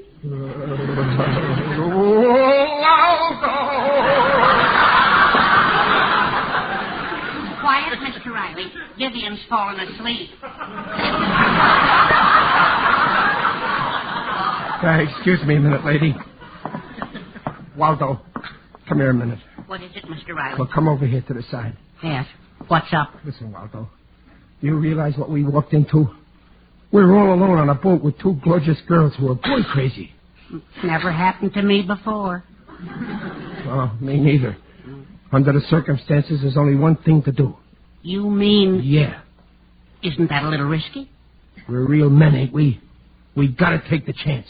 It's now or never. All right, I'm with you. Okay, let's go. Come on, Waldo. Swim for shore.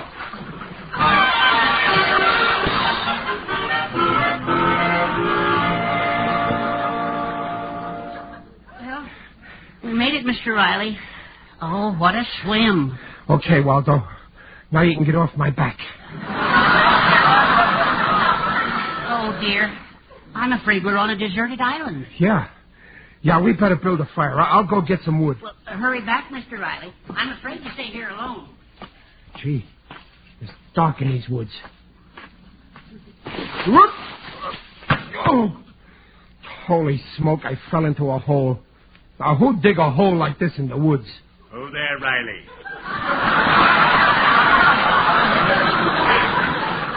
Is that you way down there? Who's that? It is I, Digby Odell, the friendly undertaker. Digger, boy, I'm glad to see you. Greetings, Riley. You're looking fine. Very natural. Digger, did you put this hole here? Oh, no, I'm on a vacation. Here, let me give you a lift. Oh, good. Gee, I could have broken my neck. Some people are so careless. Whenever I dig a hole, I fill it up.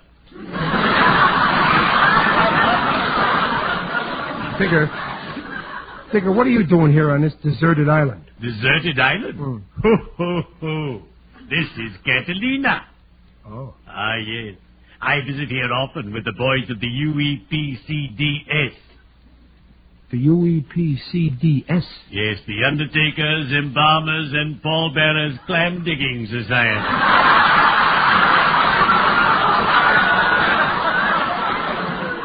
Today we spent the day fishing. I caught 3 of my favorite fish, croakers. But what brings you here, Riley? Well, I was trying to stop an elopement. You see? I too once eloped. One dark night, my betrothed and I hopped into my business vehicle and raced for Niagara Falls. But we had to turn back. Well, what happened? I forgot about old man McGillicuddy in the back. And you know, on a honeymoon, 2's company, 3's a crowd. Oh, I adore honeymoons. They're so gay. Oh, if only my Babs would turn back. Babs? Yeah. Riley, you mean it's your child of a daughter who's eloping? Why didn't you say so? I just saw her a half hour ago with that Vanderhopper boy on the pier. On the pier? Well, I gotta get over there right away. Oh, I hope I'm not too late. When I catch up with that Simon, I'll fix him. Can I help? No, thanks, Digger. This is my job. Yes. Perhaps you'd better lay him out yourself. Well, cheerio. I'd better be shoveling off.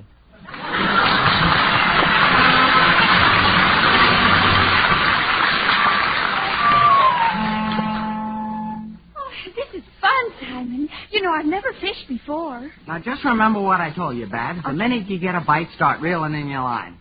Simon, do you see Mother anywhere? She should have found Daddy by now. Oh, don't worry. He'll show up. Well, maybe he did. Simon, I have a sight. Oh, reel it in. I'm reeling. Pull faster. Don't let him get away. I see him, Simon. Hey, keep reeling. Hey, you got him.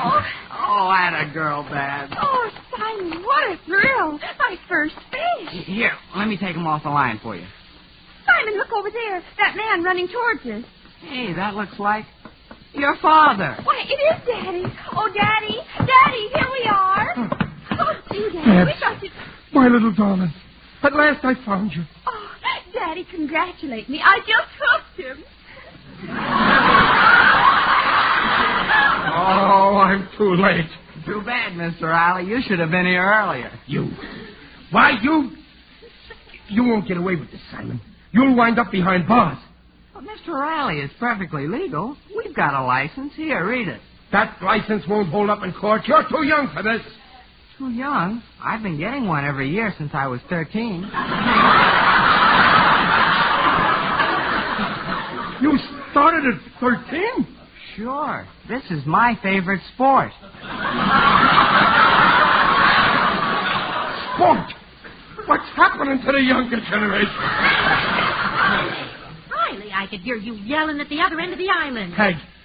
Oh, Peg. We're too late. We've lost our little girl. They're married. Married? Look, a license. See?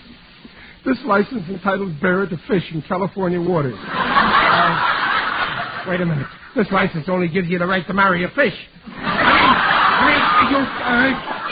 It's only a fishing license, Daddy. We're not married. Oh, Riley. Wait a minute. You mean Babs and Simon didn't elope? They didn't get married? I ain't going to lose my little girl? Oh, of course not. What a revolting development this is.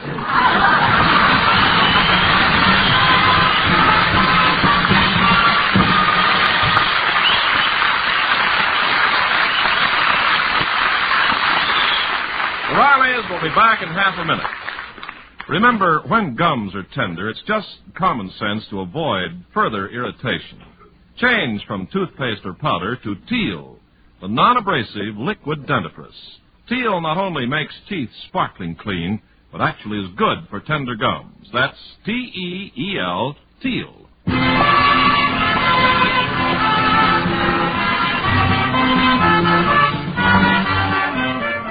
But, Riley, I still don't understand how you got to Catalina. Let's wait till we get back to shore. I'll think of an answer by then. I mean, But you weren't on the passenger boat, Daddy. Yes.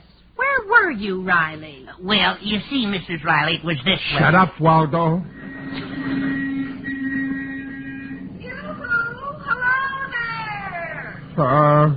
Who's that? Two girls in a boat over there, a redhead and a blonde. They're waving at you, Mr. Riley. Two girls? A red and a blonde head? Why, those are the girls. Shut up, Waldo. Oh. Riley, do you know those girls? Who, me? Hi there, Riley. They called you Riley. Oh, no, you didn't. Riley. Oh, no, you didn't hear good. They said Smiley. No, they didn't. They mean you. What's cooking, handsome? Oh, handsome. Oh, then they can't mean you.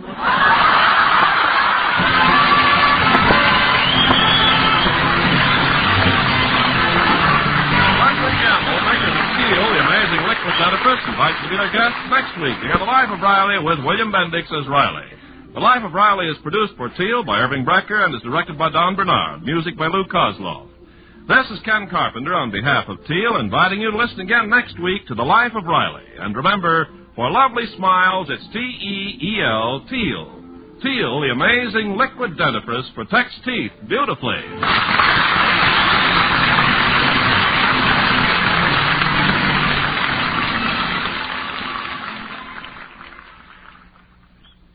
Ladies, the exciting news these days is Dreft. D-R-E-F-T. Dreft.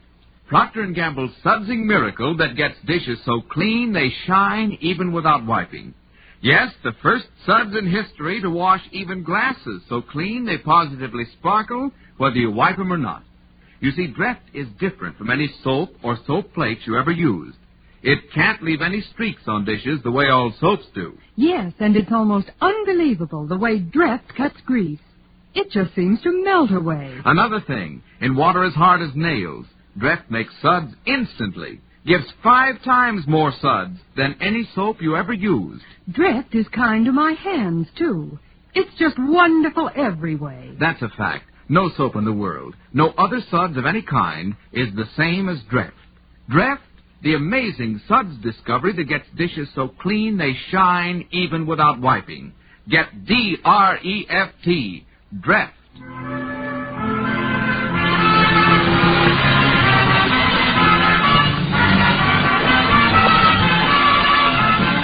again next week, same time, when Teal for a Beautiful Smile brings you the life of Riley. This is NBC, the National Broadcasting Company.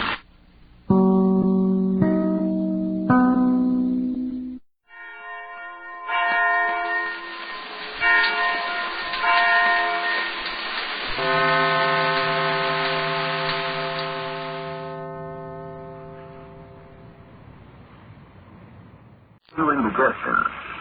Switch to Postum.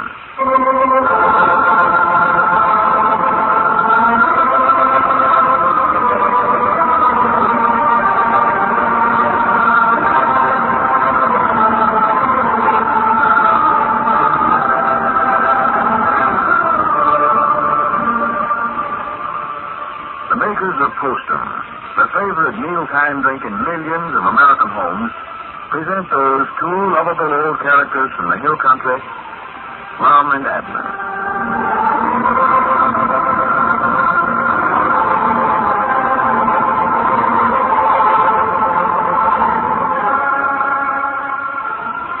Do you sometimes have occasion at the end of a day to complain that everything went wrong today?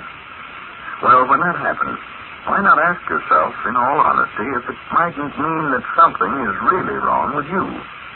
For instance, instead of being your usual good-natured self, it might well be that indigestion is making you grouchy and short-tempered with people. And perhaps the cause of your indigestion is coffee nerves. You see, many people, of course, can drink coffee without feeling distress. But many others, maybe you included, cannot. And if that's so, if you find that coffee does disagree with you, just be sensible. Switch to Postum. Because Postum can't possibly be upsetting. It contains no caffeine or stimulant of any kind. And Postum tastes so good that thousands of folks who enjoy Postum at home also insist on it, as a matter of course, in restaurants and hotels. So, if coffee upsets your digestion, drink Postum in its place. See if the change isn't beneficial even in a few days. After drinking Postum for a reasonable time, say for 2 weeks, see if you aren't feeling and acting like an altogether different person. Drink Postum. There's a reason. And now, let's see what's going on down in Pine Ridge. Well, just as Lum and Abner were needing money so badly to complete the furnishings for their new tourist camp, Lum read an advertisement in the newspaper of a very wealthy widow who's looking for a husband who can manage the large estate left her by her previous husband. Lum has answered the letter and is anxiously awaiting her reply. As we look in on the little community today, Abner is out trying to collect some of their past due accounts, and we find Lum and Cedric over at the store. Listen. Mr. Abner's out collecting, huh? Yeah, we're trying to get together enough money to buy some furniture for them tourist cabins. Got the cabins all ready now, nothing to put in them. I believe that's going to work out all right, using them old streetcars for cabins. Be sort of like riding a train sleeping in one of them. Yeah, we got to study up some good name that'll carry out that idea, too. Like the Roundhouse Tourist Camp, or Sleep in a Sleeper Tonight, or something like that. Yeah, well, ought to get a good name out of that. Of course, if everything works out like I'm figuring, I might just sell out my interest in the tourist camp and the store here. Sell out? Yeah. Well, I can't tell you just what it is now, Cedric, but I'll have more money and I know what to do with after a little. You ain't found no gold mine, have you, Mr. Lum? Well, practical, the same as. If I tell you, you wouldn't say nothing about it to nobody, would you? No. Well, confidential, I'm about to marry into that your money. You're going to get married, Mr. Lum? Yeah, looks that way, Cedric. Well, I do know. Who is it, Mr. Lum? Sister Sampson? No. Well, she's got some money. Yeah, $400 or $500. I'm talking about big money. Thousands and thousands of dollars. You don't know this little woman. Well, whereabouts did you meet her? Well, I ain't exactly met her yet. Fact is, I never have even saw her. She advertised for a husband, and I entered the contest. Or answered the advertisement. Well, I believe I'll enter the contest, too, if she's got that much money. No, you stay out of this. Now, I seen the advertisement first.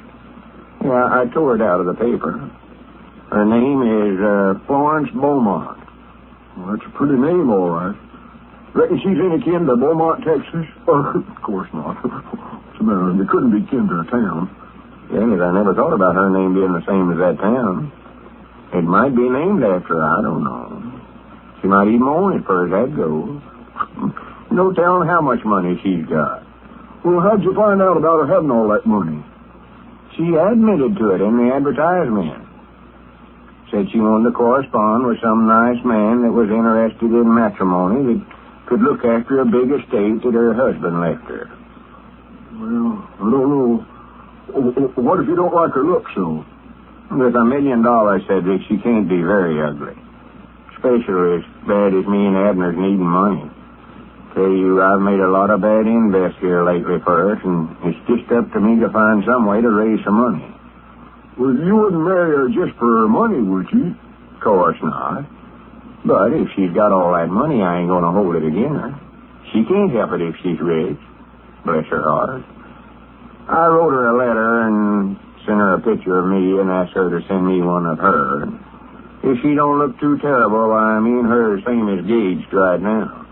Reckon she's got a big automobile, too? Oh, bound to have. With a chauffeur. And I'll have to start smoking cigars. Oh, wait a minute. Here comes Grandpappy Spears. That blamed old varmint. Can't make up my mind whether I'm mad at him or not. That stunt him and Abner pulled on me. Well, I don't blame you much. Him and Mr. Abner making you think the police were still looking for you when they know the case had done been dismissed. Well, I'm so glad over finding this rich widow. It's kind of hard for me to be mad at anybody right now. That is if that ain't luck for you. As many times as I might and I got married, and if I had, I never would have got this chance. Howdy, Mr. Grandpap. Well, howdy. Come in, Grandpap. What can I do for you? Oh, nothing, I reckon, Lum. Just loafing. Well, good. Sit down. Did you know Mr. Lum's going to get married? Said Vic. Oh, I forgot. What's that, Lum? You're getting married? Well, I'm engaged, sorter. Sorter? Well, you there, you ain't. Well, there's a rich widow at Nashville, Tennessee, sort of sparking at me. Oh, I say, sparking at me. I wrote her a letter the other day and sent her my picture and sort of proposed to her. Just ain't heard from her. The only thing that's holding up the deal, I guess. Well, where'd you meet her?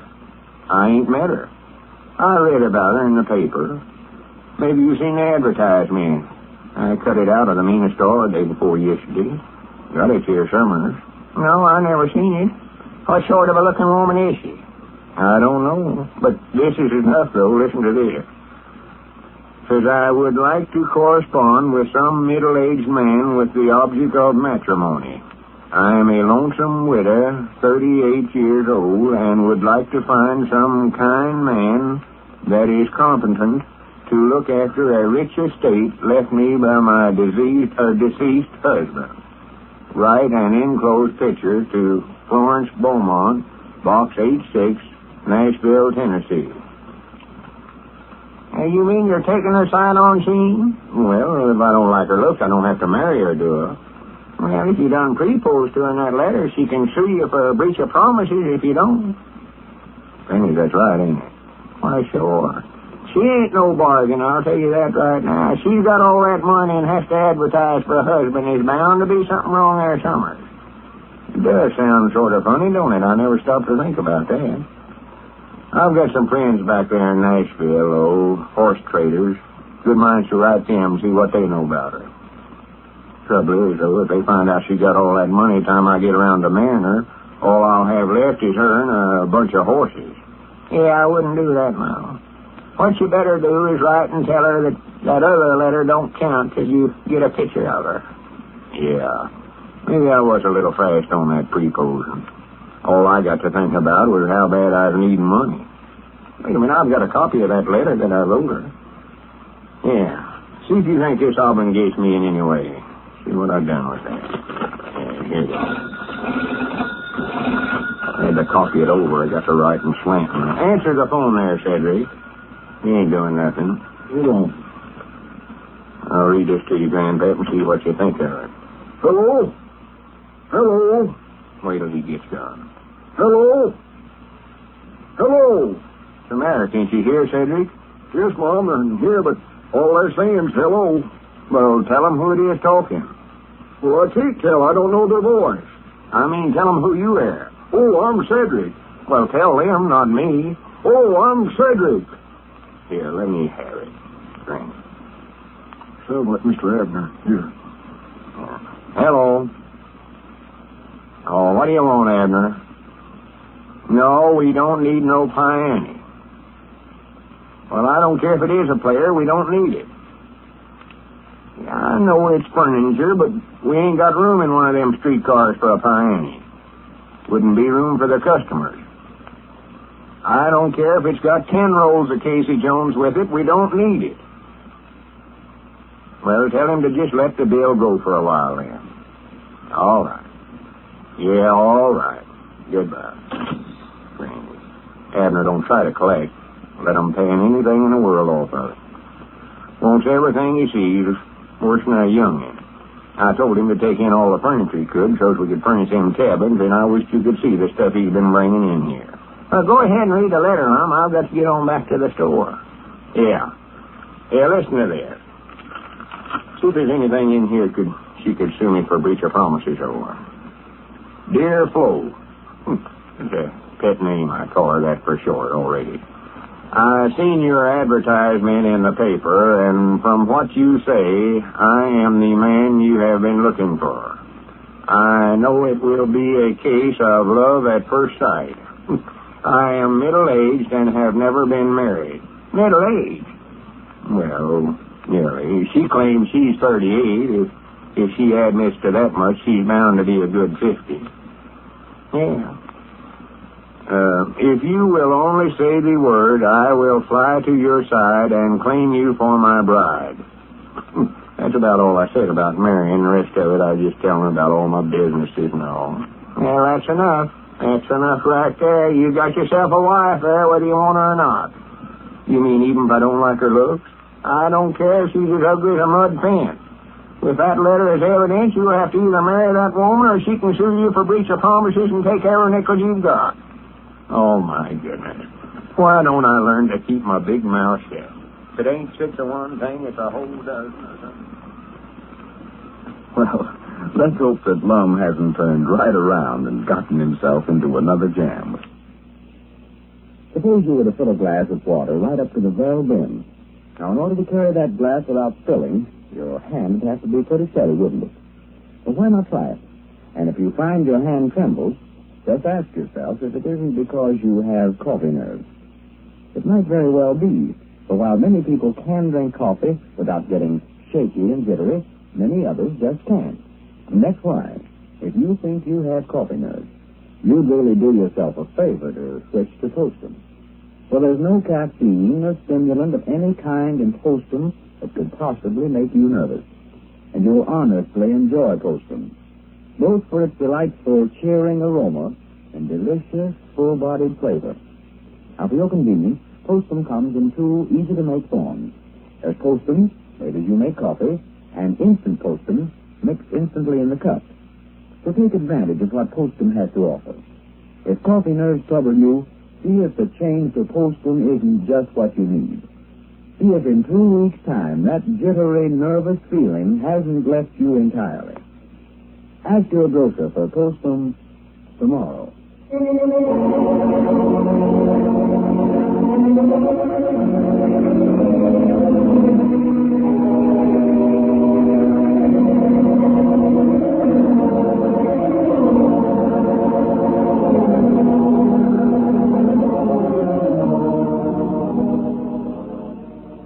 Don't forget, friends, be sure to come along next Friday evening at the same time when we again visit Pine Ridge with Lum and Abner, who say, good humor is the best plow in the field of friendship, if its blade is not too sharp.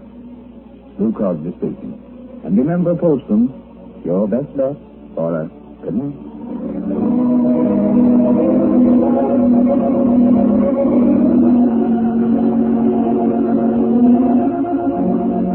This is the Columbia Broadcasting System.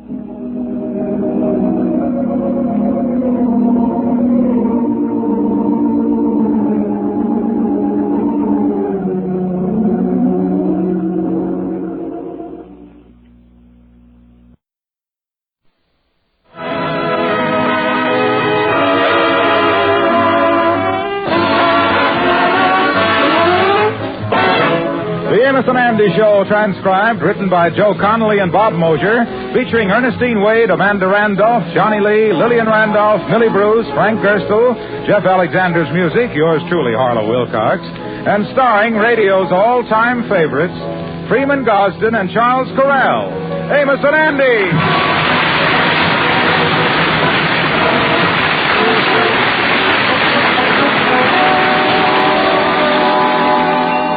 Well, about a week ago, Andy Brown met a young girl, Gertrude Thompson. Despite the fact that she's years younger than Andy, he's taken quite an interest in her. They've been out dancing, to the theater together, and tonight, Gertrude has had Andy up to her house for a quiet little dinner alone. Right now, dinner is over, and Andy is helping Gertrude wash the dishes. Gertrude, could I ask you something? Of course, Mr. Brown. What is it? You won't get mad or nothing, will you? Of course not.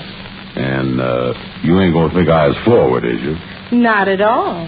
What is it? Well, you got a short-sleeved dress on, so would you mind reaching down in the garbage disposal and fishing out my cigar butt?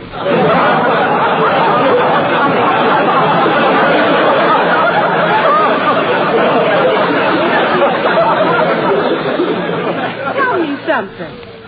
Mr. Brown, you've never been married? No. It ain't 'cause I ain't had a lot of chances. Plenty of gals has been infatuated with me. Thing is, I ain't never been fatched up with them the way they've been fatched up with me. But someday you'll find the right girl and settle down, won't you? Oh, sure. I plan to get married and settle down one of these days, now that I've reached my maternity.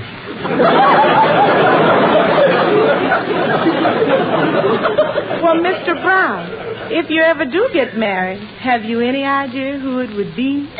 Well, I always figured it'd be a woman. But tell me, Gertrude, is you ever think of what kind of husband I'd make? Well, to tell you the truth, Andy, that's the reason I've gone out with you so much and had you up here to dinner, to find out what kind of husband you'd make. Yeah. And just what is the verdict, my cutie patootie? Well, I think you're very sweet, Andy, and that you'd make a wonderful husband. Hot dog. Yes, Andy, you're so charming and friendly and sweet and affectionate and cheerful. No.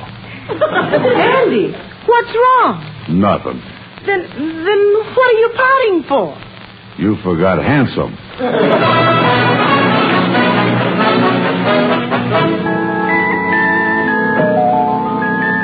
So, Andy, look like you're going to take the feudal step, huh? Oh, yeah, that Gertrude is pretty interested in me. But don't talk like that, Kingfish. Marriage ain't bad. Well, now listen, Andy, the only difference between marriage and them fellows that made the charge of the Light Brigade into the Valley of Death is that them boys had a horse to make the trip easier. Tell me this, what are you doing with all this junk here in your room? Spring cleaning here? What is this? No. I'm throwing out all these pimentos I got from gals in the past here. With Gertrude talking about marriage, I wouldn't want her to never see none of this stuff. Yeah, you sure got a lot of stuff from gals in the past here, Andy. Oh, yeah. Look at here. There's an old dance card, a college pennant, a rose, and this glove. Oh, boy, I got that from Tilly Maysfield. Hey, wait a minute, Andy. What kind of a glove is this? That's a second baseman's mitt. Tilly was a star with the girls' softball team. Yeah, well, whatever happened to Tilly? Oh, I tried to get to second base one night, and she throwed me out in the outfield. Look here, Kingfish. A perfumed handkerchief. Mm-hmm. That smells like real French perfume there, boy. Oh, yeah. That was Gwendolyn Parker. She always wore that French perfume. She worked for a baking company.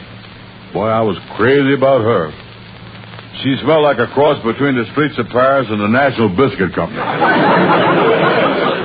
Say, tell me something. They take that perfume from whales, don't they? So to say, Andy, but I see the dead whale once on the beach at Coney Island, and believe me, if that whale ever had any perfume, they never should have took it away from him, boy.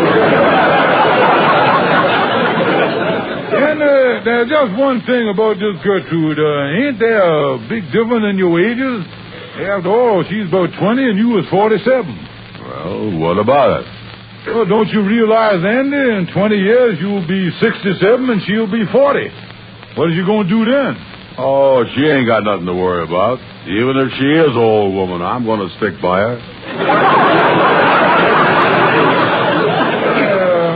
Come to think of it, I guess it's going to take more than them varicose veins of that gout to slow a lover boy like you down. Oh, yeah. Yeah, and when they finally put you away, they better not have no woman pallbearers. You'll liable to climb right out that box, boy.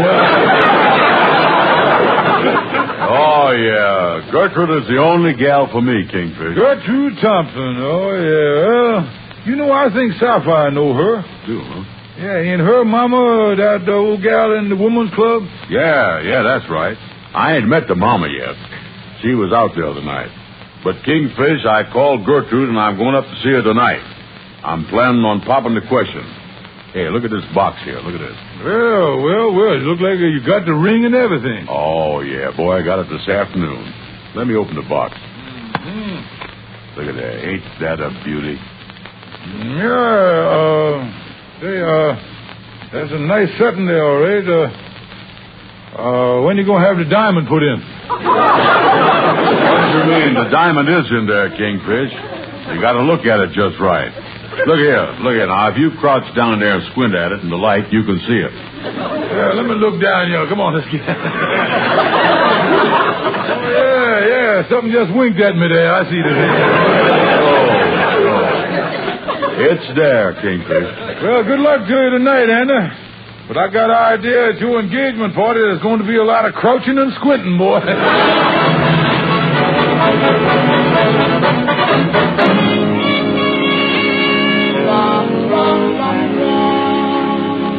George, what's this about Andy and young Gertrude Thompson? That's right, Sapphire. Andy's going up to see her tonight and pop the question. Oh, this whole thing is ridiculous. A young girl like that. Wait till I tell Mama. She's a friend of Miss Thompson's, and I know she'll think it's the worst thing. Is that bald-headed, bandy-legged nincompoop guy here? Oh, hello, John. I didn't see you there. Mama, if they ever hold the primaries for the pickle of the year, you is going to get the biggest write-in vote in history. None of that, George. Say, Mama, did you hear the news that Andy Brown is proposing to young Gertrude Thompson? Now, what is that big loafer doing that for? 'Cause the gal is interested in him. She went out with him, she had him up for dinner, talked to him about, asked him what kind of a husband he'd make. Naturally, he's going to propose to her after that. Why, that poor boob. Gertrude ain't interested in him as a husband for herself. How you know that? Now, wait a minute now. What has she been leading him on for? She's interested in Andy Brown as a husband for her mama. What are you talking about, her mama? Well, I'm just telling you. Well, I had lunch with Miss Thompson yesterday. She told me all about it. She's been looking for a husband for the past 6 months. She had trouble because she's such a big, fat horse. Takes one to know one. What? I ain't said nothing. Now, her daughter's been out trying to get a husband for her. Now, ain't this something? That Andy Brown is on his way up there to propose to the daughter tonight. Holy mackerel. What that poor boob is walking into. This is the biggest mistake since the captain of the Titanic said, "Look at that big white cloud off the port bow."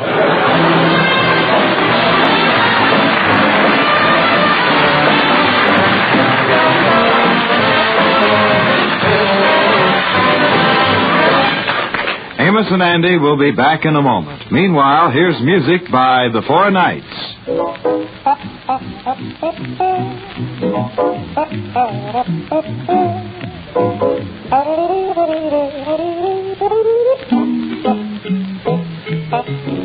come to me, my melancholy baby. Cuddle up and don't be blue. All your fears are foolish fancy, maybe. You know, dear, that I'm in love with you. Every cloud must have a silver lining. So wait until the sun shines through.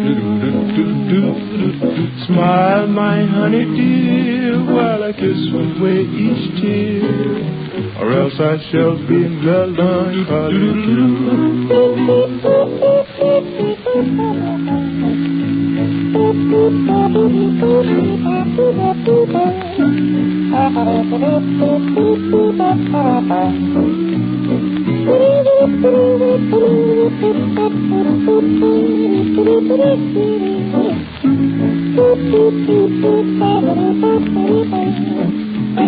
Now every cloud must have a silver lining, oh babe. Just wait, just wait, just wait till the sun shines through. Come here and smile, honey dear.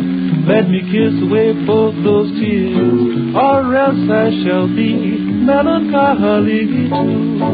So smile, honey dear, while I kiss away each tear, or else I shall be melancholy too.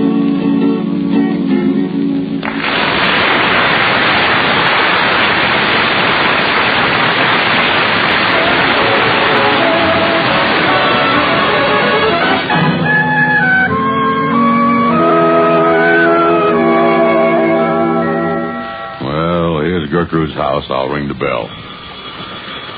Oh, be still, my pounding heart. You was about to see the fairest creature in the world.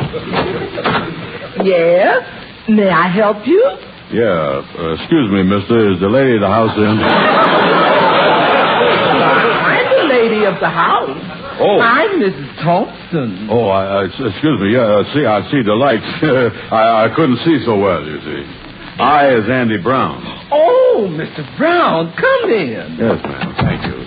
You know, Mr. Brown, my daughters talk so much to me about you. Won't you come in the living room? Yeah. Say, where's Gertrude? She upstairs getting dressed or something? Oh, no, Gertrude went out. Gertrude went out? Well, I told her I was coming. Yeah, but she thought we'd like to be alone. She thought there might be something you wanted to ask me. Oh, yeah. Ask the mama. Yeah, that's customary. Won't you sit down here on the sofa? Yeah, sure. Where's you going to sit? Right here with you.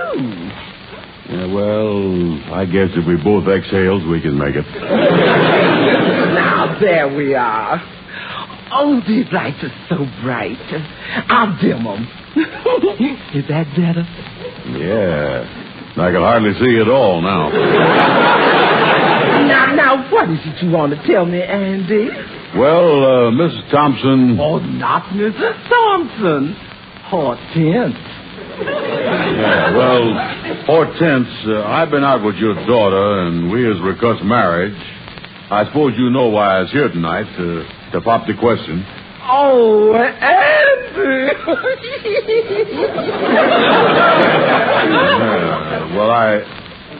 Hortense, would you mind not taking such deep breath as you was practically inhaling me off the sofa here?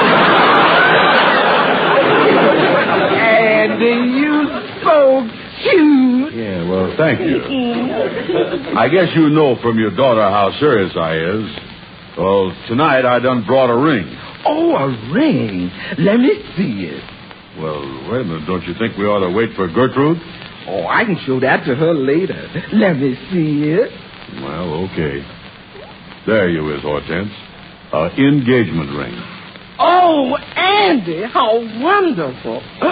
Wait until Gertrude sees it. Yeah. Oh, everything's just going to be perfect. We'll be so happy. We're going to have a wonderful honeymoon. Yeah, we got... You is counting on coming along? Why, of course, silly. Yeah, but what about Gertrude? Oh, she stay right here in New York. In New York? Yeah. You can drop a postcard here and there along the way. I have waited all these years, and now I'm going to wind up with postcards. Oh, Andy, I'm so happy about this engagement. Oh, let's seal it with a kiss. Well, now, wait a minute. Wait a minute, Chair. I know that you is an affectionate family, but I don't think we ought to go overboard here. Well, then let's seal it with a hug. Oh, no, look, Miss Thompson. As long as Gertrude ain't here, suppose we just shake hands, slap each other on the back, and call it an evening.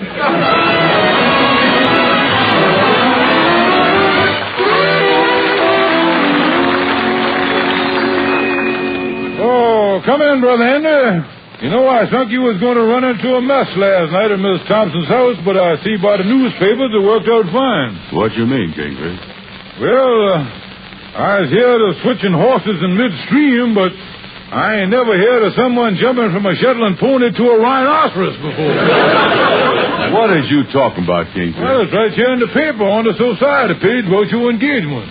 Oh, yeah. Gertrude's mama done put it in the paper already, huh? Oh, yeah, it's in here, and let me read it to you. Say here, Miss Gertrude Thompson announces the engagement of her mother, Mrs. Hortense Thompson, to Mr. Andrew H. Brown of this city. Yeah, well, you see, when say, Kingfish, in that sentence you just read there, didn't you put the predicated before the subjective? Or throw in a retroactive adenoid there someplace or something? Oh, and see here, Miss Gertrude Thompson announces the engagement of her mother, Mrs. Hortense. Hold it, Kingfish, hold it. Call the newspaper. They got a typographical error there. Well, it ain't no error, Andy. This is in all the newspapers. Well, wait a minute now, wait. Maybe I just don't understand this newspaper wording. Kingfish, in that announcement, the language boiled down to the fact that somebody is engaged, don't it? You was coming in on the beam, Andy. And one of them persons is Andrew H. Brown. That's me, ain't it? Still on the beam, Andy. And the person Andrew H. Brown is engaged to is Miss Gertrude Thompson, ain't it? Son, you just nosedived into the hangar. You were scheduled to do your formation flying with an old seagull, boy. Now, wait a minute here. Wait, this couldn't happen. Call my lawyer. I'm going to sue the newspaper. I'm going to sue everybody. I've been framed. Well, calm down now, Andy. I'm down nothing. How could I go up there to pre-pose to the daughter and wind up engaged to the mother? Yeah, well, Andy, there's very few persons in the world that could do a thing like that, and all the others I can think of is under lock and key. Kingfish, give me that phone. I'm going to call Mrs. Thompson and tell her this is all a mistake. Yeah, well, now, wait a minute, Andy. Now, look here. Ain't no use to... just take your time there. It ain't no mistake. Oh, I tell you, Kingfish. Hello. Listen, Hortense, this is Andy Brown. Oh, Andy, I'm so glad you called. I was just talking to Gertrude, and she's so happy about our engagement. She is happy? Yes, I'm so proud of my little girl finding me a wonderful man like you. Yeah, well, Hold the phone. Hey, Kingfish, you was right. There wasn't no mistake. The daughter was just getting me for the mother. What can I do? I can't marry an old gal like that. Well, then tell her it's all a mistake. Tell her that she has thrown the net around the wrong fish. Yeah. Look, Hortense, the thing is... Oh, Andy, I'm so thrilled. I done called up all the relatives, and they're all coming up for the wedding. I got the little shackle around the corner, and Andy, we gonna be married a week from today. Yeah, but, hold the phone. What's the matter, Andy? Kingfish, it's too late to get out of the net. This flounder is already in the frying pan. Look, Hortense, I'll call you later. What's the matter? Something wrong? No, goodbye. Well, son, what is you going to do now? Kingfish, the first thing I'm going to do, I'm going to lay right down here on the floor and give myself artificial perspiration. No.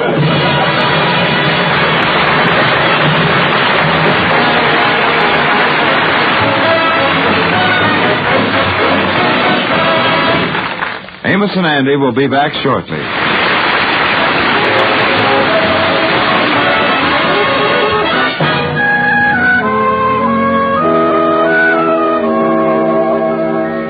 Kingfish, I'm telling you, I got to find some way to break off this engagement with Mrs. Thompson. Yeah, with the wedding set and all them relatives coming, boy, you was on the spot, all right. Yeah, that's right. And I done sent for Algonquin J. Calhoun, too, to see if he can get me out of this mess. I wish he'd get you.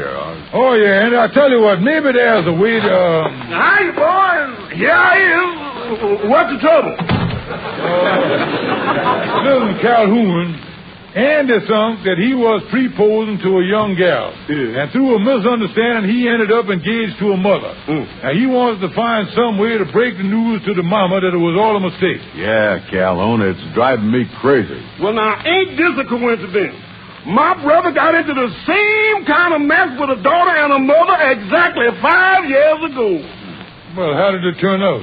Well, something unexpected happened there, and my brother never had to worry about the situation from that day on. What was it that happened? The old lady shot him in the head.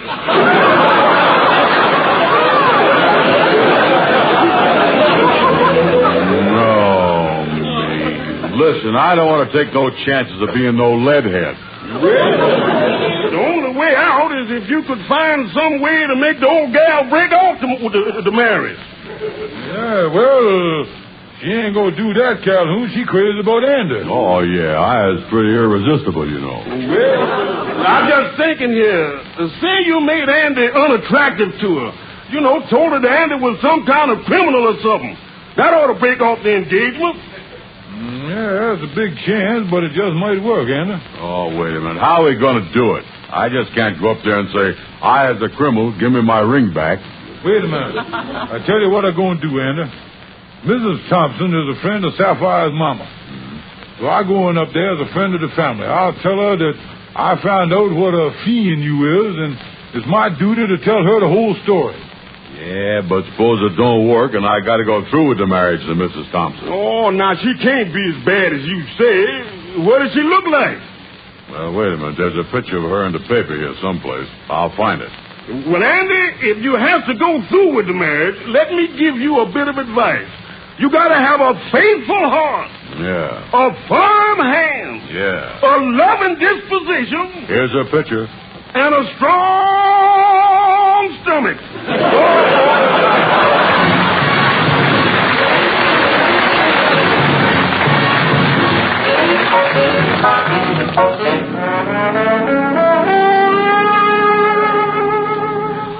Won't you come in, Mr. Stevens? Oh, thank you, Miss Thompson. Yeah. My daughter ain't home. Well, it's just as well.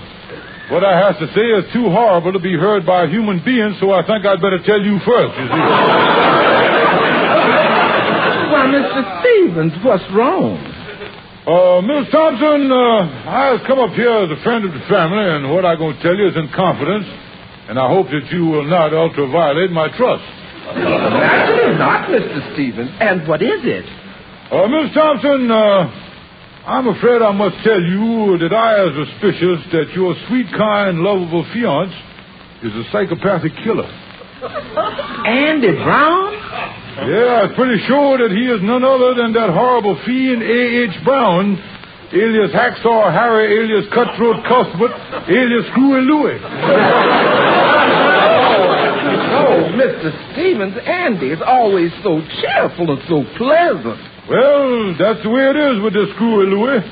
One minute he's just as normal as we is, and the next minute he's stuffing somebody in the trunk. Oh, no. Yeah, just to be nasty about it, he sends the trunks to the police. I understand down at headquarters on a good day they get as many as 10 trunks. Oh, you mean he's done something like this here recently? Well, that's a little hard to say. I understand right now the New York Police Department is so jammed up with trunks they are still opening the January deliveries. Well, Mr. Stevens, what makes you think that Andy's this horrible person?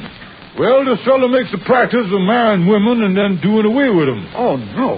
Yesterday, after Andy proposed to you, he bought a length of rope, a hatchet, a bucket of quicklime, and a steamer trunk. Miss Thompson, if you ain't careful, you was liable to go on your honeymoon courtesy of the American Express Company. just can't believe this about Andy. He's so gay and so carefree. Well, there's another thing that points to him. Yeah. See, this fellow's the frivolous type of killer. Oh, my. In fact, the way he gets around to bumping off his victims is by suggesting that they play a little game. A little game? That's right. Miss Thompson, so if in the next few days Andy say to you, honey, let's play Trunky Wonky, be on your guard. Be on your guard. Oh, this is terrible. Now, he may or may not be the trunk murderer, Screwy Louie, but natural, there's going to be a big scandal, and I just thought... Oh, you're right, Mr. Stevens. I can't afford to take no chances. What should I do? Well, naturally, you don't want to mention this to nobody, but the thing to do is to call Andy up and just tell him that you have changed your mind. Tell him that you never want to see him again and all that stuff. I'll do that. I'll do that right away. But, Mr. Stevens, don't you think I ought to call up the police? Oh, no. Don't do that. No. They'll take care of it. And anyway, they're probably too busy unpacking trunks to answer the phone.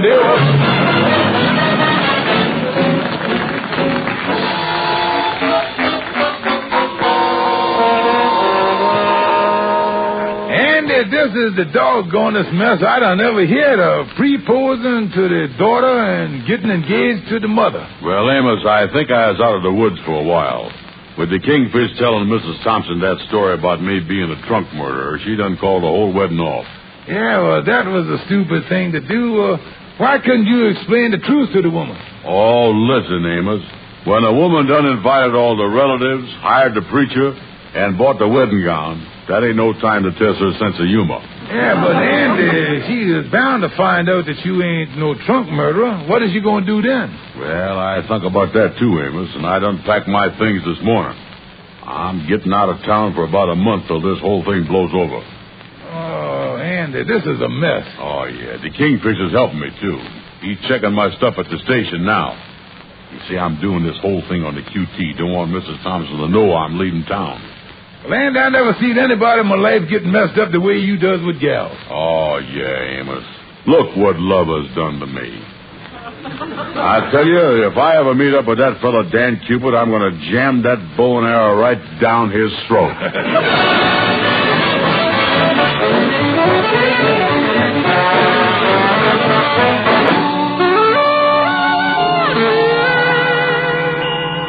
Well, I got all my things from a room here. Done paid the landlord, and Kingfish took my trunk and stuff down to the station. Now, if I can just... Come in. Yes, sir. I'm Lieutenant Barrett of the New York Police Department. I'm looking for Andy Brown. Yes, sir. I'm Andy Brown. What can I do for you? Well, we got a rather hysterical call from a Mrs. Thompson saying something about you being under suspicion as a trunk murderer. Oh, that. Oh, no, sir. That's just a story a friend of mine made up. Kind of a joke, you know. Well, that's a peculiar kind of a joke. You're sure you're on the level here? Oh, yes, sir. I ain't no trunk murderer. I don't know nothing about no trunks. Oh, I tell you, mister, I ain't never seen trunk... Well, Andy, I sneaked the trunk down to the station and got it on the train under the assumed name that you give me. So, you are the trunk murderer. You're both under arrest. No, now wait a minute. No.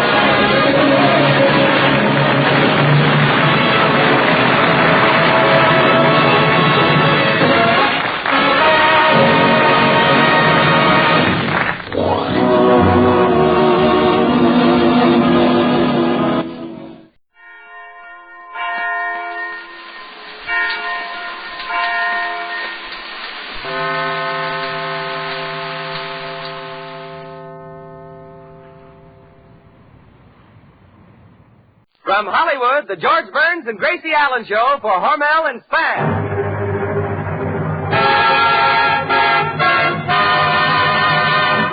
Crazy people.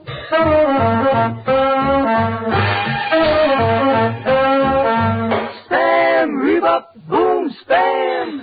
George Burns and Gracie Allen.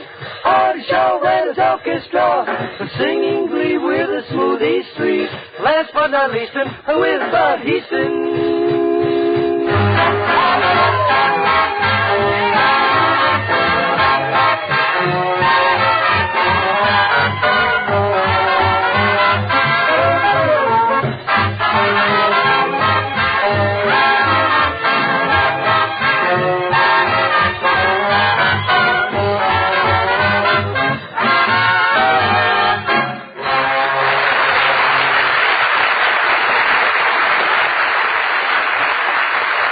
a quiz question, friends, and it will pay you to know the answer. Ready for the question? All right. What is an easy way to serve the family a swell main course for dinner that costs but a few cents?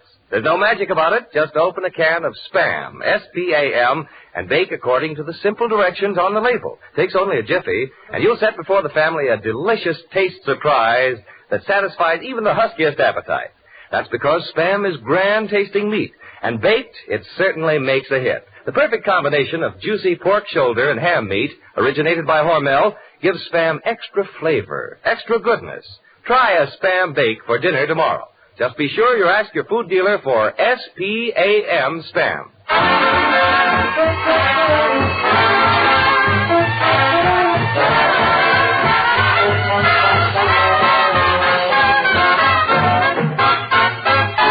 And here they are, the stars of our Big Happy's family, George and Gracie.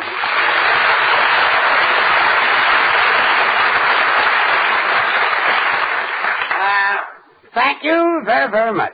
Tonight, ladies and gentlemen... Oh, George, where's Gracie? She's not here. Tonight, ladies and gentlemen... George, can you do a show without Gracie? Certainly I can do a show without her. Do you think I need Gracie? Certainly, Bud. He needs Gracie about as much as Dorothy Lamour needs a sarong. Yeah. Oh, yeah? Well, listen, I happen to have a lot of talent and... Well, I'll answer you later. Hello? This is Spam's meetup. Gracie Allen speaking. Gracie, where are you? We're doing a broadcast, and you're supposed to be here. I couldn't get down on account of my granddaddy's very sick. He was on the floor all last night, and we're awfully worried. He was on the floor? Yes. What about the bed? Well, we couldn't use that. We had a party here last night. Where could we put the hats and coats? Well, Gracie, where's your granddaddy now? He's down in the kitchen with a temperature of 105, and we're awfully He has worried. a temperature of 105? Yes, and we're... Well, why'd you got him in the kitchen? Well, he's defrosting the icebox. Your granddaddy's in the Frigidaire? For 7 hours. Well, aren't you afraid he'll freeze? Oh, that's impossible. Every hour we open the Frigidaire and ask him if he's cold. He doesn't answer.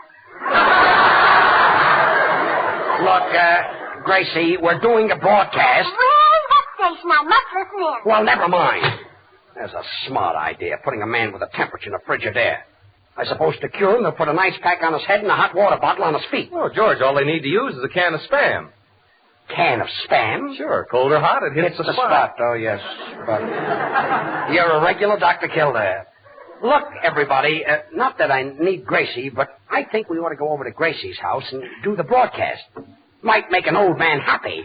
Well, if it's going to make you happy, George, let's go. Oh. Quiet. Bueno, podemos hacer una cosa. Yo tengo un carro nuevo. Si quieren, yo puedo llevar Yes, allá. guitar player, I know. What is it, Senor Lee? Why don't you drive down in my car? I just got a brand new rooster. A rooster? Si, senor. A car made by General Motors. It's not General Motors, it's General Motors. Oh. A mother is, well, for example, when you were a baby, who combed your hair? That's what I'd like to know. The part isn't straight. Well, quiet. Come on, everybody. We got to get to Gracie's house.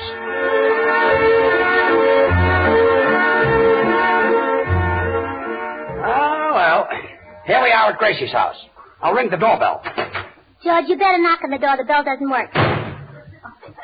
Well, this is the house, all right. Oh, hello, George. When did you get here? Well, I give up. Hello, everybody. Gracie, do you know that you're not all there? I know. I just had my tonsils removed. Tonsils removed? That annoys me. That's all I've got. Say, Gracie, what's the matter with your granddaddy? Oh, he doesn't take care of himself. He inhales cigars. Well, what's wrong with him? Well, most people just inhale the smoke. Look, Gracie, you'll have to excuse me if I run away just before the broadcast is over. You see, I've got a date with a little redhead, and she won't wait. Where? A redhead? Say, Poopsie, how do you get all these gowns? Well, why shouldn't he? George is a good dancer. He's a swell dresser. He's romantic, spends lots of money. Continue on next page. Artie, don't read that part. Well, come on, everybody. Right through this long... Gracie, what is this? You've got barbed wire on the banisters? Well, you know my granddaddy likes to slide down the banisters.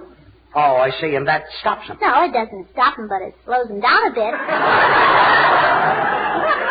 I think I know what you mean. It is. It isn't. It is. It isn't. It is. No, it isn't.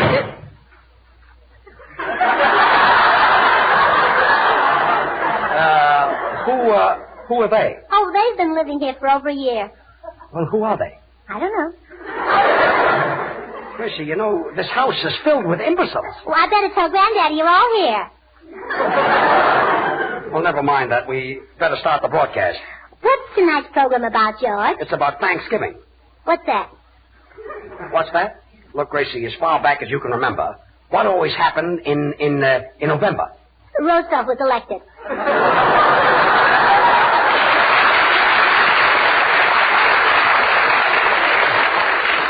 Well, I'll try to explain it to you. All right.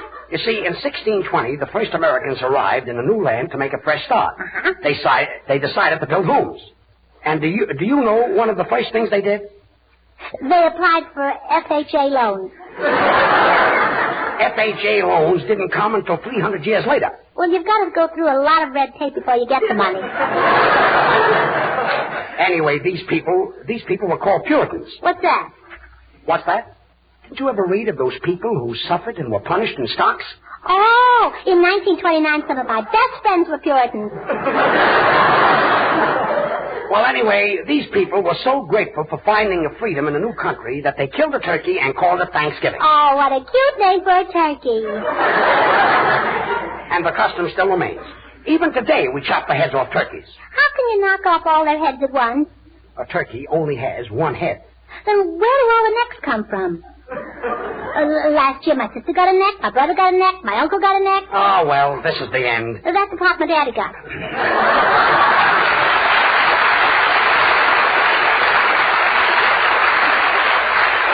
Look, Smoothies, Bab, Charlie, and Little, will you sing a song while I try to explain to Gracie what Thanksgiving is?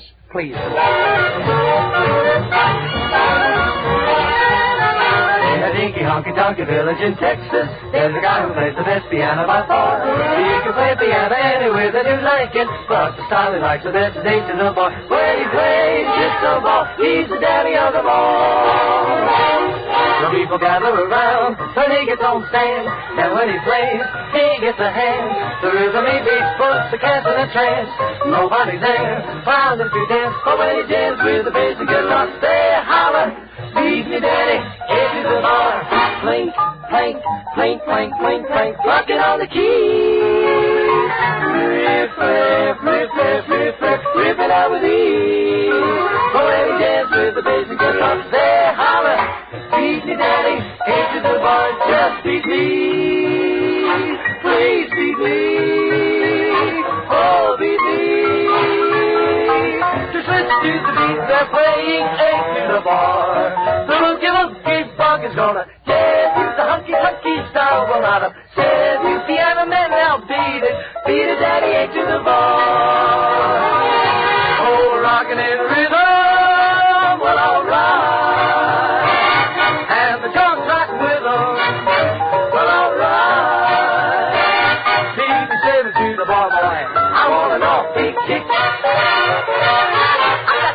Boogie style and I'm swinging on a gate. Well, all right. I got the solid rhythm in me and I got to syncopate. Well, all right.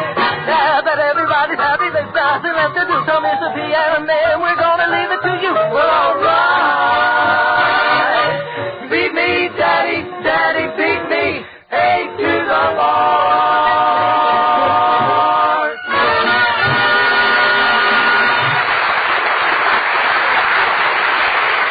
Gracie, I've never seen a house like this. People walking around and nobody knowing them. And this furniture. What kind of furniture is this? Well, it comes from the Hollywood Furniture Company. Yeah, but what about the period? Oh, pardon me. It comes from the Hollywood Furniture Company, period. Yeah, that's what I meant. Oh, say, Gracie, where's your kitchen? I want to get a sandwich. Oh, Bud, we haven't got any Spam in the Frigidaire. No Spam in the Frigidaire? Not in the Frigidaire. Spam doesn't need any refrigeration. Oh, shucks. I forgot. I'll hate myself in the morning. Oh! Oh! No! Oh! What's that? That's my granddaddy. He's sliding down the banister. He's sliding down a barbed wire banister? Well, he does it 20 times a day, and the doctor told him to stop. Well, I imagine he would. Sure. It's bad for his heart. Well, I hope the kid makes a 3-point landing. It is. It isn't. It is. It isn't. It is. It isn't. Gracie, these fellas have been living in your house for over a year and you don't know who they are? That's right. Well, why don't you ask them? I don't talk to strangers. Well, this is some house. George, I better go and find Granddaddy and give him his medicine. You see, he hasn't got a nurse anymore. Oh, he had a nurse, huh? Yes. And the only way he'd take his medicine was when the nurse would kiss him after every teaspoonful. It was awful stuff. Bitter, huh? No, he has many teeth.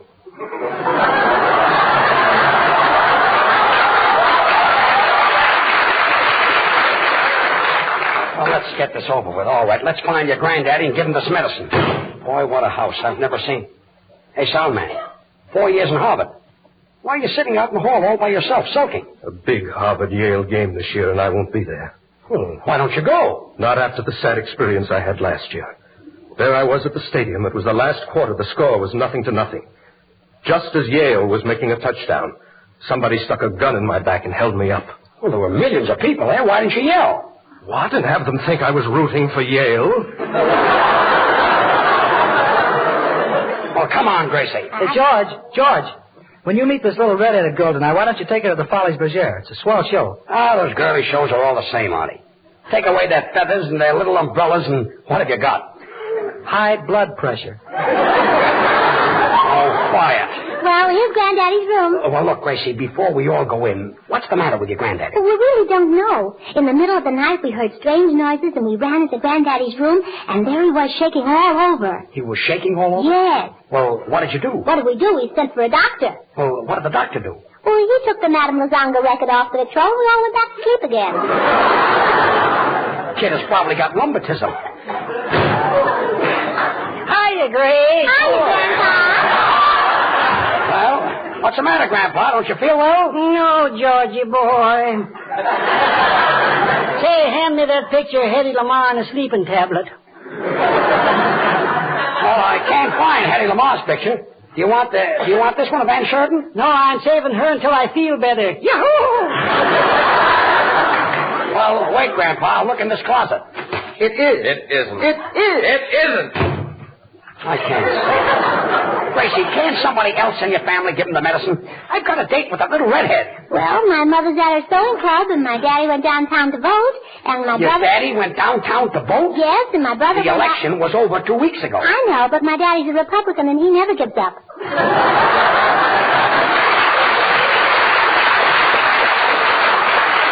Gracie, try to understand this. I've got a date with a girl. Senor Burns, I can't stand this. Senor Burns, look out. Don't get excited. You'll break a blood weasel.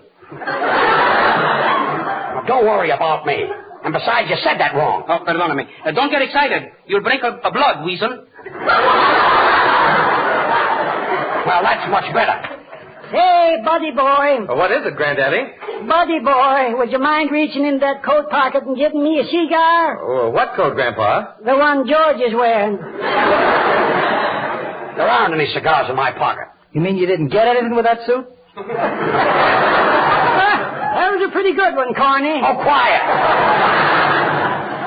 Even if I did have a cigar, if I did get a cigar with it, why should I give it to you? You're the tightest old man I ever met. You never gave anybody anything. Oh, Judge, you shouldn't say that to my granddaddy when he's so sick.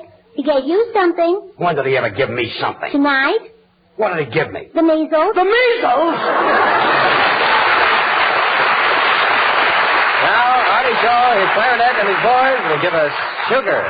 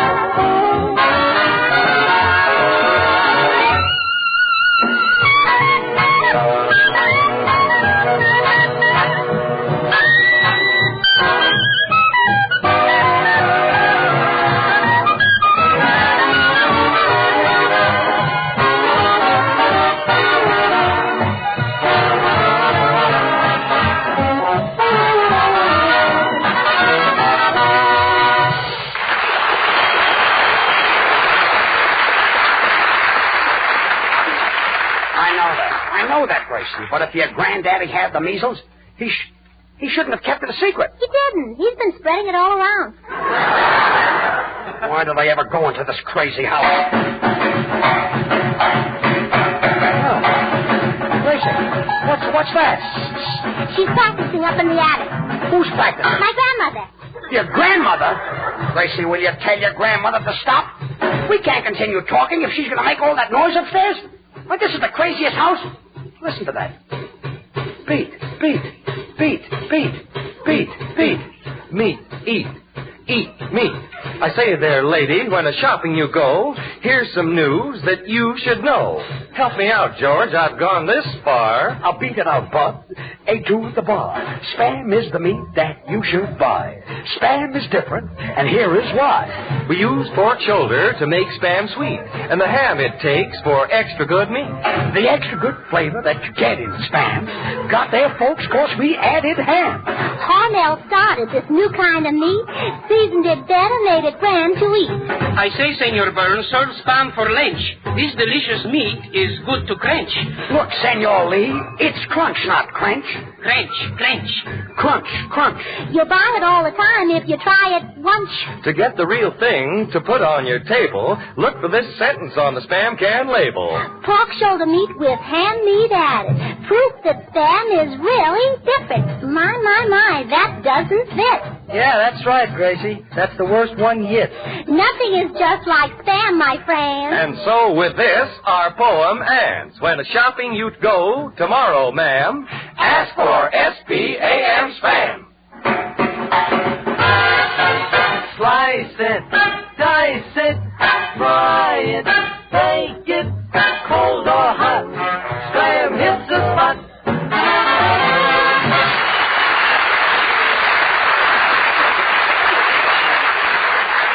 Look, George, if there's a possibility of your having the measles, I wouldn't keep that date with that redhead. Well, don't worry about me, Artie. I'm going out right now and get myself inoculated. Well, why do it tonight? Why don't you wait until New Year's Eve? Look, Gracie, inoculation prevents sickness. You see, millions of germs can live on the head of a pin. How can they eat that stuff? They use a knife and fork. Oh! Well, I'm going to get out of this house before it's too late.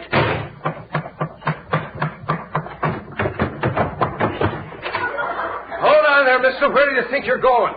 I'm going out, officer. Why? Oh, no, you're not. Nobody leaves this house. It's quarantined. But I'm George Burns. I haven't got anything. I've heard you on the air, brother, and you ain't kidding.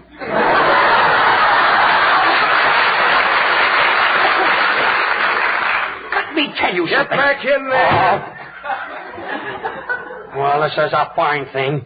And I've got myself... Oh, look who's there. Hello, George. Are you back from your date already? Did you meet that girl? Did you kiss her?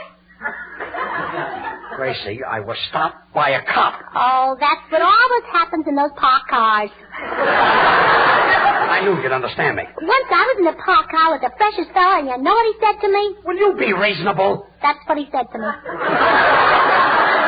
Oh, stop. That's what I said to him. Gracie, I didn't even get out of the door. There's a cop outside. He says your house is quarantined. He's crazy. It's Ducko.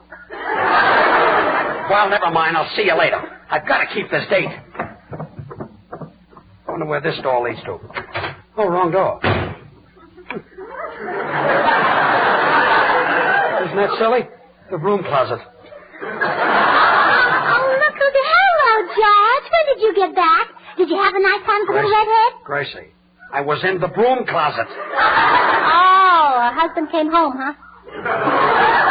Look, I'm trying to get out of this house of yours. Well, I've got an idea. Let's do what they do in the movies. Now, I'll tie this bed sheet around you and let you out of the window. Hey, that's not a bad idea. Here, put it on me right here. Oh, then I'll tie this end to the bed. All right. All ready, George. Climb out of the window. Well, here I go. Ouch! Gracie! Gracie! What? What part of the bed did you tie it to? The pillow! The pillow! Hey, you Burns, I told you the place was quarantined. Now get back in that house.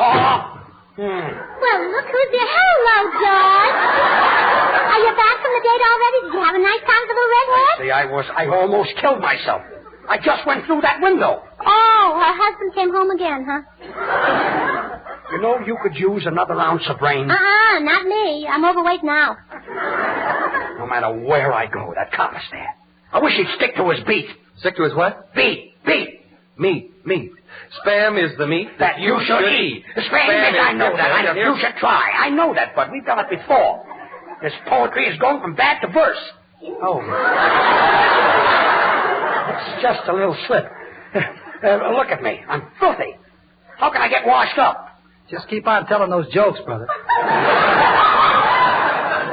Gracie, where's the washroom? Right down the hall. You can't miss it. It's the one with the gasoline pump in front of it. Gasoline pump? Sure. My grandmother's a tourist, and we like to make her feel at home. Well, I'll go in there and get cleaned up. It is. It isn't. It is. It isn't. It is. Wait a minute. All you guys have been doing is arguing. What are you arguing about? I claim this Thursday is the real Thanksgiving, and Joe says it isn't. Well, it is. It is. It is. Okay, still. Gracie, I've got to get out of here. Well, George, why don't you go up on the roof and fly down the drain pipe, and then when you get to the yard... The drain pipe? Yeah, when you get to the yard... The drain pipe? Oh, pardon me. I was Senor Lee last night. Oh. Keep on going out with him, and you won't be able to speak English. Senor Burns, when you say that, smile. Smile? Yes. S-M-E-L-L. Smile.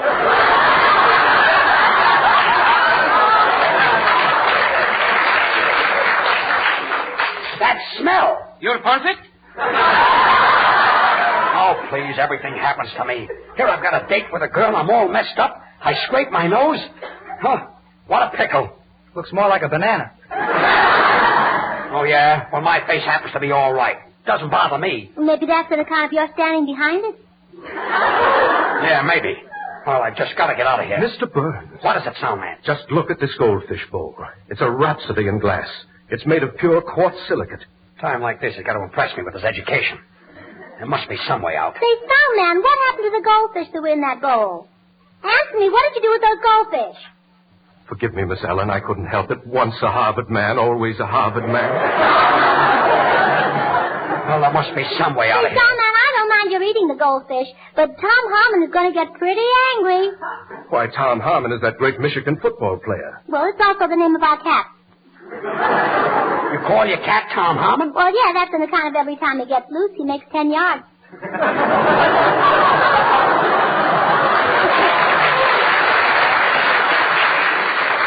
Hey, wait a minute. Why didn't I think of this before? Gracie, where's the chimney? Right there. Well, goodbye, everybody. I'm going up the chimney. A guy will go through for a woman. Well, here it is. I'm out. There's the blue sky. Blue sky, nothing. That's my uniform, you see. Get back in there.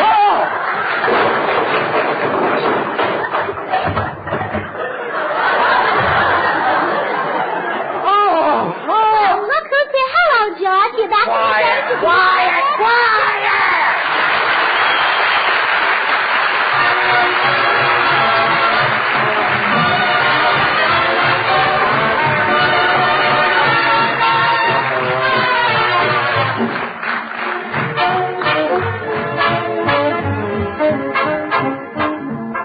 Will some one person in every family listening tonight do us just one more small favor? All we want to ask is that you remind Mother to get a can of Spam when she goes shopping tomorrow. You'll be doing a bigger favor for yourself because Spam is absolutely the most popular new meat item in a generation.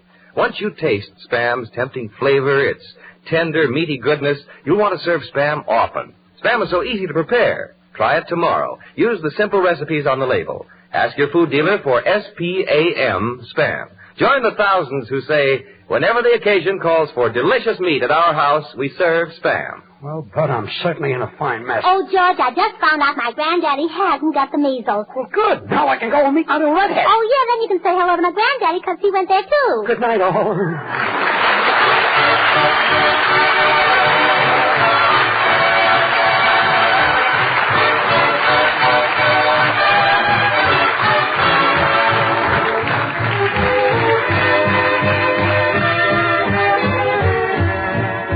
Join us again next week, same time, same station, for another Burns and Allen show with Artie Shaw and his orchestra and the Smoothies. Until then, this is Bud Easton reminding you to remember that cold or hot, Spam hits the spot.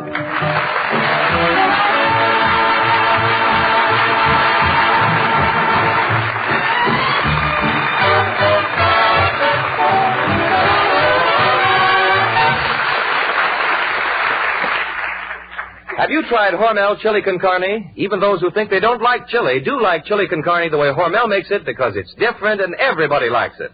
Double your money back if you don't like it. Try Hormel chili con carne tomorrow. This is the National Broadcasting Company.